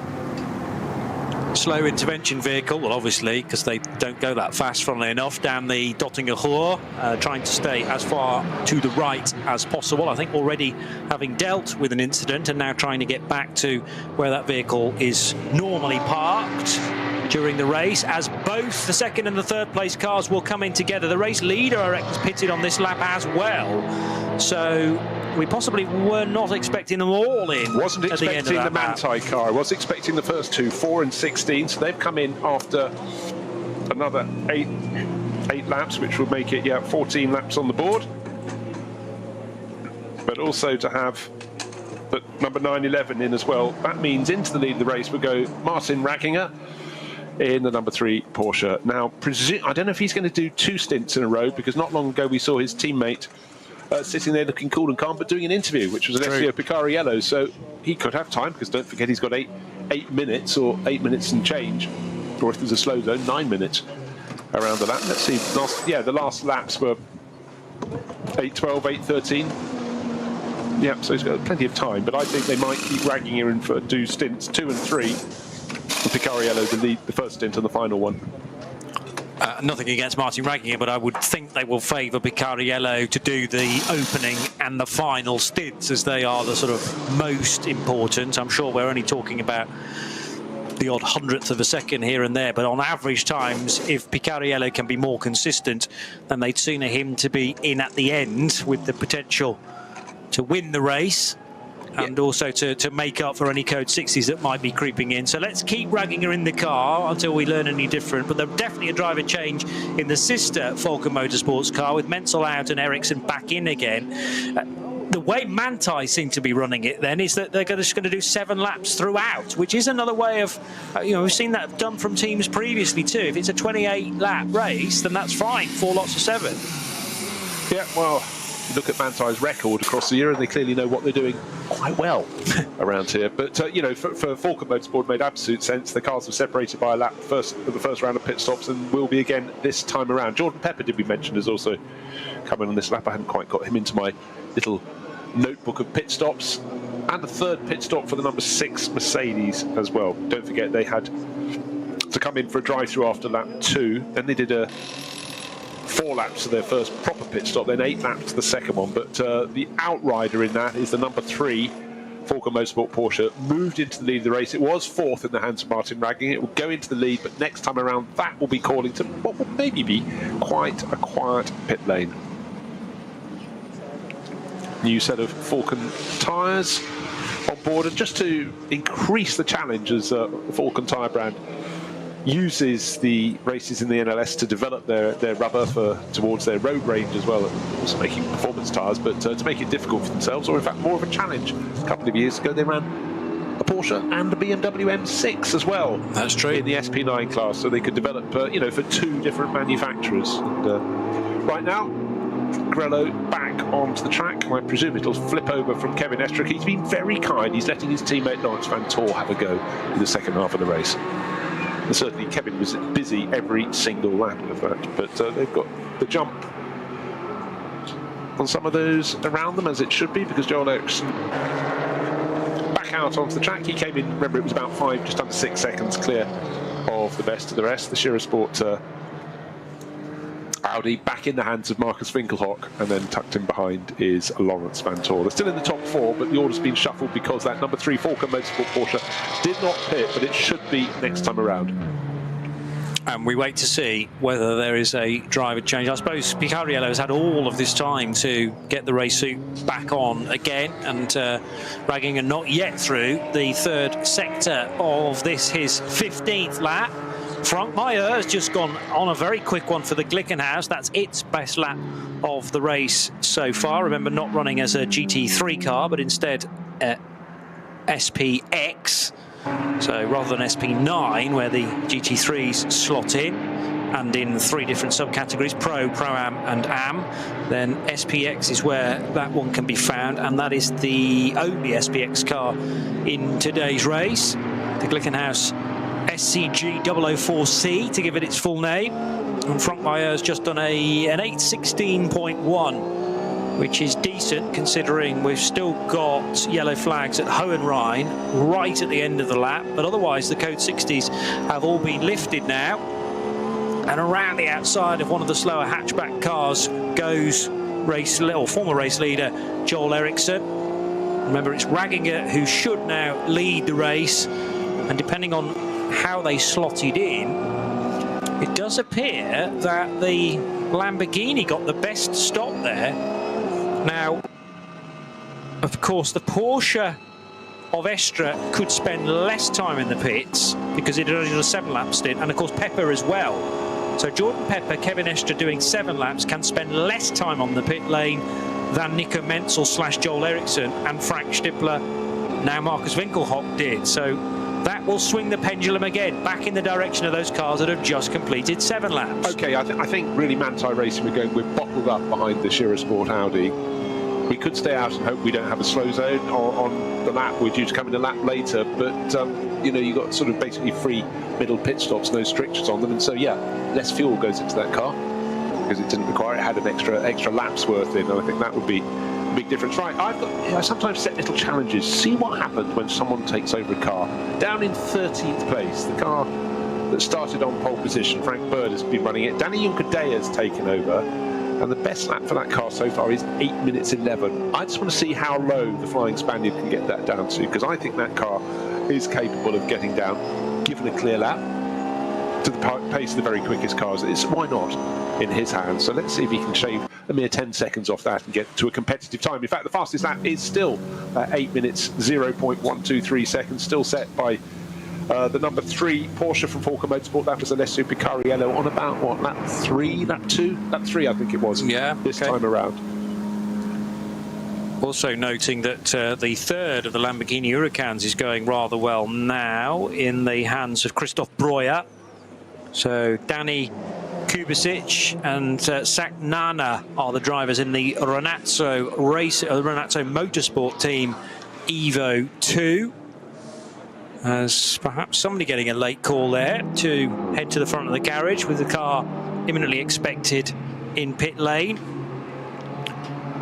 So the order should be something like this. Martin Ragginger leading from now Lawrence Vanthoor, moving up to second place by virtue of that car being needing to spend less time on the pit lane compared to one Falcon Motorsport Porsche and the Scherer Sport Audi. And the Joel Eriksson pit stop was about a second faster than the Audi. Now, they came in, it wasn't those two cars that came in together, was it? Because the Eriksson or the number 4 Porsche had a slightly better lead, or a bigger lead over the Manthey car anyway. So even though 1 or 2 seconds were gained here and there, it should still mean that Eriksson has a better position on the road than the Scherer Sport Audi. But it's Ragginger who should be pitting at the end of this lap, 14 in total, who will govern the speed in a moment or two, and that's who they're all looking to chase. But it will help that he's parked up for the best part of 2.5 minutes in a moment or two. somewhere in that long fourth sector, which takes just over 3 minutes and is now fully green. In fact, the whole of the racetrack is green, which is a rare treat for everyone. The Conrad Motorsport car arriving into Tiergarten and Hohenrhein now, just behind one of the Aston Martins, which is the 179. Not up to race pace, is it? No, it's doing okay. It's looked slightly slower than normal, but it's not going to pit. It looked as though it might have just had a little mistake. Still Motorsport running obviously one in the SP9 class, but that's class below the GT4. Yeah, this is a GT4 car, in fairness, so it would be slightly slow, but it did look as though there may be a little bit of outbraking, and it was a driver gathering himself together all over again. And through that quick dry that runs around the Mercedes arena, through the double right, which is the first hander, through the long left, you can still see the line. The driver's very wisely actually running a little bit downhill from there, and just trying to stay off. You don't want anything extra on your tyres. It certainly helps dry up the whatever liquid was down. And in fact, they did pretty much put it down to the point at which we saw the Robert Wickens driven Hyundai Elantra that we saw, pouring liquid out of the back, but it did seem to suddenly stop before it got to the 2/3 point of the Mercedes arena. So maybe that was the offending. Or maybe it's just a case of playing it safe, Johnny. Just thinking, let's not have it. I'm just going to keep an eye now. I want to see what pace we're getting from Danny Juncker. I'm itching to see if he can improve from 8 minutes 11 in the number 14 out racing team Mercedes, because I certainly think he should be able to make that car fly. But of course, it's a very long lap. So I have to wait a very long time for him to get around to see if I'm right or wrong. But the fact we've got green flag laps is great. But no one's lapped at all fast recently. They've all been either just coming out, getting their tyres up to speed. They're on full fuel loads as well. That's not to be forgotten in the early stage of this race. But then again, of this stint, but bear in mind that the fastest lap of the race, I think it was lap 3, might have been lap 2. They were still on pretty heavy fuel loads from the start of the race. Now the Dottinger Hohe is affected by either one incident or multiple problems, because various marshal posts waving the yellow flags, Tiergarten and the early part of Dottinger Hohe could be potentially slow. Just heading through that section a moment or two ago, one or two cars now just getting to the pit lane, including one of the two Siroccos in the entry. We've got the Danny Brink driven 476 car, and where's the other Sirocco? That is the VT2 front wheel drive category 1, number 480. So this is it will be lap 16 for the race leader Martin Ragginger, but he's just come into pit lane, and that's what we expected. So at the end of lap 16, 15. Will they do the switch? Is it lap 15? Lap 15, yeah, it's 15. So he did first pit stop after 7, add 8 laps to that. He's absolutely doing a textbook run. The one who swerved away from that, having been on that first stint of coming in after 7 laps, was the Manthey Porsche. It did 7-lap stint followed by a 7-lap stint. Has it helped it gain position on the track? Yes, it has. Because what it needed to do, 911 needed to get ahead of the Scherer Sport Audi that had been sitting in front of it and frustrating. And I'm absolutely sure that's precisely why they said, okay, actually, yeah, you might gain the advantage by staying, but just come in now. Yeah, we'll have a shorter pit stop, and it's been a done deal, and it was. Well, yeah, there's always been an argument that 4 lots of 7 can be better. Again, it depends when you're catching code 60s and when there's traffic here and there as well, but keeping it consistent, therefore you're in the pit lane for the same amount of time, certainly in the early part of the race, 7 laps, 7 laps, 7 laps, 7 laps, and then hope the checker comes out at the end of 28 laps in total. But others deciding to do 7 and then 8 to the finish, presumably. And then we've had the scenario for John Ericsson, Nico Menzel doing 6 laps in the opener, and then they'll do 8 to the finish. So I like this. There's sort of 3 different routes to the checkered flag, and one of them is going to be the winner, but we don't quite know which yet. And there was a driver change in the number 3 Porsche, because Ragginger's got out and Picariello, fleet of foot, was able to get suited and booted after his interview with Lucas Gajewski, and Picariello, Alessio Picariello, now in the number 3 car. Now, another factor that gives team more scope today is the fact they look at the sky and it's the same colour as the flanks of the Glickenhaus. It's sky blue, and therefore they're not having to sort of bring their pit stops forward, thinking they might have to rush in to get to wet weather tyres. We look as though we're set fair for this race. It's been a fabulous way to start the 2024 ADAC Nürburgring Endurance Series. Let the track do the talking rather than having to constantly think, is it going to rain? We know, Johnny, any circuit, if you leave it a lap too long to change onto wet weather tyres, can be crucial. But if it's a 25-kilometre lap, oh my word, if you just think, no, it's fine, and then you're just going out onto the Nordschleife and you go, actually, it's not fine. It's very much not fine. I've got to tiptoe around on my slick tyres and get to the end of the lap when everybody else has been able to change. So, yes, we talk about traffic giving and taking, but the weather can do it in a much, much bigger way. Excellent Sector 2 time from Piccardiello. So I was banging on about the fact that Falcon would want to hold him back to the crucial closing stint. Not a bit of that. I suppose what they're trying to do is keep their drivers as fresh as possible. And Piccardiello reclining in the garage in the hour or so between his stints. So he's just done a 103.7 through the second sector on brand new Falcon tyres. The only other car and driver equivalent to that, Marcus Winkelhock in his Audi down in the 103s through Sector 2. Other cars, Vantor lost about 2.5 seconds in comparison in his Grello Manthey Porsche. And the sister Falcon car did a 105, nearly a 106 through the second sector. These are minor fluctuations, but they could well have a ripple effect through to the end of the lap. We'll see how Piccardiello carries that speed through on lap 16 of the race. It came in, of course, car number 3 as the race leader, but will have dropped places now. Right, again, you just have so many screens you have to look at, but one of the important ones was a yellow flag at Versailles, and that's been upgraded to code 60, slow zone. Slow zone becomes up code 60, then as soon as I've said it, it's cleared. How about that? Horrible clouds, oh, they've gone. Yes. Well, that can so easily happen as well, and important not to react too much, I suppose, to things going on around you. They feel very damaging at the time, and then the car that you're racing also then has to deal with a code 60 or 3 abreast Astras, let's say, in front, and have to get out the throttle as a result, and then you gain all that time back again. So yes, this place can be punishing at times, but it can also benefit you massively on just a single lap sometimes. I've got to stop you there. It's gone back to code 60 at the Versailles. So as soon as they get the message across, they go, either there's something more we need to clear up or someone else has a moment there. But the officials running these races, they just have to be so supremely on their toes. And it's a formula they've worked on for years, and it really works. But it is, come what may, even after a 4-hour round, you can imagine the race director goes, oh, thank you, I'll sit down for a bit now. I will just unwind, because, you know, in a regular circuit, a 4-hour race with 100 and something cars, A, they wouldn't fit, but I mean, you know, you're going to be on your toes, but this is far from a regular circuit.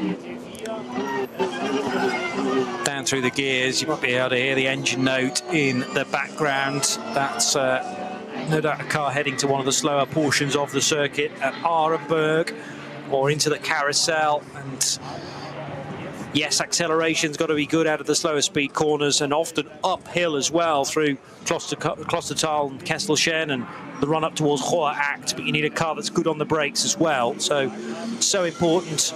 Again, talk about race officials and those organising an event like this. They've got to be very quick in making their decisions when we're actually in the race, but prior to that, getting the balance of performance correct, so crucial too. And there will be adjustments to that, I'm sure, through the course of the year. So these are qualifying events, yes, for the 24 hours of the Nürburgring, but also important to get lots of data on board from a BOP perspective to make sure that all the various key manufacturers start as even as possible.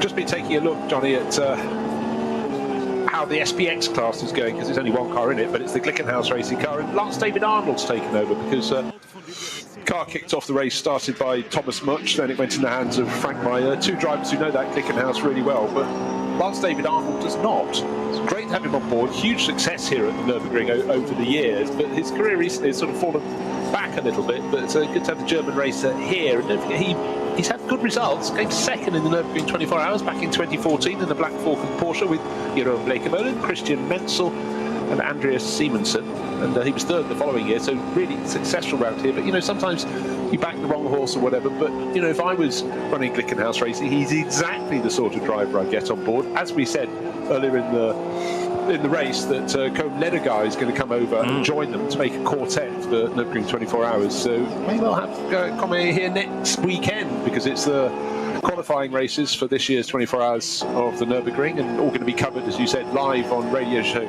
Limited network of channels, and we'll see who slots in. But I'm particularly pleased because I've always been a big fan of Lance Davids, because I think he's done a fantastic job over the years. But, you know, sometimes you just aren't in the top teams anymore, but it's good to see Glickenhaus Racing. You've got him on board, see what he can do.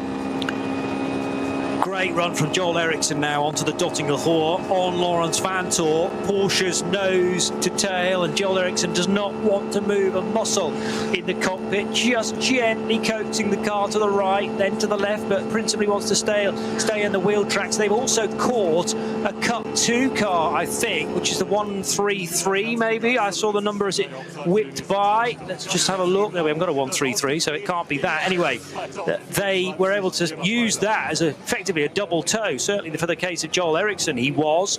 And did Eriksson get in front of Laurens Vanthoor, I wonder? Only the order that they reappear at Hohenrhein will provide the answer. So Picariello, who led the previous lap, but remember he led from the pit lane, so he drops back. Who's going to be crossing the line very shortly indeed to now be the new race leader? Will it be Vanthoor? Will it be Eriksson, as we concentrate on the 311 Audi TT, which had those difficulties earlier on in the race? And yellow flags back at Tiergarten and the end of the Dottinger Hoor. Now, did that happen after the race leaders got through? Yes, it did, because it is still Vanthoor just ahead of Joel Eriksson, but they're only separated by 0.351 of a second. And Eriksson, I'm sure, all over the back of Vanthoor as they break for the first corner.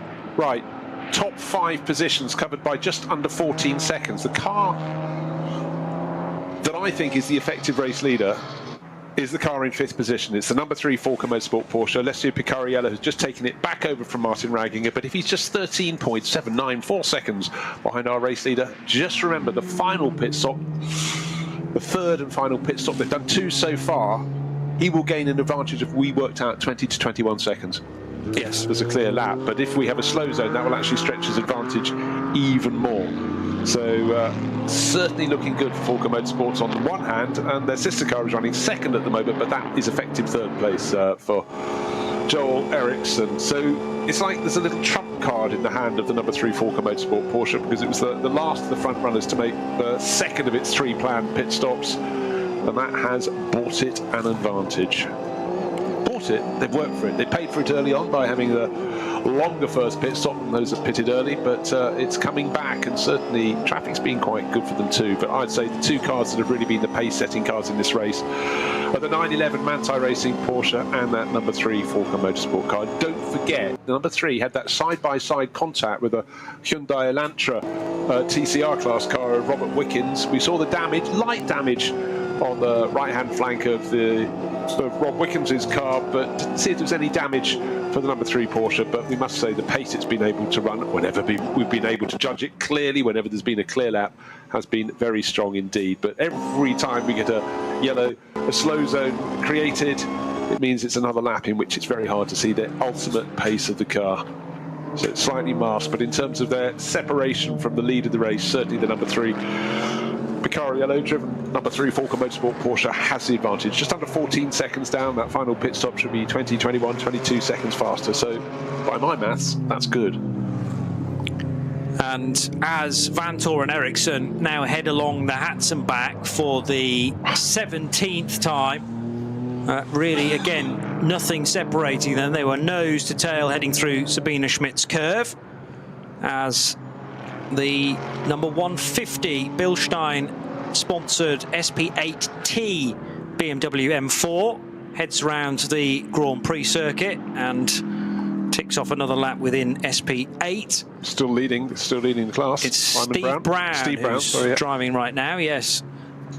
So I'm not sure whether Jimmy Broadbent's done a stint yet. They're into a code 60 on the Grand Prix track. I'm sure I saw a message earlier saying he had a bit of a bad back, so maybe he wanted a bit more of the day to go past. So Jimmy, you mean? Jimmy, yeah, so he could recover, get himself comfortable. We've got a BMW being towed around the Grand Prix loop, and we'll go the back way into the pits. It's just on the ascent towards Vidal chicane, so of course you can sort of slightly go around the outside of that without too much obstruction, but clear line of sight for those giving chase. But good to see that number 150 BMW being backed off sufficiently by Steve Brown, just acknowledging the flags, not overtaking the course vehicle. Yeah, and anticipating things well there. So, yeah, there is a yellow flag at the Vidal chicane. It's yet to be uprated to a code 60. Tiergarten affected by the speed limited section, as is Hohenrhein immediately after it. Verseifen has a code 60 as well, and the Advan Arch restricted too. So there are various different places and spots where the marshals are dealing at the moment.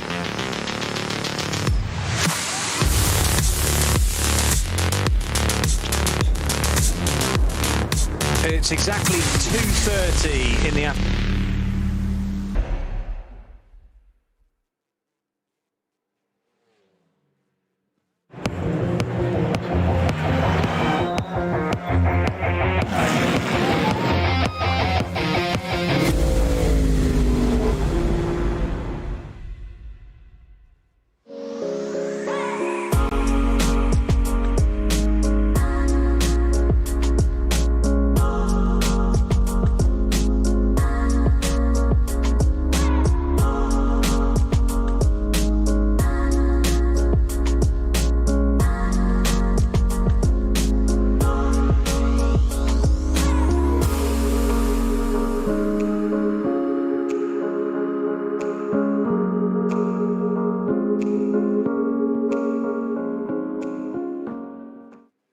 Liebe Fans, besucht unsere Social-Media-Kanäle auf Facebook, Instagram, YouTube, Twitter und TikTok. Willkommen bei der NLS.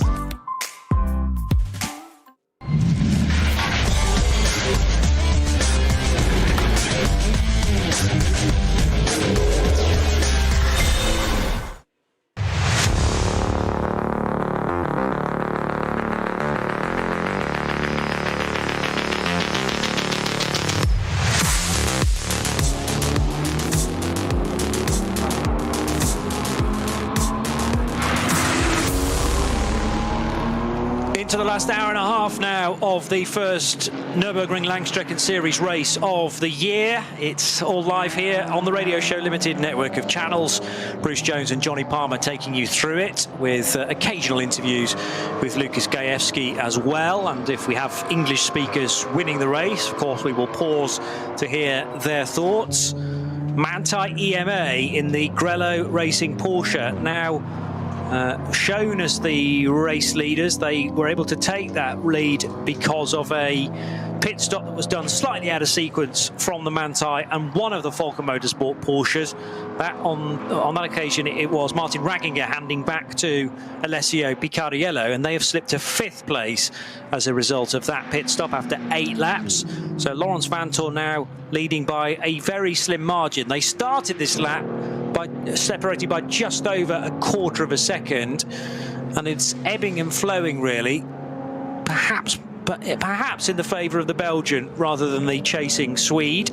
But it's nip and tuck on this lap, and actually the Swede gains back about 0.3 of a second through the long sector 4. So we will get a true value at the end of lap 17. In fact, don't really need the stopwatch, because here comes Joel Eriksson in the slipstream. But now is he going to get out of the gas because of the Sirocco not really showing its intentions? That's because we're going into double waved yellows and then the code 60 at the end of the lap. So thankfully Eriksson saw that happening. It would have been brave anyway to stay on the right hand side of Laurens Vanthoor and try and thread the needle between a much slower Volkswagen Sirocco, and in the end that was the better decision for me. Joel Eriksson deciding, I'm just going to get out of this and stay right in behind Vanthoor. Could have been a whole heap of penalties, couldn't it? He could have gone 1, 2, 3 penalties there. In fact, I tell you what, sir, take your helmet off.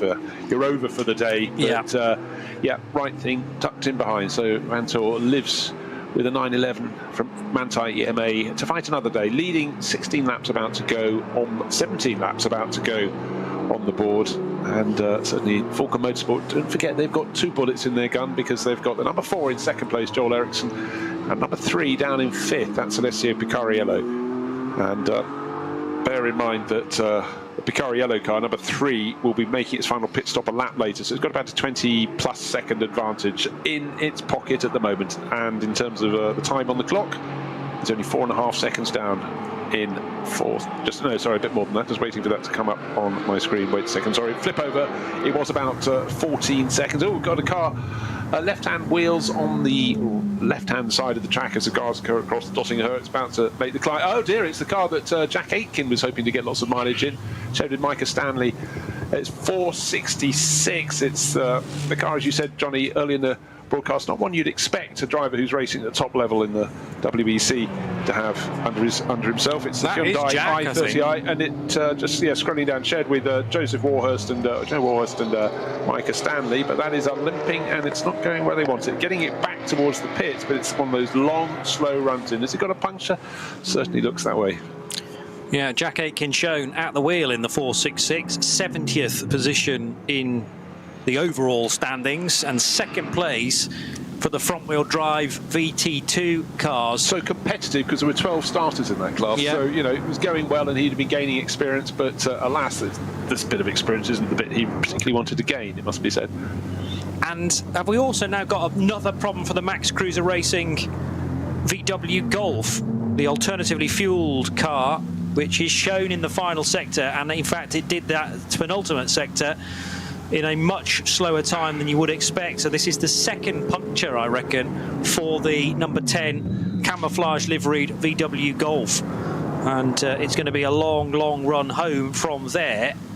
It's already, of course, been delayed, as I say, in the previous sector too. So a game of patience for the Max Cruiser car. The other Max Cruiser Racing entered machine, which is a Porsche for Benny Leuchter, has just entered the pits as the Cup 2 race leader, though. So car 100, much better placed in its relevant class. Bear in mind, that's the one that Nico Otto was fighting with Tim Scheerbart to take the lead in the class on a restart, and was given a "we're watching you for your slightly robust tactics and strange lines across the grass" manoeuvres. So they've got that warning, that sort of Damocles hanging over them, but obviously it's been driven very well since then in terms of not upsetting the race officials. But let's take a look at the front of the field. 0.35 of a second, or 0.349 between the race leader, which is Lawrence Van Toor, Manthey EMA Porsche, car number 911, and Joel Eriksson giving chase in the number 4 Porsche from Falcon Motorsports, keeping the Porsches away from having a top 3. The entire top 3 is Sport PHX, the Audi of Marcus Winkelhock. He's sharing with Frank Stippler, who'll come back to take the final stint of the race in about 20+ minutes. We've got an hour and 22 remains in this opening 4-hour race. And again, just waiting for the track to be green the whole way round, waiting to see what sort of ultimate pace can be set. So far in the race, we know it's just 8 minutes, 0 seconds, 0.123, and that's Alessio Picariello early in the race. He's back into that number 3 Porsche, and he's now moved up ahead of Kelvin van der Linde's Red Bull team, Lamborghini. So he's moved up to 4th overall, effective race leader, because we know his final pit stop will be shorter than that of his rivals. So he's going the right way, 14 seconds down, and I'd say that gives him an effective lead of about 7 seconds when it comes to the final pit stops being completed. Yeah, so we'll see at what point these cars will want to pit. Manthey not going the full distance that it's possible for them to do, and Lawrence Van Toor having taken over on the start of lap 15, should therefore, if we follow the pattern, be in at the end of lap 22 or 21. We'll see how things go, but Van Toor happy at the moment to be just ahead of Joel Eriksson in the number 4 car for Falcon Motorsports, then Scherer Sports Audi for Marcus Winkelhock, trailing by almost 6 seconds from that leading duo. And Benny Leuchter did really well actually in the Cup 2 race leading car to get up back into the top 6 overall. That car's now pitted, as has the 148 Cup 2 car. and that's Noah Nagelsdijk, is it not? I seem to remember that's his first name. It's a very familiar surname. But he's just pitted in the 148 car for that car's second pit stop of the race. So 148 working its way back into contention for a good result. So yeah, Noah Nagelsdijk, Tobias Müller, Steve Jans are the lineup in the Black Falcon Team 48 Losch entered car. That's a full pro lineup. And the Aston Martin number 169 turning left now from the Grand Prix track. The Dürr Motorsport car for Oscar Sandberg, Aaron Venisch and Nick Wustenhagen, which qualified in the SP10 category, 28th overall a little earlier on today. 169 at the moment is the second place car in SP10 for Wustenhagen. Right, the latest car to pick up recognition, but that means punishment in this case. Car number 470, unfortunately, that has a stop and go penalty plus 30 seconds for speeding in the pit lane. That was the Auto Thomas by Young Motorsport Cupra. Now, I haven't seen too much of that, but unfortunately for them, the race officials did. And, oh, as I say that, someone else has got a bigger penalty. Stop and go with a 60 seconds at a standstill. And we've got a car that has rather made a mess of things. They're trying to put it on a flatbed at the moment. It's car number, is that 431 or is it 831? If it's 831, oh my word, that's the Elantra, Hyundai Elantra, which Mark Wilkins and Rob Wickens were sharing. Just trying to scroll down. It's at the side of the track, but it's looking a little bit battered there. So Rob Wickens is still listed in that. The car's still listed as running. Is it 831? I don't want to... But it's had a clatter against the barriers.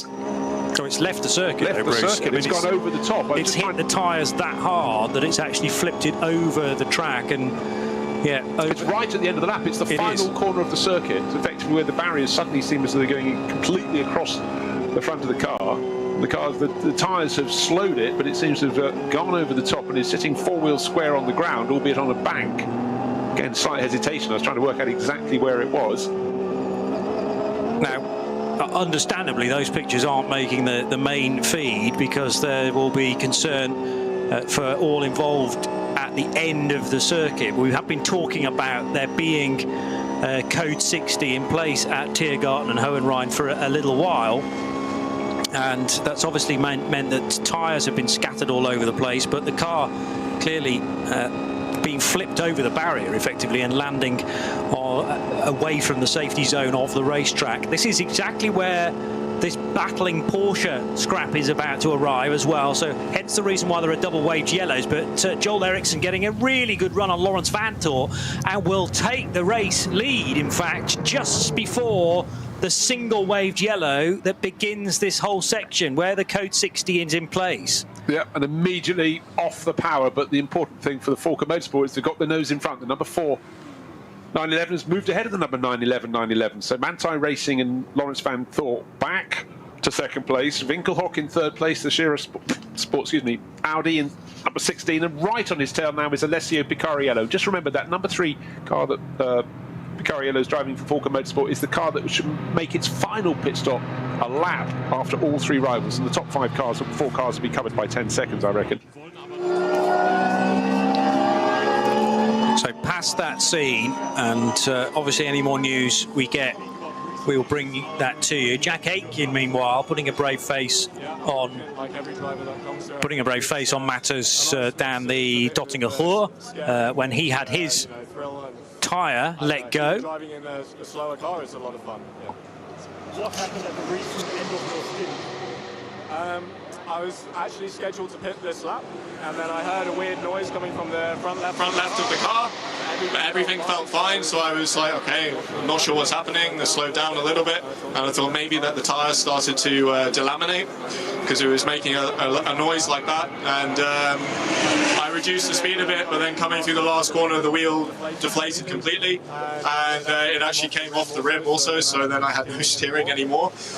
Luckily, the car seems fine, and I just came back very, very slowly on the grass to try to keep everything okay.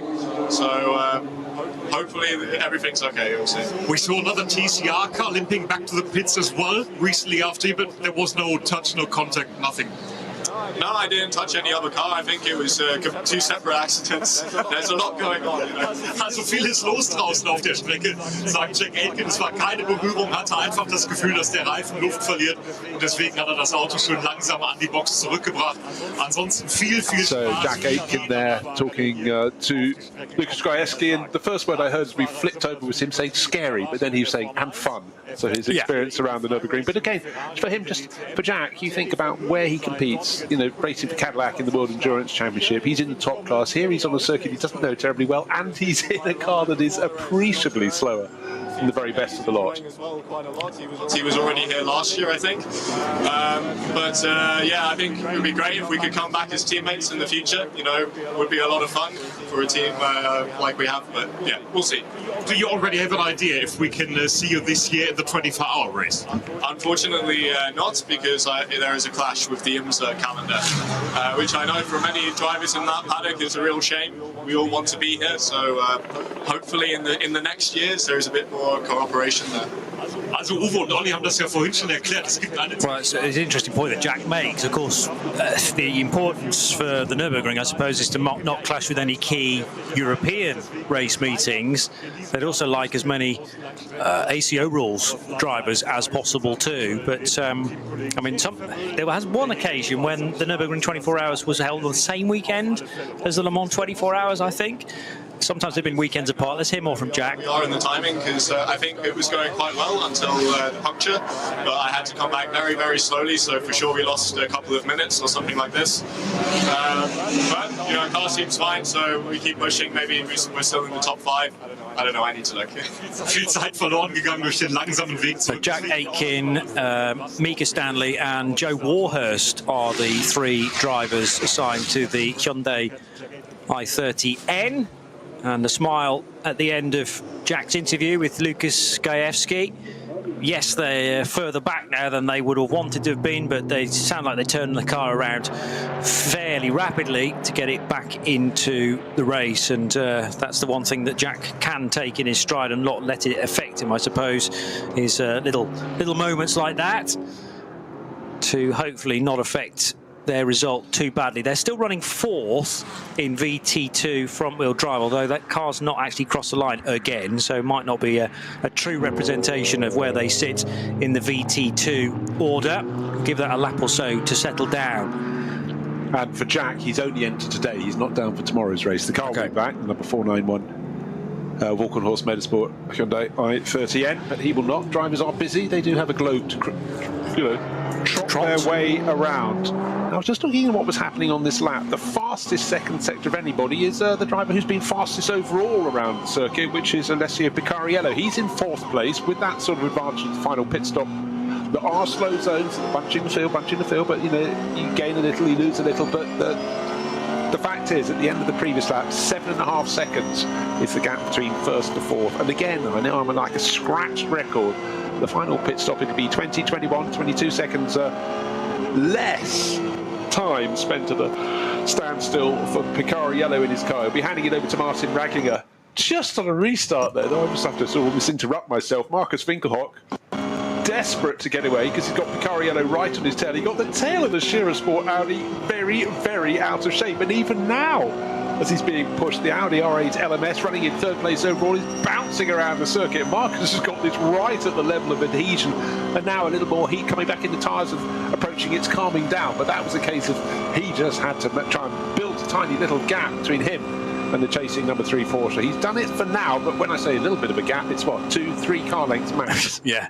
And closing, in actual fact, because Picariello has got slightly better momentum. He's also in the draft of the Audi as well. There'll be quite a lot of dirty air rippling its way from the rear wing of that Audi R8. The LMS GT3, sported by Shearer Sport PHX, as now Joel Eriksson is able to go around the outside of another one of the VW Golfs in this entry and actually deposit that car far sooner than Lawrence Vantor can do.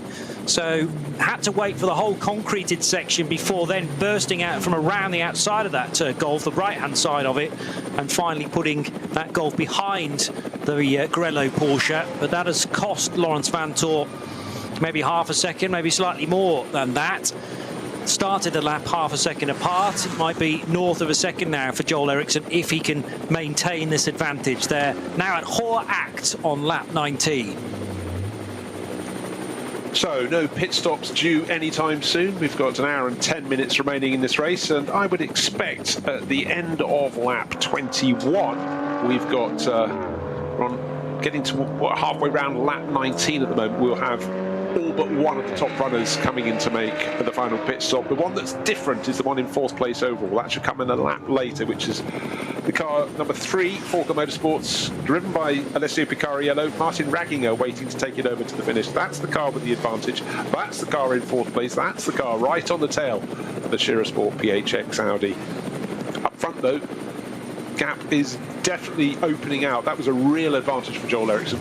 Of almost all the places on the circuit where you put a car between you and someone's chasing you, the carousel's quite useful, because going on the very, very high line, it's a longer way round, it's a tougher way round, and I think he found almost a second in that little run past the one of the white Golfs. Might be car number 10, couldn't quite tell. Heli shot up high. But the big question is, where is the next slow zone? Because certainly between the carousel and what lies ahead, Laurens Vanthoor is closing in all over again for Manthey EMA, but I think there's a slow zone up in front of them.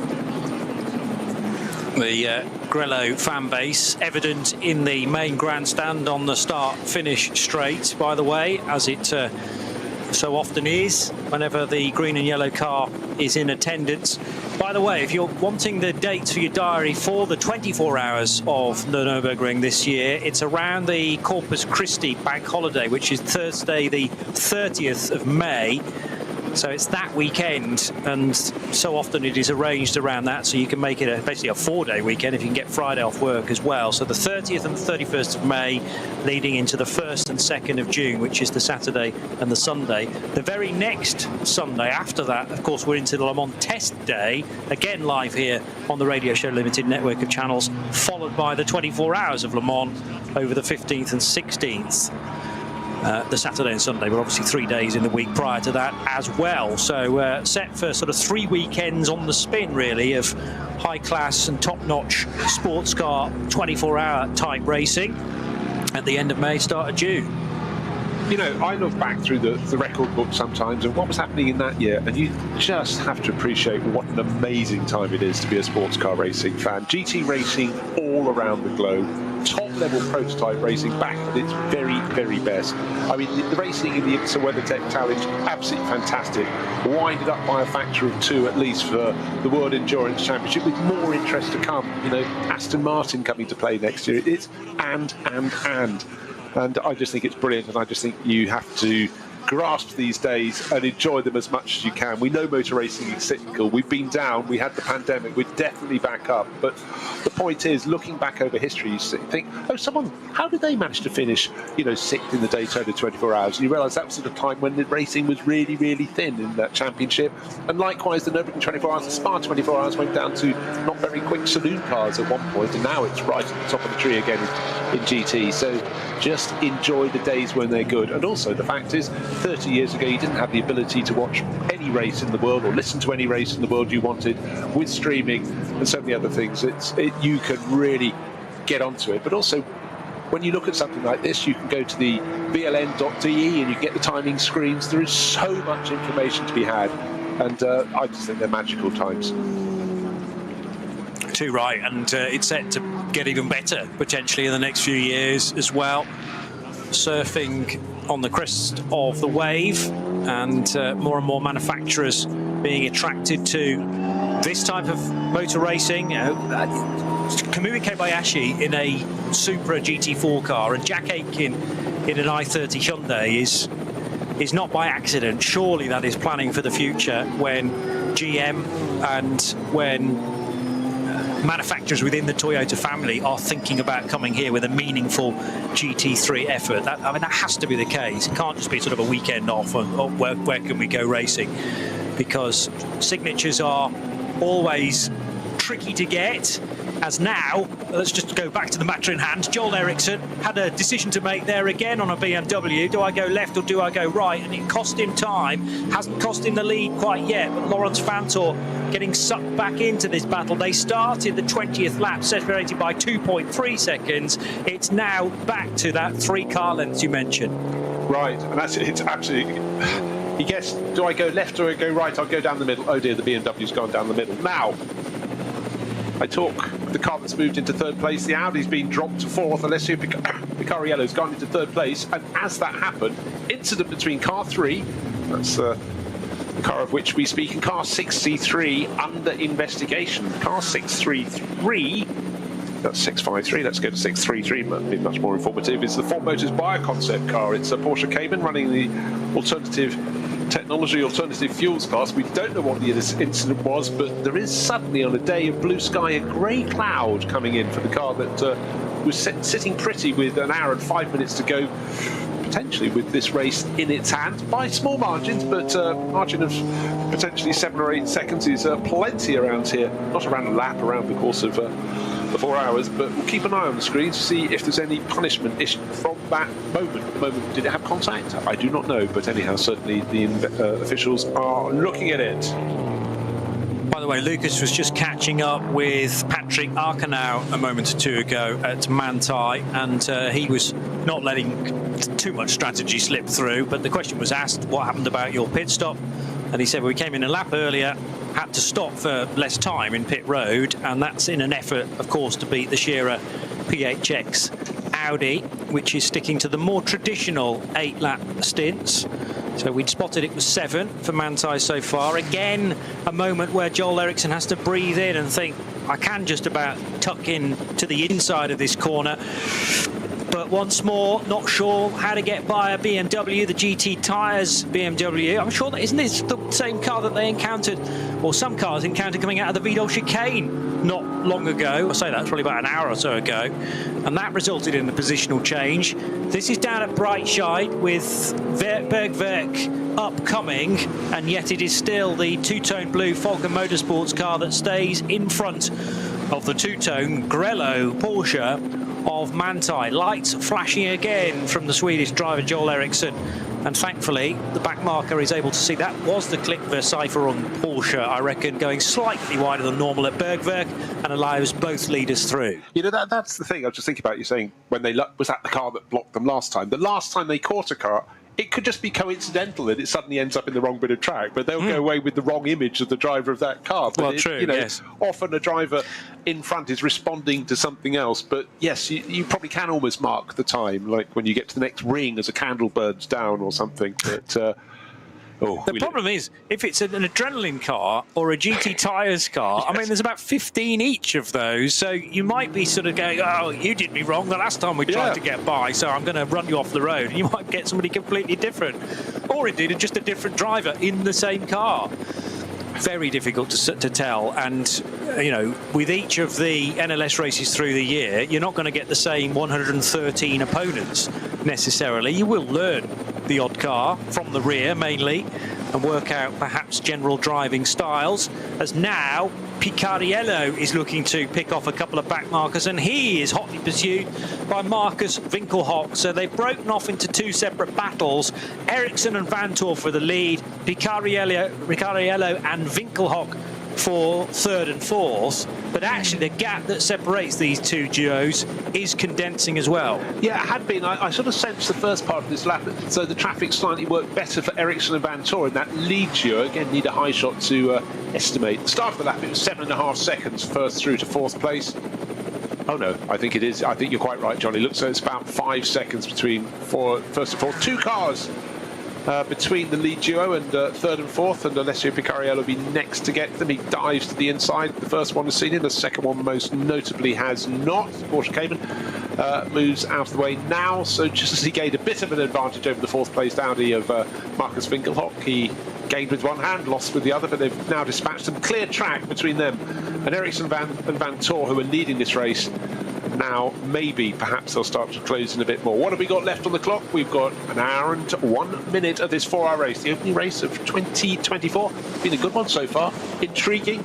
Also intriguing to me was the fact that Manthey Racing had to respond. They just become a little bit frustrated being blocked, or not blocked, just being delayed by the Shira Sport PHX Audi. And therefore they brought their middle pit stop, middle of 3, forward by a lap, shorter time at a standstill, able to get them out in front. And these are the decisions that Manthey Racing have made so many times over the year. That's why they have so many VLN and NLS races under their belt. And if you're new to this championship, the NLS has been with us the last couple of years, but before that it was the VLN. Same championship, different name.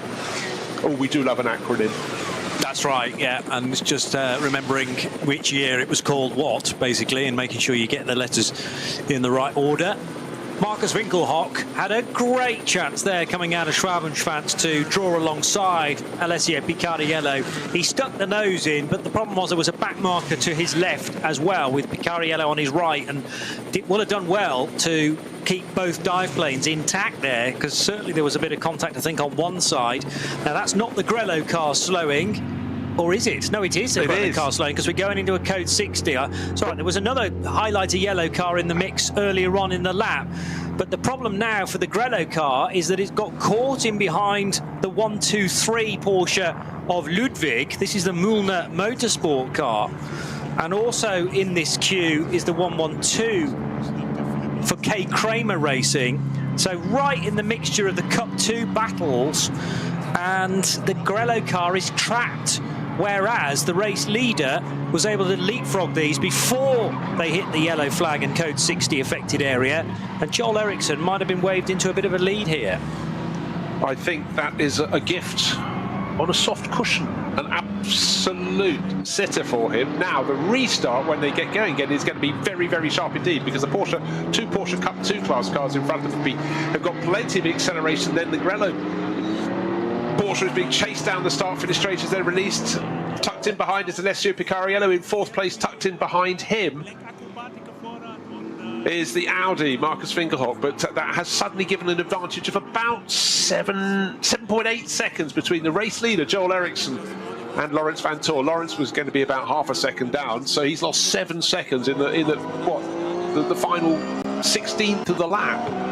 And now at least he's managed to get away on the restart. He could easily have been jumped by Alessio Picariello. I'm still keeping my eye on the reports from the stewards to see if there's any punishment coming the way of number 3, which is Picariello's car, because there was some incident with 633, one of the slower class cars in this race. So if there is any penalty coming his way, you can be sure Picariello is going to want to get clear and really put in some quick laps to try and gain a bit of time that he can at least have as a buffer. Now, if we stick to the 7-lap rule for Manthey, do we expect, therefore, the Grello car to come in at the end of this lap, lap 21? I certainly would, and it will take them out of the heat of this situation. The problem is for Manthey, they might be thinking, well, we've tried our hardest to think differently from the Audi team and pit every 7 laps, as opposed to 7 and then 8, or 6 and then 8 to the finish. But it really hasn't worked, and it all turned for them at the end of that lap just then, heading into Antonius Bucher, Tiergarten and Hohenrhein, when Joel Eriksson got the jump on the clutch of Cup 2 cars, and Laurens Vanthoor was given no option but to obey the double-waved yellows, no overtaking, of course, and then to duck down to 60 kilometers per hour.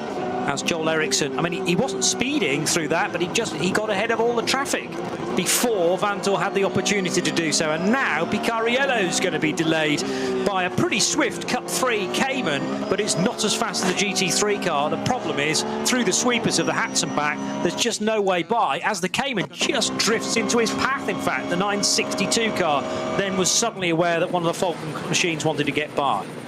Well, the extraordinary thing in that moment, well, two moments, is one, Joel Eriksson, you know, we talked, at any moment we said this race can turn on a small incident. For Joel Eriksson leading this race, being gifted a 7-second advantage over the chasing Laurens Vanthoor is one. But there, with the Porsche Cayman running in front of Alessio Picariello's 3rd place, car. He couldn't afford. There's already a question mark about whether he's got a punishment coming his way. He couldn't be robust, but it is just so unbelievably narrow there. There was absolutely nothing he could do about putting another lap on that Porsche Cayman. So he's had to back off, and that's got him off the tail of the Manthey Porsche. He may be able to get back there again. In fact, we're getting towards the time those final pit stops will be coming our way. Probably the end of this lap for the 3 of the first 4 cars, not Picariello cars. So maybe he'll then get the clear track that he seeks. But that was a moment he had to have caution and pop back a little bit. That was Moritz Oberheim in the Avia WNS Motorsport 962 Porsche, by the way. Possibly not entirely aware that the race lead, one of the quick cars, the Falcon car, wanting to get by in a hurry. But in the end, Picariello was able to pick off Oberheim on the open section down towards Flugplatz. Yeah, it's not as though Oberheim is short of experience around here. I think it really just focuses the fact that at certain points on this track, and particularly, probably almost most notably, through the Hatzenbach sweepers, it's corner after corner after corner. Go slightly wide on one. And the fact is, on the left-hand side of the track, there's no runoff. No. It's just a barrier. It's just a tyre wall and a barrier. So you don't necessarily get quite as close to that edge as you would otherwise. So I just think it's one of those unfortunate things. Unfortunate for Alessio Picariello, not so unfortunate for Lawrence Vanthoor. It bought him a little bit of breathing space in second. Green flags back at Exmüller and at Bergwerk as well as the various marshal posts that have been affected. 123, 124, marshal post 126 as well, all now clear. I would expect the slow zone or the double waved yellows to be in place at Tiergarten probably till the finish of the race now. 55 minutes still to go. But a couple of seconds ago, Markus Winkelhock, who was chasing down Picariello, and Picariello, as I say, wanting to slice by Moritz Oberheim and couldn't do it on his right-hand side. And then, there was a side-by-side moment, which we didn't see in the first opportunity to witness that, with Markus Winkelhock. So Picariello got a side swipe. That's the side that he collided with the Elantra early on in the race. And Winkelhock was right there to get third position away. And he actually gave Oberheim a bit of a shoulder barge as he finally squirreled by the 962.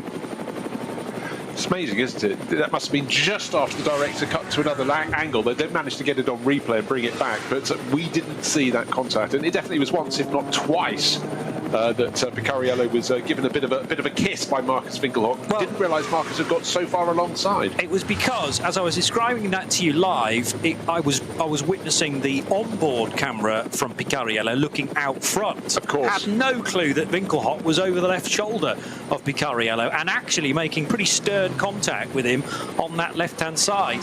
And that's how much of a delay Picariello suffered, because Moritz Oberheim was taking the racing line. And you might argue, well, that's perfectly within his rights to do so. Shouldn't be making space for Picariello. It's the job of the faster car to find a way by. But Winkelhock wasn't going to relax at all and rest on his haunches, because he was stabbing that Audi down the inside as now Picariello runs very, very wide coming out of, well, it's towards Eiskurve. Flansgarten up next. So they're now at, after Brunchen. The cars, no, this is Brunchen now, the right-hander, and Flansgarten just prior to that. So 3 cars absolutely together: Vanthoor, Picariello and Winkelhock. And you wonder whether they've now kissed goodbye to any scope of winning this race. 7, nearly 8 seconds the gap to the race leader, at least at the start of the race. Could the key be the fact that Manthey are probably planning to pit at the end of this lap, whereas the Porsche and the Audi behind should be staying out? Or will they not be? Go on. No, because the Audi is on the same pit sequence as the Manthey Porsche. The Manthey, remember, adjusted its sequence. The only one that should be staying a lap beyond this lap on the track is Picariello's Porsche in third. The race leader, the sister car to Picariello, should be coming in at the end of this lap. But Winkelhock's not doing 7 laps, though, is he? He should be doing, well, it depends how they want to do it, but Winkelhock can do an 8th lap. He pitted at the end of lap 14. Yep. So this will be the end of lap 7 on this stint. He could do 8. Whereas I don't think Vanthoor will do, because Manthey have decided to do 7s all the way through. We haven't yet seen a 7-lap stint from the Audi. this might be it. So they may do 6 and 8 and now 7, but that'll be a peculiar pattern. Well, Alessio Picariello, to avoid many doubts, is trying to put himself past the Manthey Porsche. He's got alongside, he's now got his nose in front and his tail in front as they go along the Dottinger. And in fact, the Audi is closing as well. Is he going to make a move? No, of course, we've got the waved yellows. They get towards the end of the lap, effectively where it stops being straight, and we've got the slight climb. There's still the incident up at the final corner, or penultimate corner, because it's the right of the right and left combo. So on the brakes they go. I would expect 3 of the top 4 cars to dive in the pits. The leader, number 4, is only now still at a bated pace, going through that final sequence of corners. His teammate, Alessio Picariello, has made it a Falcon Motorsport first and second, and then right on the tail, almost pushing the Grello Manthey Porsche, is Marcus Winkelhock. Is always game for a laugh. He's about to push it into the pit lane. They come into the final right, and there's now still an Audi safety car on the edge of the circuit, but on driver's left, so they duck past that. Expect race leader surely Joel Eriksson to come into the pits, but who's going to go on past the Manthey racing car? None of them. None of them at all, of course. Take your notes, Jones, throw them in the bin. Well, that's that takes them to 21 laps. Yes, okay.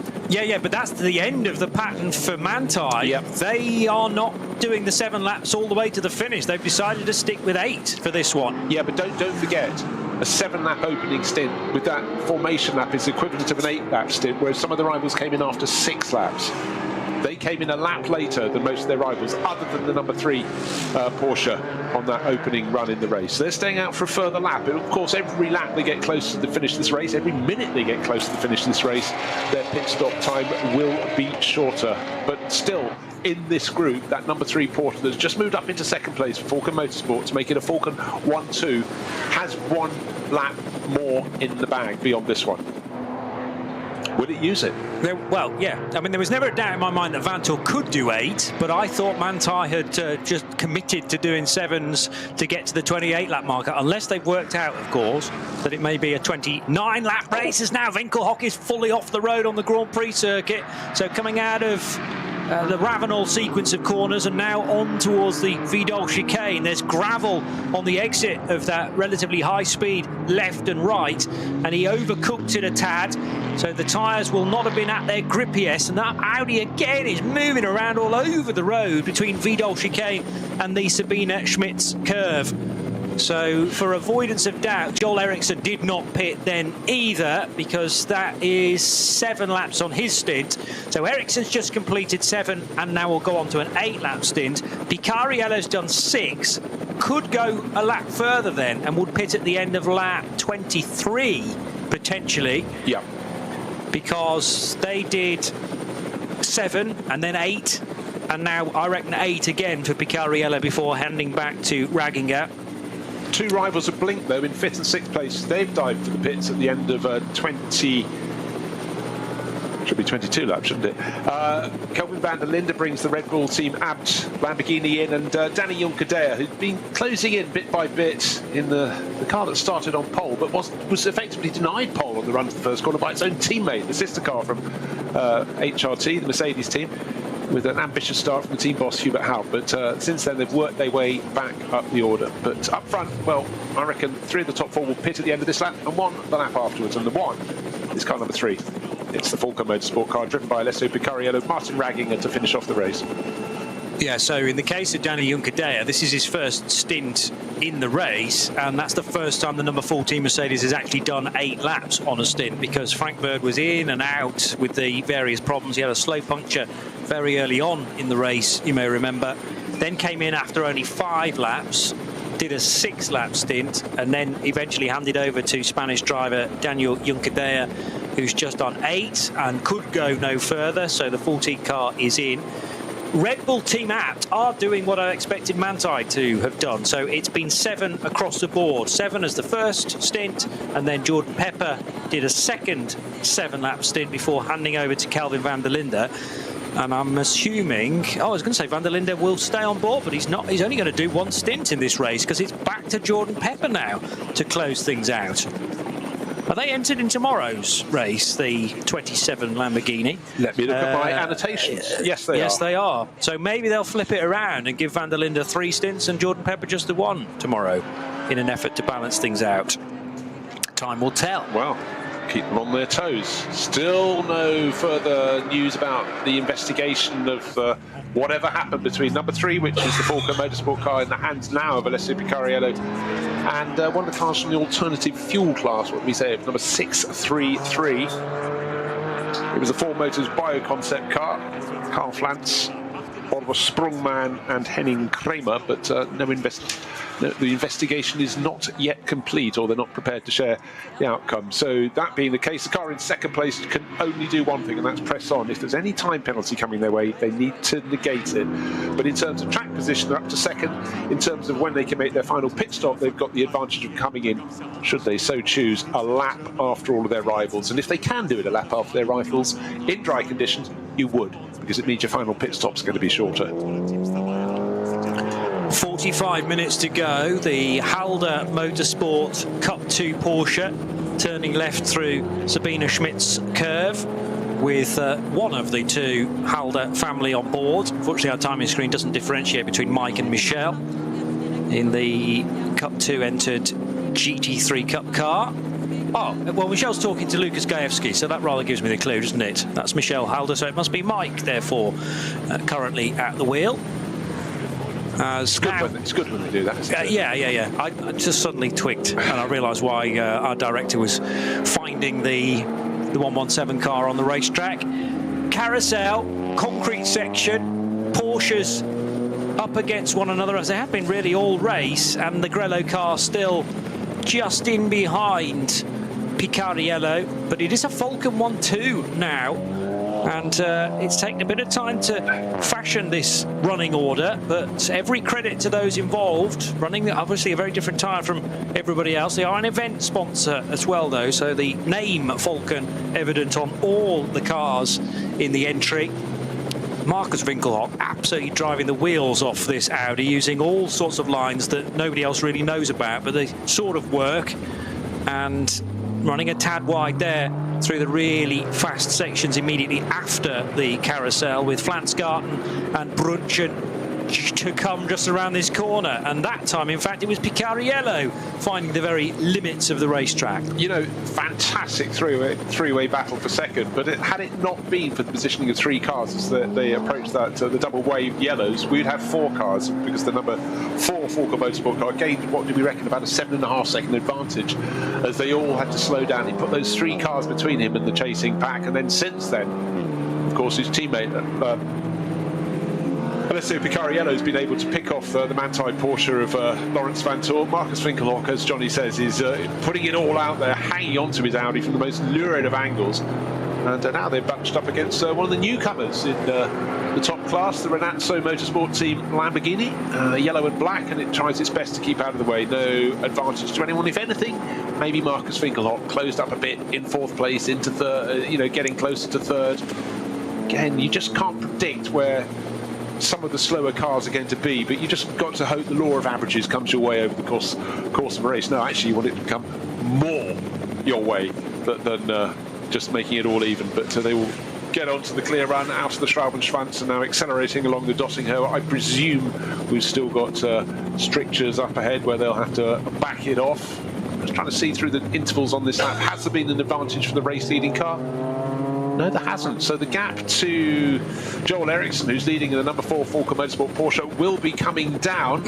At that point, he will then dive into the pits. The car in 2nd place, the sister car with Alessio Picariello, ought to shoot on past the pits. And they slow down as they get towards the end of the lap, as before, but no advantage. But he should continue. 2nd will become 1st. He should make a pit stop the next time around. The Manthey Motorsport Porsche tucked behind in 3rd place will pit. The Shearer Sport PHX Audi right under the tail of the Grello Porsche will pit as well. The only one who will not be coming in unless something untoward has occurred or something I can't think about, it will be the car in 2nd place, the number 3 Porsche. Still looking to see if there are any further messages, and there aren't, about whether any punishment is coming away, but still under investigation for an incident some while ago. So clearly very easily into the final 70 minutes of this race now, so all of a sudden the time to go is the important thing, and the closer you can pit to the end of the race, the shorter your pit stop can be. That's the reason why Picariello will stay out.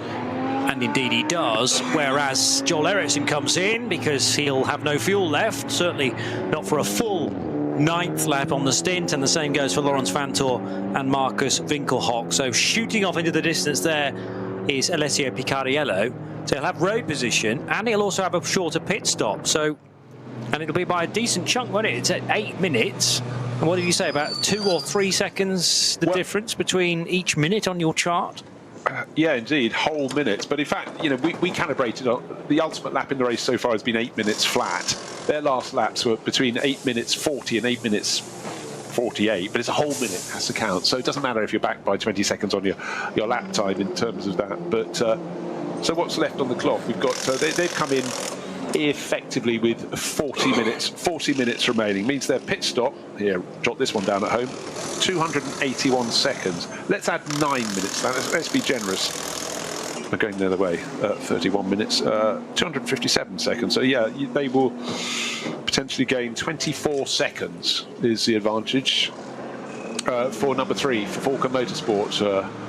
If no further action is coming their way, that is a very, very tidy advantage. Driver changes. Marcus Winkelhock hops out of the number 16 Sport PHX Audi, and the red and white striped helmet of Frank Stippler hops on board. Fresh set of rubber all around, clean the screen. Again, you don't have to hurry these pit stops. I'm a bit of a fan of that. You know, you can have slap bang, bish bash bosh, and out you go. But safety is, you know, this circuit more than anywhere in the world. It's imperative that everything's screwed on properly before you head out. Not just for the driver's safety, but also it can really affect the race if someone is around a corner with a wheel having come off their car. So, you know, this is the right way of doing it. Also means you don't have to have so many mechanics working on the car. Lovely shot up close on the grille of the Sport PHX Audi. That's car number 16. You can see it's been in a battle. Little bits of other colour on their car, and most notably, shades of grello, you could say. So it's clearly some contact with the tail end of the Grello Porsche at some stage. Remember, it got very, very busy at the end of the opening stint of the race when they were fighting over the lead of the race.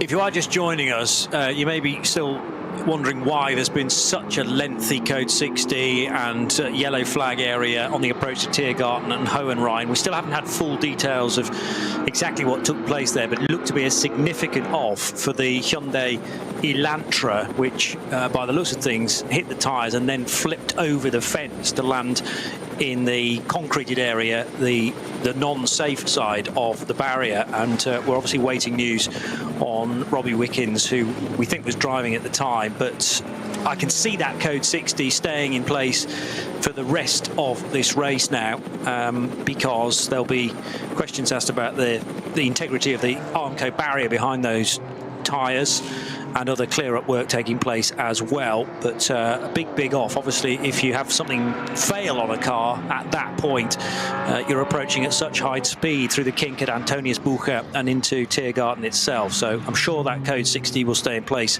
until 4 o'clock and slightly beyond that, of course, because it takes a bit longer to get all the cars home to the checkered flag.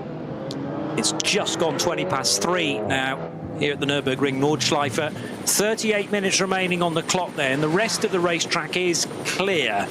So it's just yellow flags at Dottinger Horst 3, the final set of marshal points on the long straight, and then that final bit of the lap. But everywhere else you can be full speed and overtake. And for the cars in the key positions in SP9 Pro and Pro-Am, pretty much all the stops have been done now, with the exception of number 6 Mercedes for Ralph Aron in his team Advan by HRT car. Just pitted. Just doing its final stop, what should be its final stop now. Oh, and Picariello, of course, is the outstanding one, which we will see him do his stop at the end of this lap. And that could be as much as 14, 15 seconds quicker.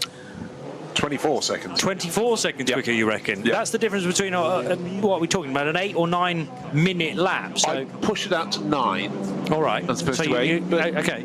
You know, otherwise it's 21 seconds. So let's call it easily 20 seconds they're going to gain by pitting just a lap later.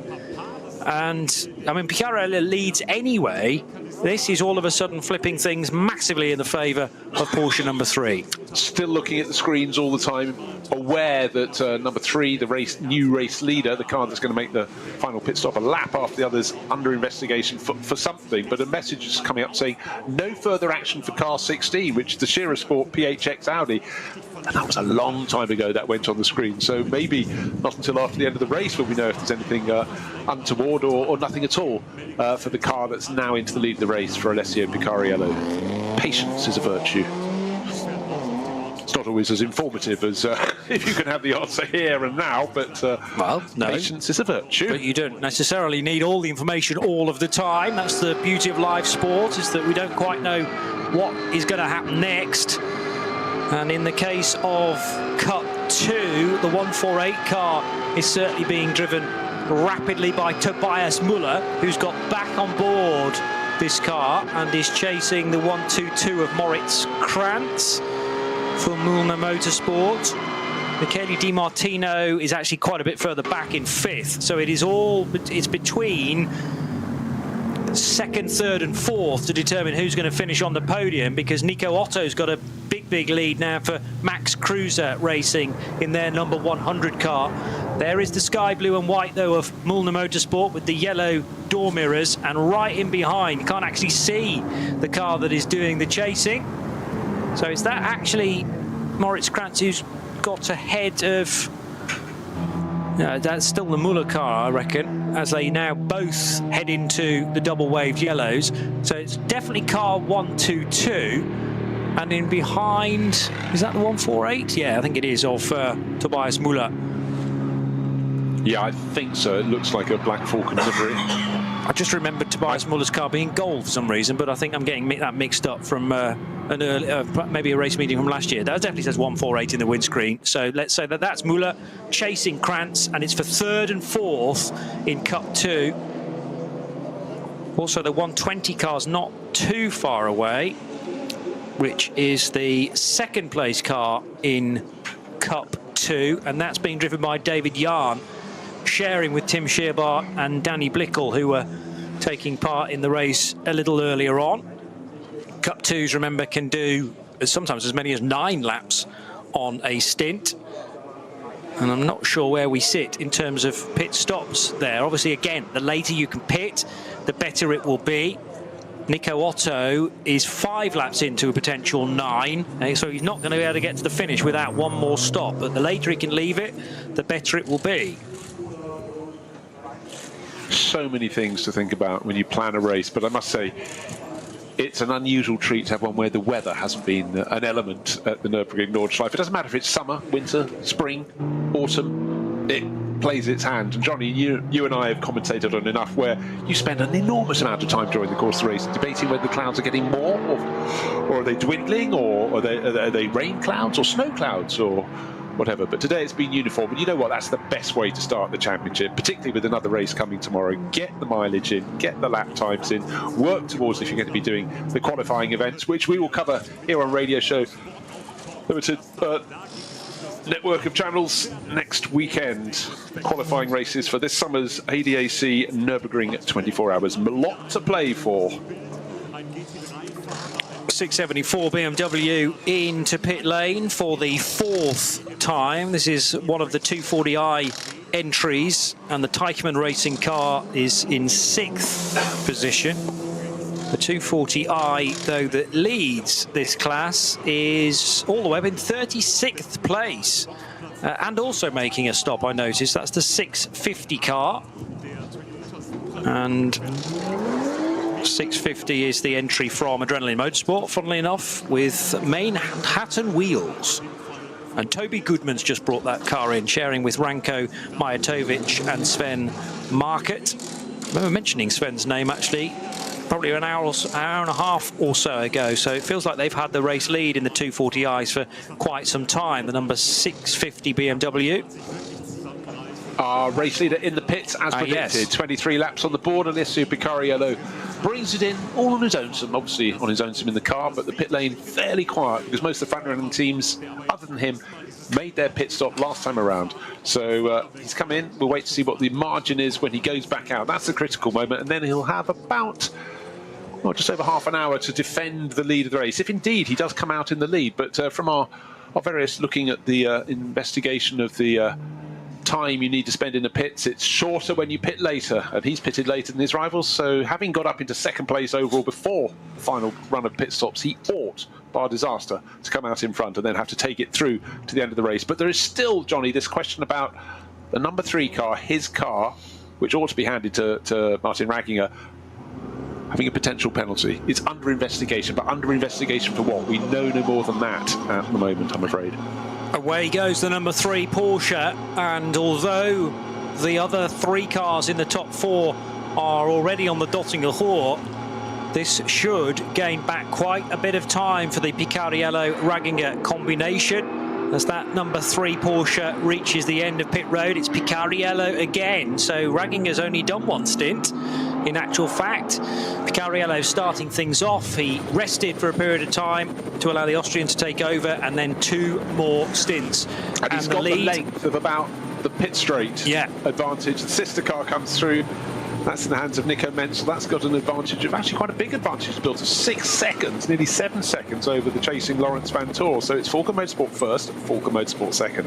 And as the number 3 car leaves the Mercedes arena, the number 4 car heads into turn 1. So that gives you an idea of the advantage that Picariello has got, and the beauty of leaving their pit stops slightly later in the piece. So they've gone long on every occasion. 7 laps, which is as far as they could have got on their first stint, and then it's been 8 lap stints ever since then.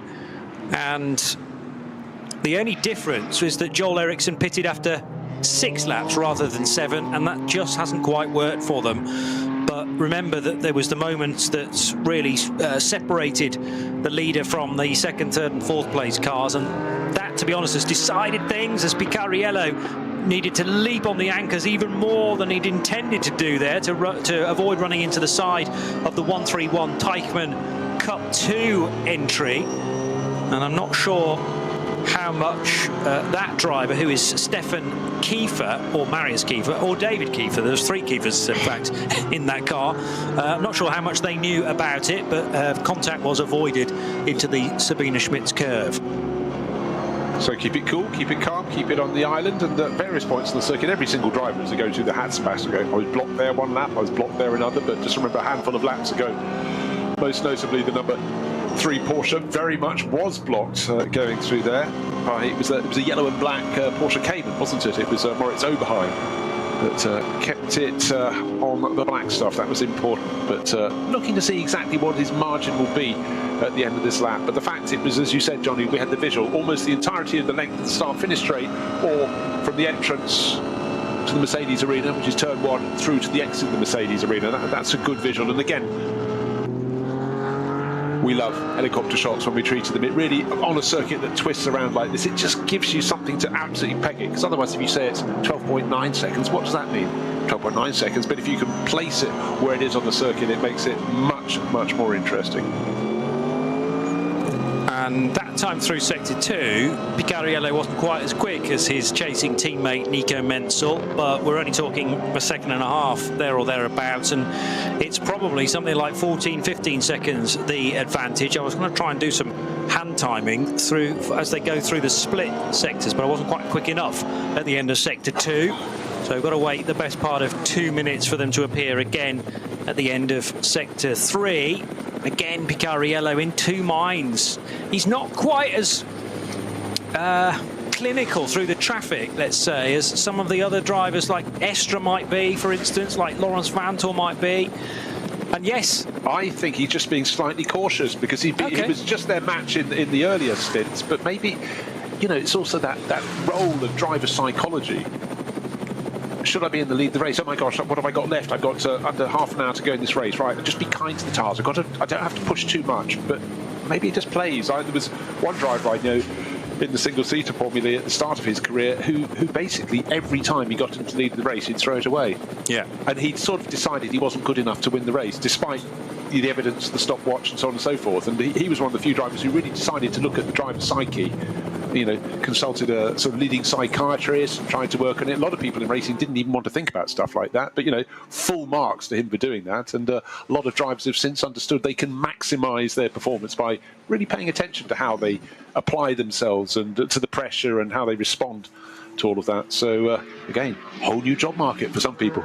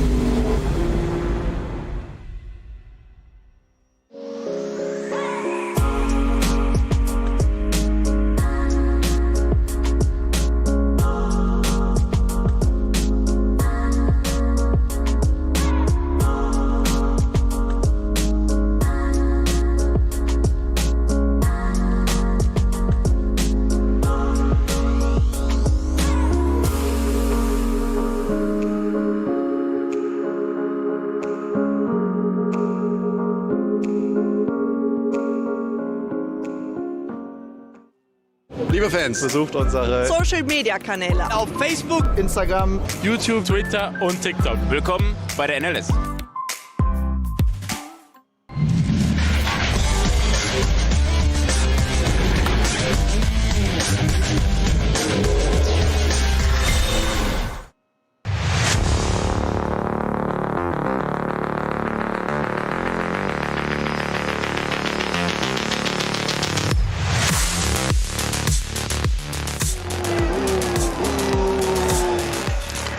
So Manthey EMA really did look as though they had a chance in this race today, Johnny, but they're settled back in third place. It just hasn't, the pace seems to have gone away from them a little bit. Lawrence Van Toor 6.7 seconds down on second place, which is Nico Menzel, and I would think actually lost a little bit more through the course of this lap. No, he started to gain towards the end, so maybe he'll close that down. But at one point that looked good for a possible victory in this race. Then, because they've been blocked up for several laps behind the Shearer Sport PHX Audi, they decided instead of staying out and staying true to their original tactic, come in a lap early. It gave them track position because that second pit stop was shorter, but it really cost them in the end because they were the only car that were on the same sequence of laps as the car that's now leading the race, the three Falken Motorsport Porsche, and it hasn't gone their way. Good to see in the top 10, easily in the top 10, is Glickenhaus Racing entry car number 706. Of course, it's not the same class as the SP9 cars, but it's had a good, solid run. Lance David Arnold doing a double stint to take it to the end of the race, 8th overall.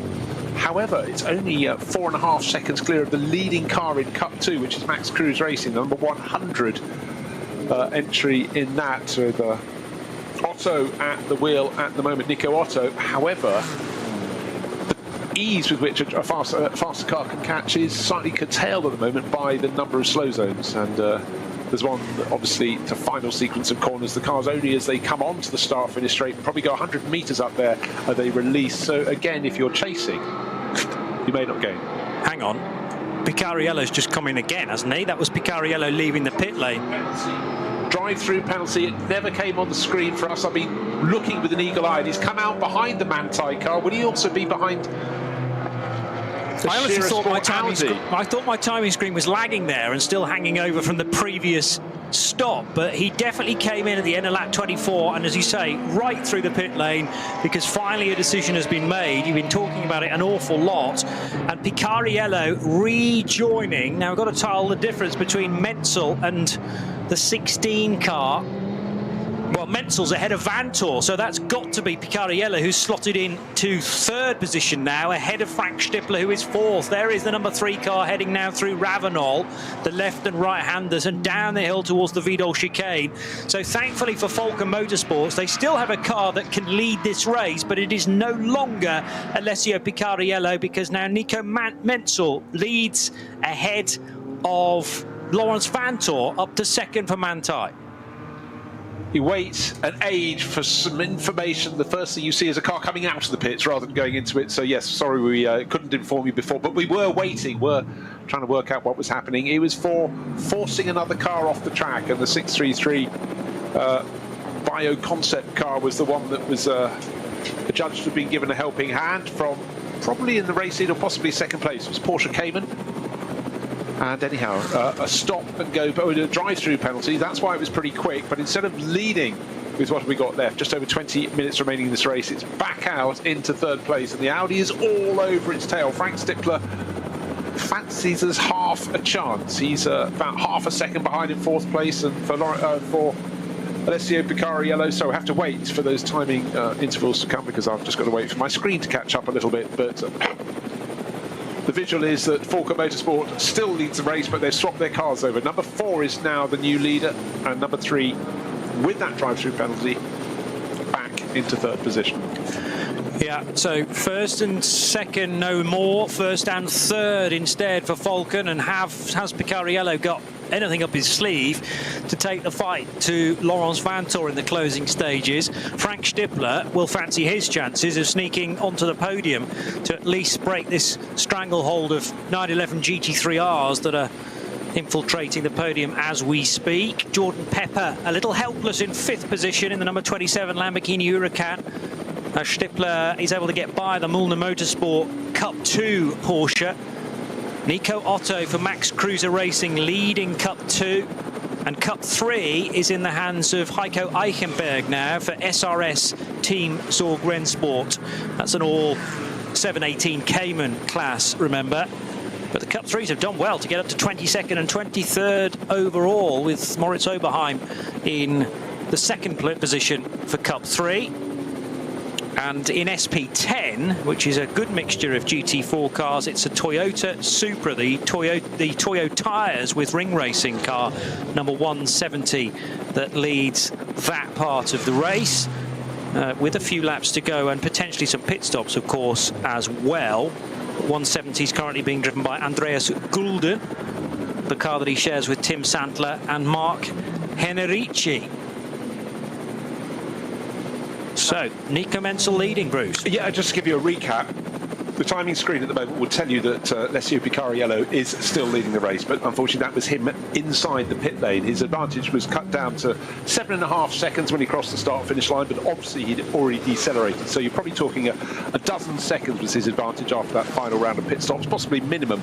But now he's back in third position overall. Teammate Nico Menzel into the lead race and setting some very, very quick times indeed. Oh, what might have been, but it was such a long wait, must have felt even longer, just waiting to find out what the punishment was. But eventually, for forcing another car off track, obviously not something that will be forgiven for Alessio Picariello and Martin Ragging. And we don't know actually who was at the wheel at the time. I think it was probably Picariello, just in terms of when that initial message came up. That's cost them big time. Back into third, but press on as you might, there are only 17 minutes remaining in this race. 4 hours to play, 4 hours again tomorrow, so we'll wait and see how that one unfolds. Hopefully the weather will be just as good, and certainly it's been a very fair start.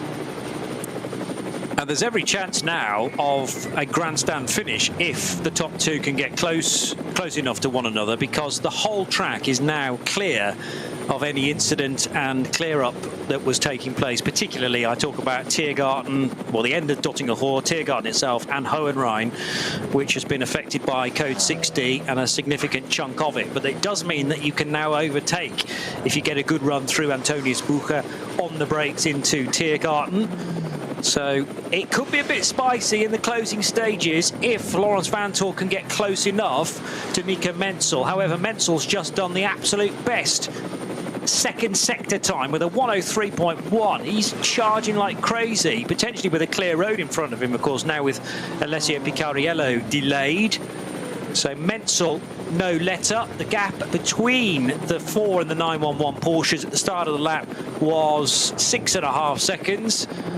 And it's still about the same, actually, as they are now in the long Sector 4 part of the track.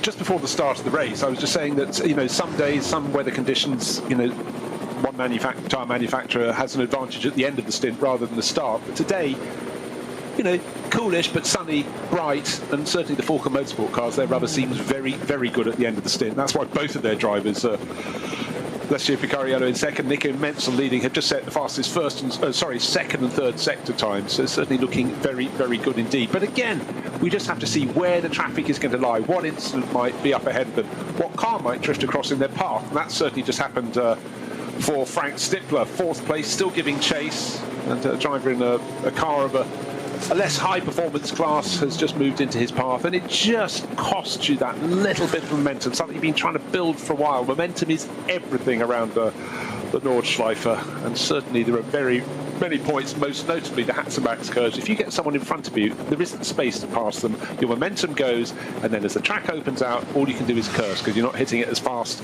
as you had before. Another problem for a car in SP9, another punishment, a Code 60 infringement, failed to manage Code 60, so under investigation car number 7, that's the Conrad Motorsport Danny Sufi, Torsten Kratz Lamborghini, so possibly some punishment coming their way. So many things to look out for, and you do have to admire the performance of the race officials here. We started with 114 cars, we've got 172 corners, divide those accordingly.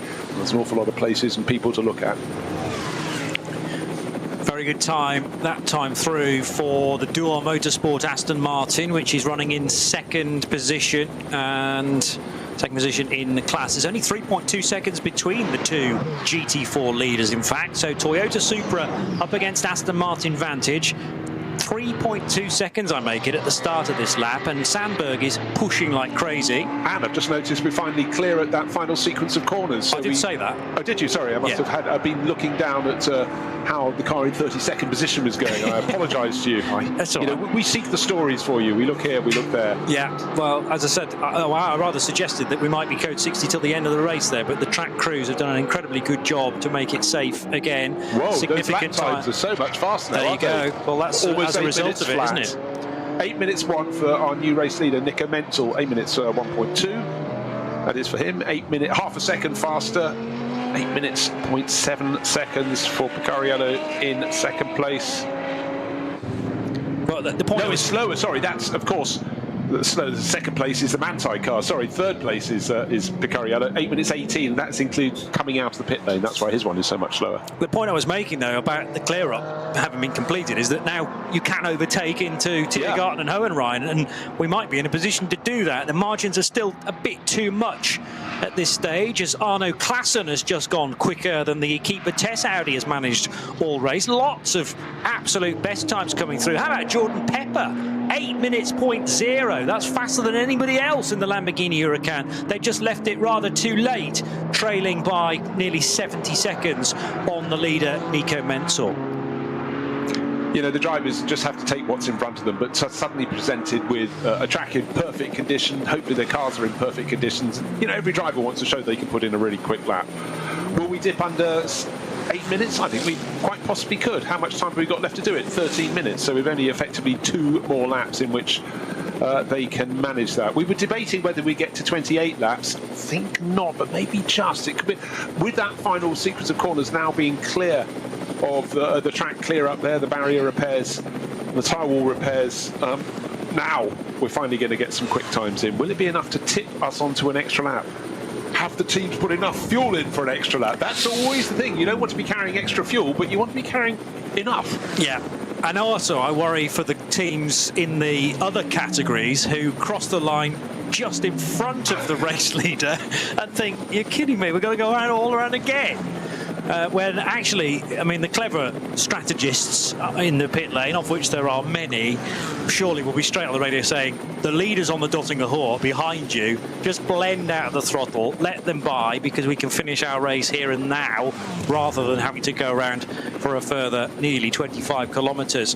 Ralph Aron for the best lap in SP9 Pro-Am. So that Team Advan by HRT Mercedes that started started a little too early ahead of everybody else and had to take a drive-through penalty because of that, but it's fought its way back to 7th position as now Nico Menzel, together with Joel Ericsson's efforts, take the number 4 Falken Motorsport Porsche back onto the Nordschleife itself. He is being caught hand over fist by Lawrence Vantor. We're not trying to make artificial drama here. The first 2 timing sectors as well. There's a 1.5 seconds has been gained by the chasing Manthey EMA car. Just like, it's my fault. I'm saying, you know, today they look good, but they've fallen away. What do I know, quite frankly? So this is about how hard Nico Menzel wants to push in those into minds moments through traffic. Alessio Picariello has experienced plenty of them in his Falken Motorsport Porsche. This is the sister car, remember, that hasn't actually spent much time out front. A lot of that instead has been in the hands of the sister car, and also we had a bit of time. No, I don't think the Grella car's actually ever led, has it? But the 4 car and the 3 car have taken turns in being in front. And Falken now, it seems unlikely that they will get a 1-2 finish because of that late drive-through penalty for Picariello, but it only dropped him back to 3rd, and he's now 3 seconds ahead of a truly revved up Frank Stippler. Stippler and Winkelhock, for entertainment value, have certainly won awards in my mind this afternoon. It's just that the Audi's not been quite on the same performance level as the 3 Porsches ahead. But they've certainly been driving absolutely every inch and every 1/10 of a second out of it through the course of this nearly 4-hour race. We've only got 10 minutes to go. We will complete this lap and head on to one more, so that'll make it 27 laps in total. But how long can Nico Menzel comfortably stay in front? Because again, through the last sector, sector 3, about a second eaten up by Lawrence Vantor, who is truly on a charge. Well, tight. Vantor is absolutely making his Manthey Porsche fly, but I sense surely it's enough to start your penultimate lap with a 6-second advantage, but every single timing sector is coming down. And I was looking to see if Alessio Picariello could match Lawrence Vantor. Not quite. Lawrence is going a little bit faster, so 3 Porsches, 1st, 2nd and 3rd. It's Falken Motorsport 1st and 3rd, but the one in between, Manthey Motorsport, Lawrence Vantor, really starting to find top form again. Will he have enough time in this race? Will he be begrudging the fact that there were a handful of laps with no chance to go through the final sequence of corners at the right sort of pace, the proper pace? But of course it was the proper pace as an incident was being cleared up, and our race leader had just been a little bit obstructed. And again, there is that element, which way are they going in front of me? I'm a much faster oh no, he's coming into the middle of the track anyhow. So little advantage being gained, unless he's blocked, to Lawrence Vantor. Nico Menzel cautious, but as you say, Johnny, how much caution do you want to have in the mix if you're trying to defend the lead of a race? And the clock is ticking deep into just 7 3/4 minutes remaining until the flag could be waved. So this 4th and penultimate sector began maybe about a minute ago, so it takes just over 3 minutes. They'll probably cross the line with 4 minutes and change left on the clock, with a further 8-minute lap to do. So we'll be slightly beyond time, but of course the checkered flag waits for the overall leader. And now just about in the same frame of our overhead camera from the helicopter are the 2 Porsches. So Menzel trying desperately to be out of that tight frame, and Vantor wanting to be as close within it as possible as they now head into the Swallow's Tail, the second concreted section of the lap. already through the Stefan Beloff S, therefore, and now heading for Galgenkopf on this, the penultimate lap. Vantor's not going to be anywhere close enough to pick up the toe from Nico Menzel's car, but it might be a different story in a lap's time if he continues to take this amount of time out of Menzel in the Falken Motorsports car. So they're about the same speed, surely they are, with the same balance of performance for both Falken and Manthey down the long straight. And how much traffic is Nico Menzel going to encounter on this final tour of the first NLS race of the weekend? Also not very far away, a recovering Alessio Picariello, and then the headlights ablaze for Frank Stippler. So all top four cars in the race occupy pretty much the same bit of asphalt on the Dottinger Hoor. The Dacia Logan is back. The Dacia Logan is passed by the car in second place, Manthey EMA. End of last lap, or the start of this lap, if you will. Just under 13 seconds from first, that's Nico Menzel, to fourth, Frank Stippler. What's it going to be this time around? Menzel continues to lead the race, 4.1 seconds clear of Manthey and Lawrence Vantor. Third place, Alessio Picariello comes through, 9.7 seconds down, and 11.8 seconds is first through to fourth place to Frank Stippler. He's 2 seconds down. Will these change? What's the one that's most likely to change? I think 4 seconds is a massive ask, but Lawrence Vantor has got 25 kilometres to see what sort of speed he can find. He's just done another lap in below 8 minutes and 2 seconds. He was the fastest of the top four last time around, so he's closing in. I think he's just not going to... I can't say that. In your heart of hearts, you think he surely cannot gain that time, because these cars and these drivers are so well matched. But then you have to go, it's the Nordschleife, it's 25 kilometres. There are slower class cars that could obstruct them. One little bit of unintentional blocking through, let's say, Hatzenbach, and it can cost you 1-2 seconds, then a further incident around the track, and hey presto. And don't forget that this number 4 car was gifted an advantage of 7 seconds. Remember, it came up towards the end of the lap and then got 3 cars as it came into a newly created slow zone between itself and the chasing Manthey car, and that is why the advantage is still in Menzel's hands. It was Joel Eriksson at the wheel at the time. He took those gifts, said thank you very much. The final pit stop was coming up soon. He banked those 7 seconds, and he's still living off them now. So 4.1 the difference between Menzel and Vantor as they cross the line, and far less than a lap time still on the clock as they did so. So on to lap 27 and the final tour for Menzel, Vantor, Picariello 5.5 adrift of Vantor, and the gap third to fourth is 2.1 seconds. That's possibly the one that's more likely to change, but it's all on Stippler to at least stick with Picariello and then maybe pick him off at the end of the lap. But I think Vantor's got to now drive the lap of his life, and he'll get one stab at it, basically getting a good run out of Galgenkopf and down the Dottinger Hoor to see if he can pick up the toe on the Menzel Porsche. He'll need to be within 2 seconds. Maybe even that's a bit too hopeful. Certainly 1.5 seconds to then all of a sudden gain a lot more kilometres per hour as he's sucked along by Nico Menzel's car. And then it's a question of whether Menzel will provide in the track space. He may not be able to hold Vantor back, but there's lots of ifs in that sentence. As now Ralph Aron crosses the line again with a good time within the Pro-Am subcategory. It's 802.3 for the Mercedes that is in behind the sister car at HRT. So Danny Juncadella starting with much promise in today's race from pole position, but they're looking like a 6th and a 7th place finish will be the best they can muster, as the race leader is now at Adenauer Forest for the 27th time. He's just lost a little bit more momentum behind a back marker, and I was just thinking about Lawrence Vantor. Of course he likes a challenge of trying to haul back 4 seconds in a lap, but you know why it's important? He's got a chat show with his brother that he's got to get bragging rights. It's a very feisty little podcast they have. They've certainly become very entertaining indeed, but you know, older brother needs some advantage sometimes, so that's what Lawrence is racing for right now. Not just the glory, it's the bragging rights. Yeah, well, they had a sort of bragging right argument here at this venue, did they not, into Tiergarten a few years ago when they arrived door handle to door handle,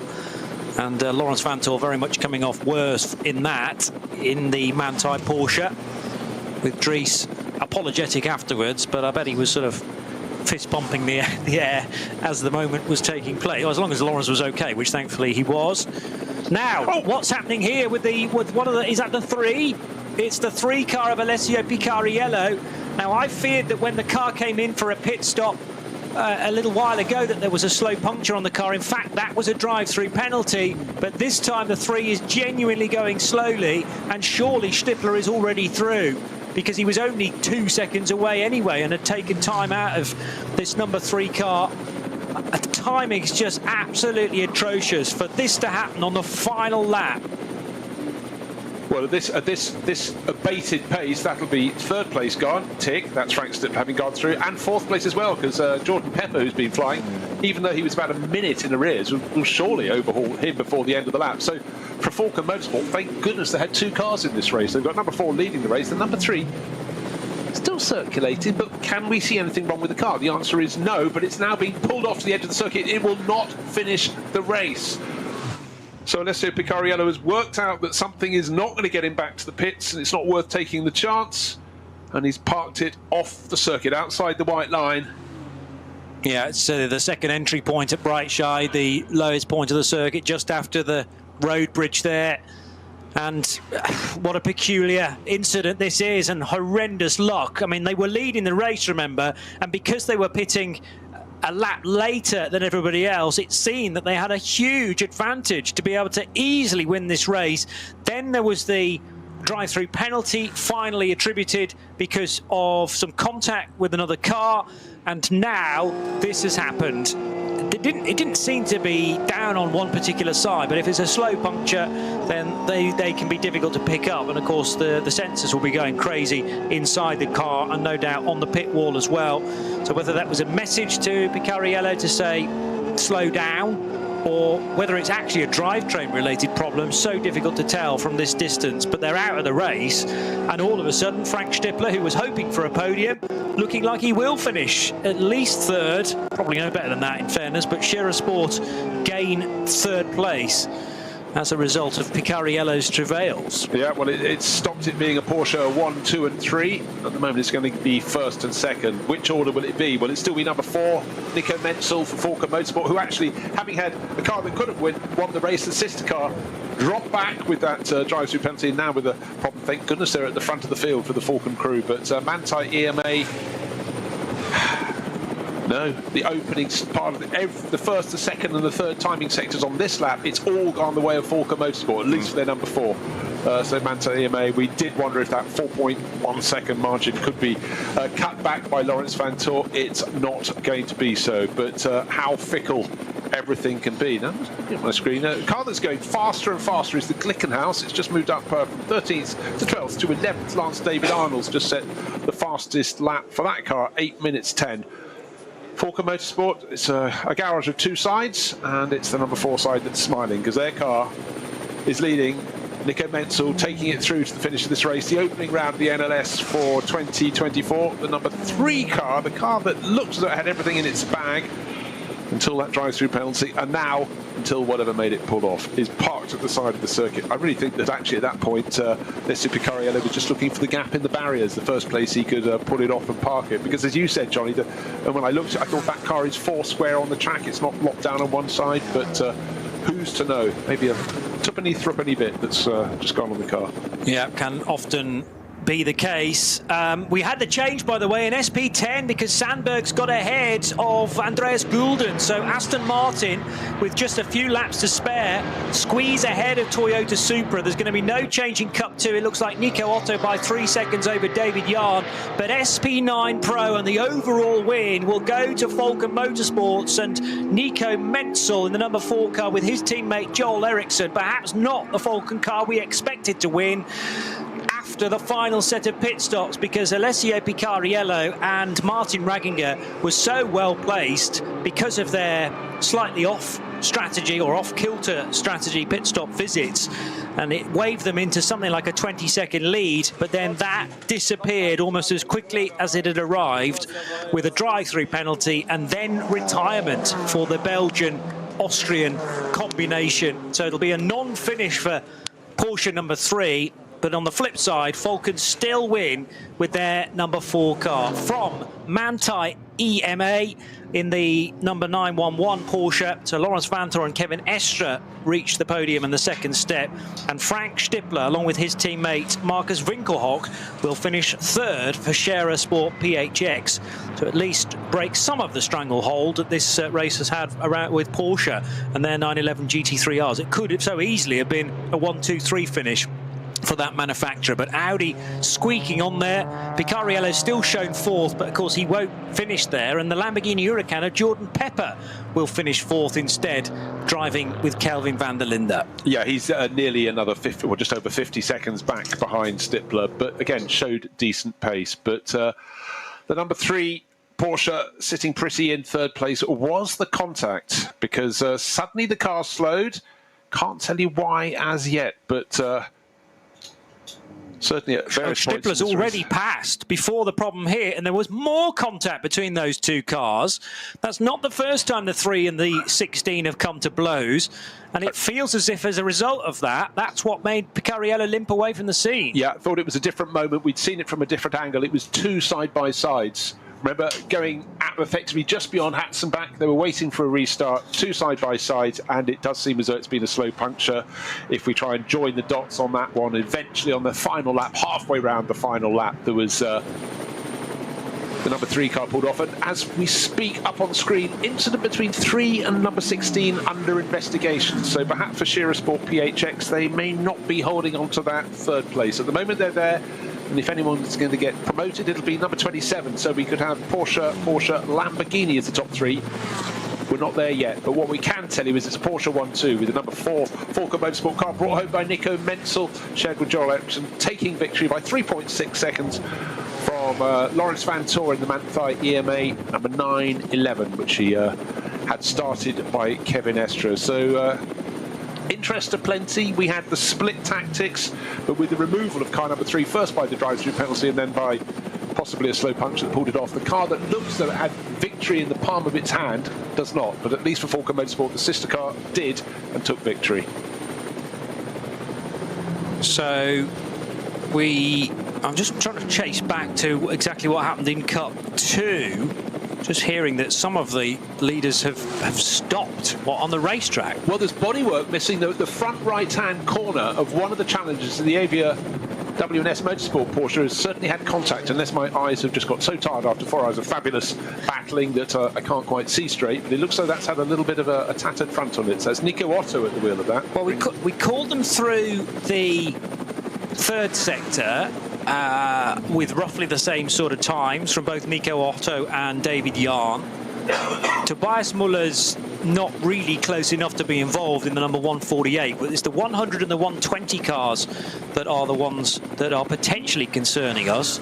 I don't think they've reached a point around the track yet to have tripped the beam at the end of Sector 4, because that is at the start of the Dottinger Hoor, isn't it? And they're much further back on the lap, in fact. Still waiting for the result in SP10. No, we can call that now because they were a couple of laps behind the overall winners. So it is Door Motorsport, and every credit to that final stint from Oscar Sandberg. It's the Aston Martin he shares with Aaron Venish and Nick Wustenhagen, and they eventually got ahead of the 170 Toyo tyres Supra for Andreas Gulden, who was doing the final stint, Tim Santler and Mark Henrici. But there's definitely been is that Otto now ahead, or was that the order that they started this lap in anyway? That's the Nico Otto car, the white, gold and black machine. David Jahn is behind. Yeah, okay. So that is still the same order that they crossed the line in. But Jahn is catching hand over fist. He's half a car length behind. And looking for a way by, but Nico Otto not falling for David Jahn's antics. Certainly the Avia W&S Motorsport Porsche has been ahead at times. The first few stints were led by the white, red and black car, but it's the one with the central gold band that now leads, the Max Cruiser Racing livery number 100 Porsche. 3:16.2 is a decent time in Cup 2 for the 4th sector. And Otto's just gone through there now and about to head onto the Dottinger Hohe for the final time. Actually, 3:16 was from Balkan in the Pro Sport. Aston Martin was still waiting, therefore, for the sector times and the splits to come through. There it is, 3:12.8 for Otto and a 3:11.4. So again, more time taken out by David Yarn. And is Yarn close enough to the Cup 2 race leader to be able to be sucked along? He's certainly gaining a lot of pace here. This is for the race lead and potentially the race win. Thank goodness we've now got green flags into Tiergarten, because around the outside for Arvia WNS Motorsport, it's going to be virtually a last corner overtake. They're not yet into the braking area for Tiergarten. Now they slow, and Nico Otto could do very little about that. Otto trying on the inside, and he's taken him out. He takes him out into Tiergarten, a do-or-die manoeuvre from Otto, and that will spin the Arvia car into the barrier. Poor old David Yarn, who'd played it perfectly to that point, and then that was absolute desperation from Nico Otto to try and hustle the race lead back again. Max Cruiser Racing and Nico Otto, very naughty indeed there. Surely that will not be allowed to stand. But the sorry thing for David Yarn and for Arvia WNS Motorsport, they're not even going to finish second now, because everybody else will sweep through. He's found reverse, and this is a bit of a dangerous thing to be doing, but the double waved yellows will hopefully warn anybody else about to head through Hohenrhein to do so. And the Cup 2 finishing order, we're still trying to get confirmation of that. Yeah, Tobias Muller's gone through into second. That might be the race win, of course, if Otto is docked places, and David Yarn will finish in third position on the road. Unless my memory escapes me, I think Nico Otto was already under a warning for behaviour from his first stint. I might have imagined it, but I don't think I have in this instance. And I thought the front of David Yarn's Avia car was damaged before. It was actually just the effect of the fact he's got it looks as the corner of one of the front wings is missing. It's just because it's in black. Still talking about what went out on the track is Falco Motorsport and Frank Stippler, who was obviously involved in the thick of the battle at the tail of that event. And of course we ended up with the number 3 car that possibly, well, we know it had contact, side-by-side contact with the number 16 Sport PHX Audi, but we also know the Audi finished in third place and the number 3 Porsche didn't finish at all. Nico Menzel, though, we can tell you is the winner of this race, and he's down with Lucas Gajewski for a quick interview at the finish. Also just noting that contact between Picariello and Frank Stippler is unsurprisingly under investigation. That happened at Schwedenkreuz, and I think there were possibly 2 points of contact there. So that will be investigated from all possible angles. Again, that doesn't help Picariello and Martin Ragginger's cause, but it might well affect who finishes third in this race, because at the moment it's the Audi number 16 of Frank Stippler and Markus Winkelhock. But if they are penalised once that incident is checked again, then it'll be Jordan Pepper for Red Bull Team Act, who will be promoted to the podium. But of course, just because Picariello couldn't finish the race, that doesn't mean he wasn't the one in the wrong, if you know what I mean. No, entirely. And we've only, you and I have only been treated to one view of it, which was actually from the camera on board Picariello's car. Need to really see what Frank Stippler saw in that whole situation, and ideally race control will look at cameras externally as well to try and attribute, if there is any blame. It might be called a racing incident, of course, but it is just simply under investigation as we speak. It doesn't sound like a particularly early night for those in race direction, and there's another race to look forward to tomorrow, of course. Yes, I was about to joke there. They could put take the tops back off their pens and get their notepads back out. Certainly that isn't the only incident under investigation. An incident late in the race between a couple of cars in Cup 2, 119 and 124 under investigation, and still other people being done for speeding in the pit lane, and many, many more. But if you think how many reports you can have in the field of 24 cars, we had 114. Let's just hear from Joel Eriksson. And obviously we maybe not fight for the ultimate win in the championship, but I mean the main focus is the 24. But I mean, to kick off the season like this with a win, there's nothing more to be said and to be done. So yeah, the car was flying today, and Nico did a great job as well on track. So yeah, just had a great package today, and also to score the 4th win here is yeah, it's amazing. Really happy. Enjoy the podium. Thank you very much. Danke an Joel und an Nico. Joel Eriksson and his teammate Nico Menzel.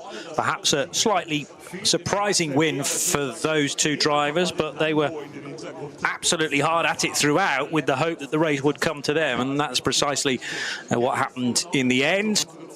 And Lucas Gajewski in a moment or two will also be chatting to Kevin Estre and to Laurens Vanthoor. Estre's German is exemplary, so this will all be in the home language of the Nürburgring. Not sure about Laurens Vanthoor. Surely he speaks German as well. Being Belgian, there'll be a Germanic element to that. No. We'll wait and see. Yeah. Because it'd be nice to hear from Laurens. It was certainly an eventful race for him as well. Let's just dive in to hear what language this question's being asked. I think that is German. It is German, isn't it? Yeah, fine. So we won't get the thoughts of Laurens Vanthoor. He's smiling. We can tell you he's smiling. Well, okay. Well, maybe that's just about the best that they could have managed today. We always know Manthey turn up with a quick car, but it didn't seem to be quite as quick as the two Falcon machines. Yeah, but I think they gambled. They took that pit stop a lap earlier than they could have done. That could have given the sort of 20-second buffer at the final pit stop. But they decided track position was key. They had to get ahead of the Shearer Sport Audi. So they might be slightly rueful. Had they not jumped at that point, had they not lost 7 seconds that was gifted to the number 4 car that went on to win for Falcon Motorsport, they'd done enough. So they pitted at the end of 7 laps, they pitted at the end of 14 laps, and then I fully expected them to pit at the end of 21 laps, but they pushed it to 22. And like you say, that might have been the pivot point, because they'd come in a lap earlier, you save, what did we say, 24 seconds? 21 seconds. 21 24 seconds, later in the race, yeah. Okay. And if buts and maybes now. But it was interesting to me that Manthey would, they went very different to try and offstep the Audi, and then didn't continue that on through the race, and they almost got sucked into the race when they were stuck in traffic as well. It would have been wiser, surely, to get them out of that and try and return them to the racetrack in clear air, unless they worked out it was going to be even busier by the time the Porsche rejoined the racetrack. Yeah, I don't know. They came in from 4th. They could have continued on for another lap and then come in from 2nd, and I think merged back in 2nd. But, Manthey has the experience. They decided that was the right thing. No weather effect today. So, again, that simplifies your hand. But it's still just so many choices you can potentially make. But I think that's one that got away from Manthey. But then again, you think how many races they've won over the years. So it comes good sometimes. Today, not for them. Today, Falcon Motorsport could have had a 1-2, got a victory. I'm still waiting to find out what exactly happened. No further action. The incident between 3 and 16. That's the just heard from Frank Stippler, who's driving the number 16 Audi. So he's all smiles. So is his teammate Marcus Finkelhoff. But for number 3, Porsche for Falcon Motorsport could have won the race, didn't win the race. Will have to be towed back to the pits. So happy on one side of the camp, not on the other. But no further action. So as you were, and for Jordan Pepper, don't head for the podium. You are not being promoted to 3rd place.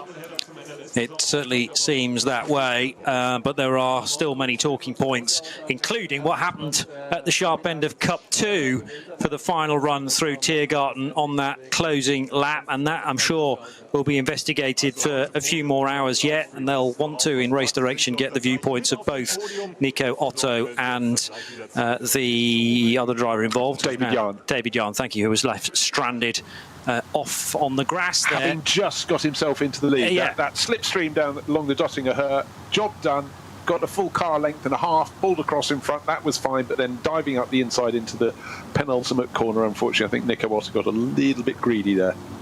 So that is it for the first of 2 Nürburgring Langstrecken Series races of the weekend. The ADAC ACAS Cup is in the books, but tomorrow we can look forward to the 63rd edition of the ADAC Rheinoldes Langstrecken Rennen. It's the same timetable pretty much, so we're on air at 11:15 local time for a midday start, 4 hours through till 4 o'clock.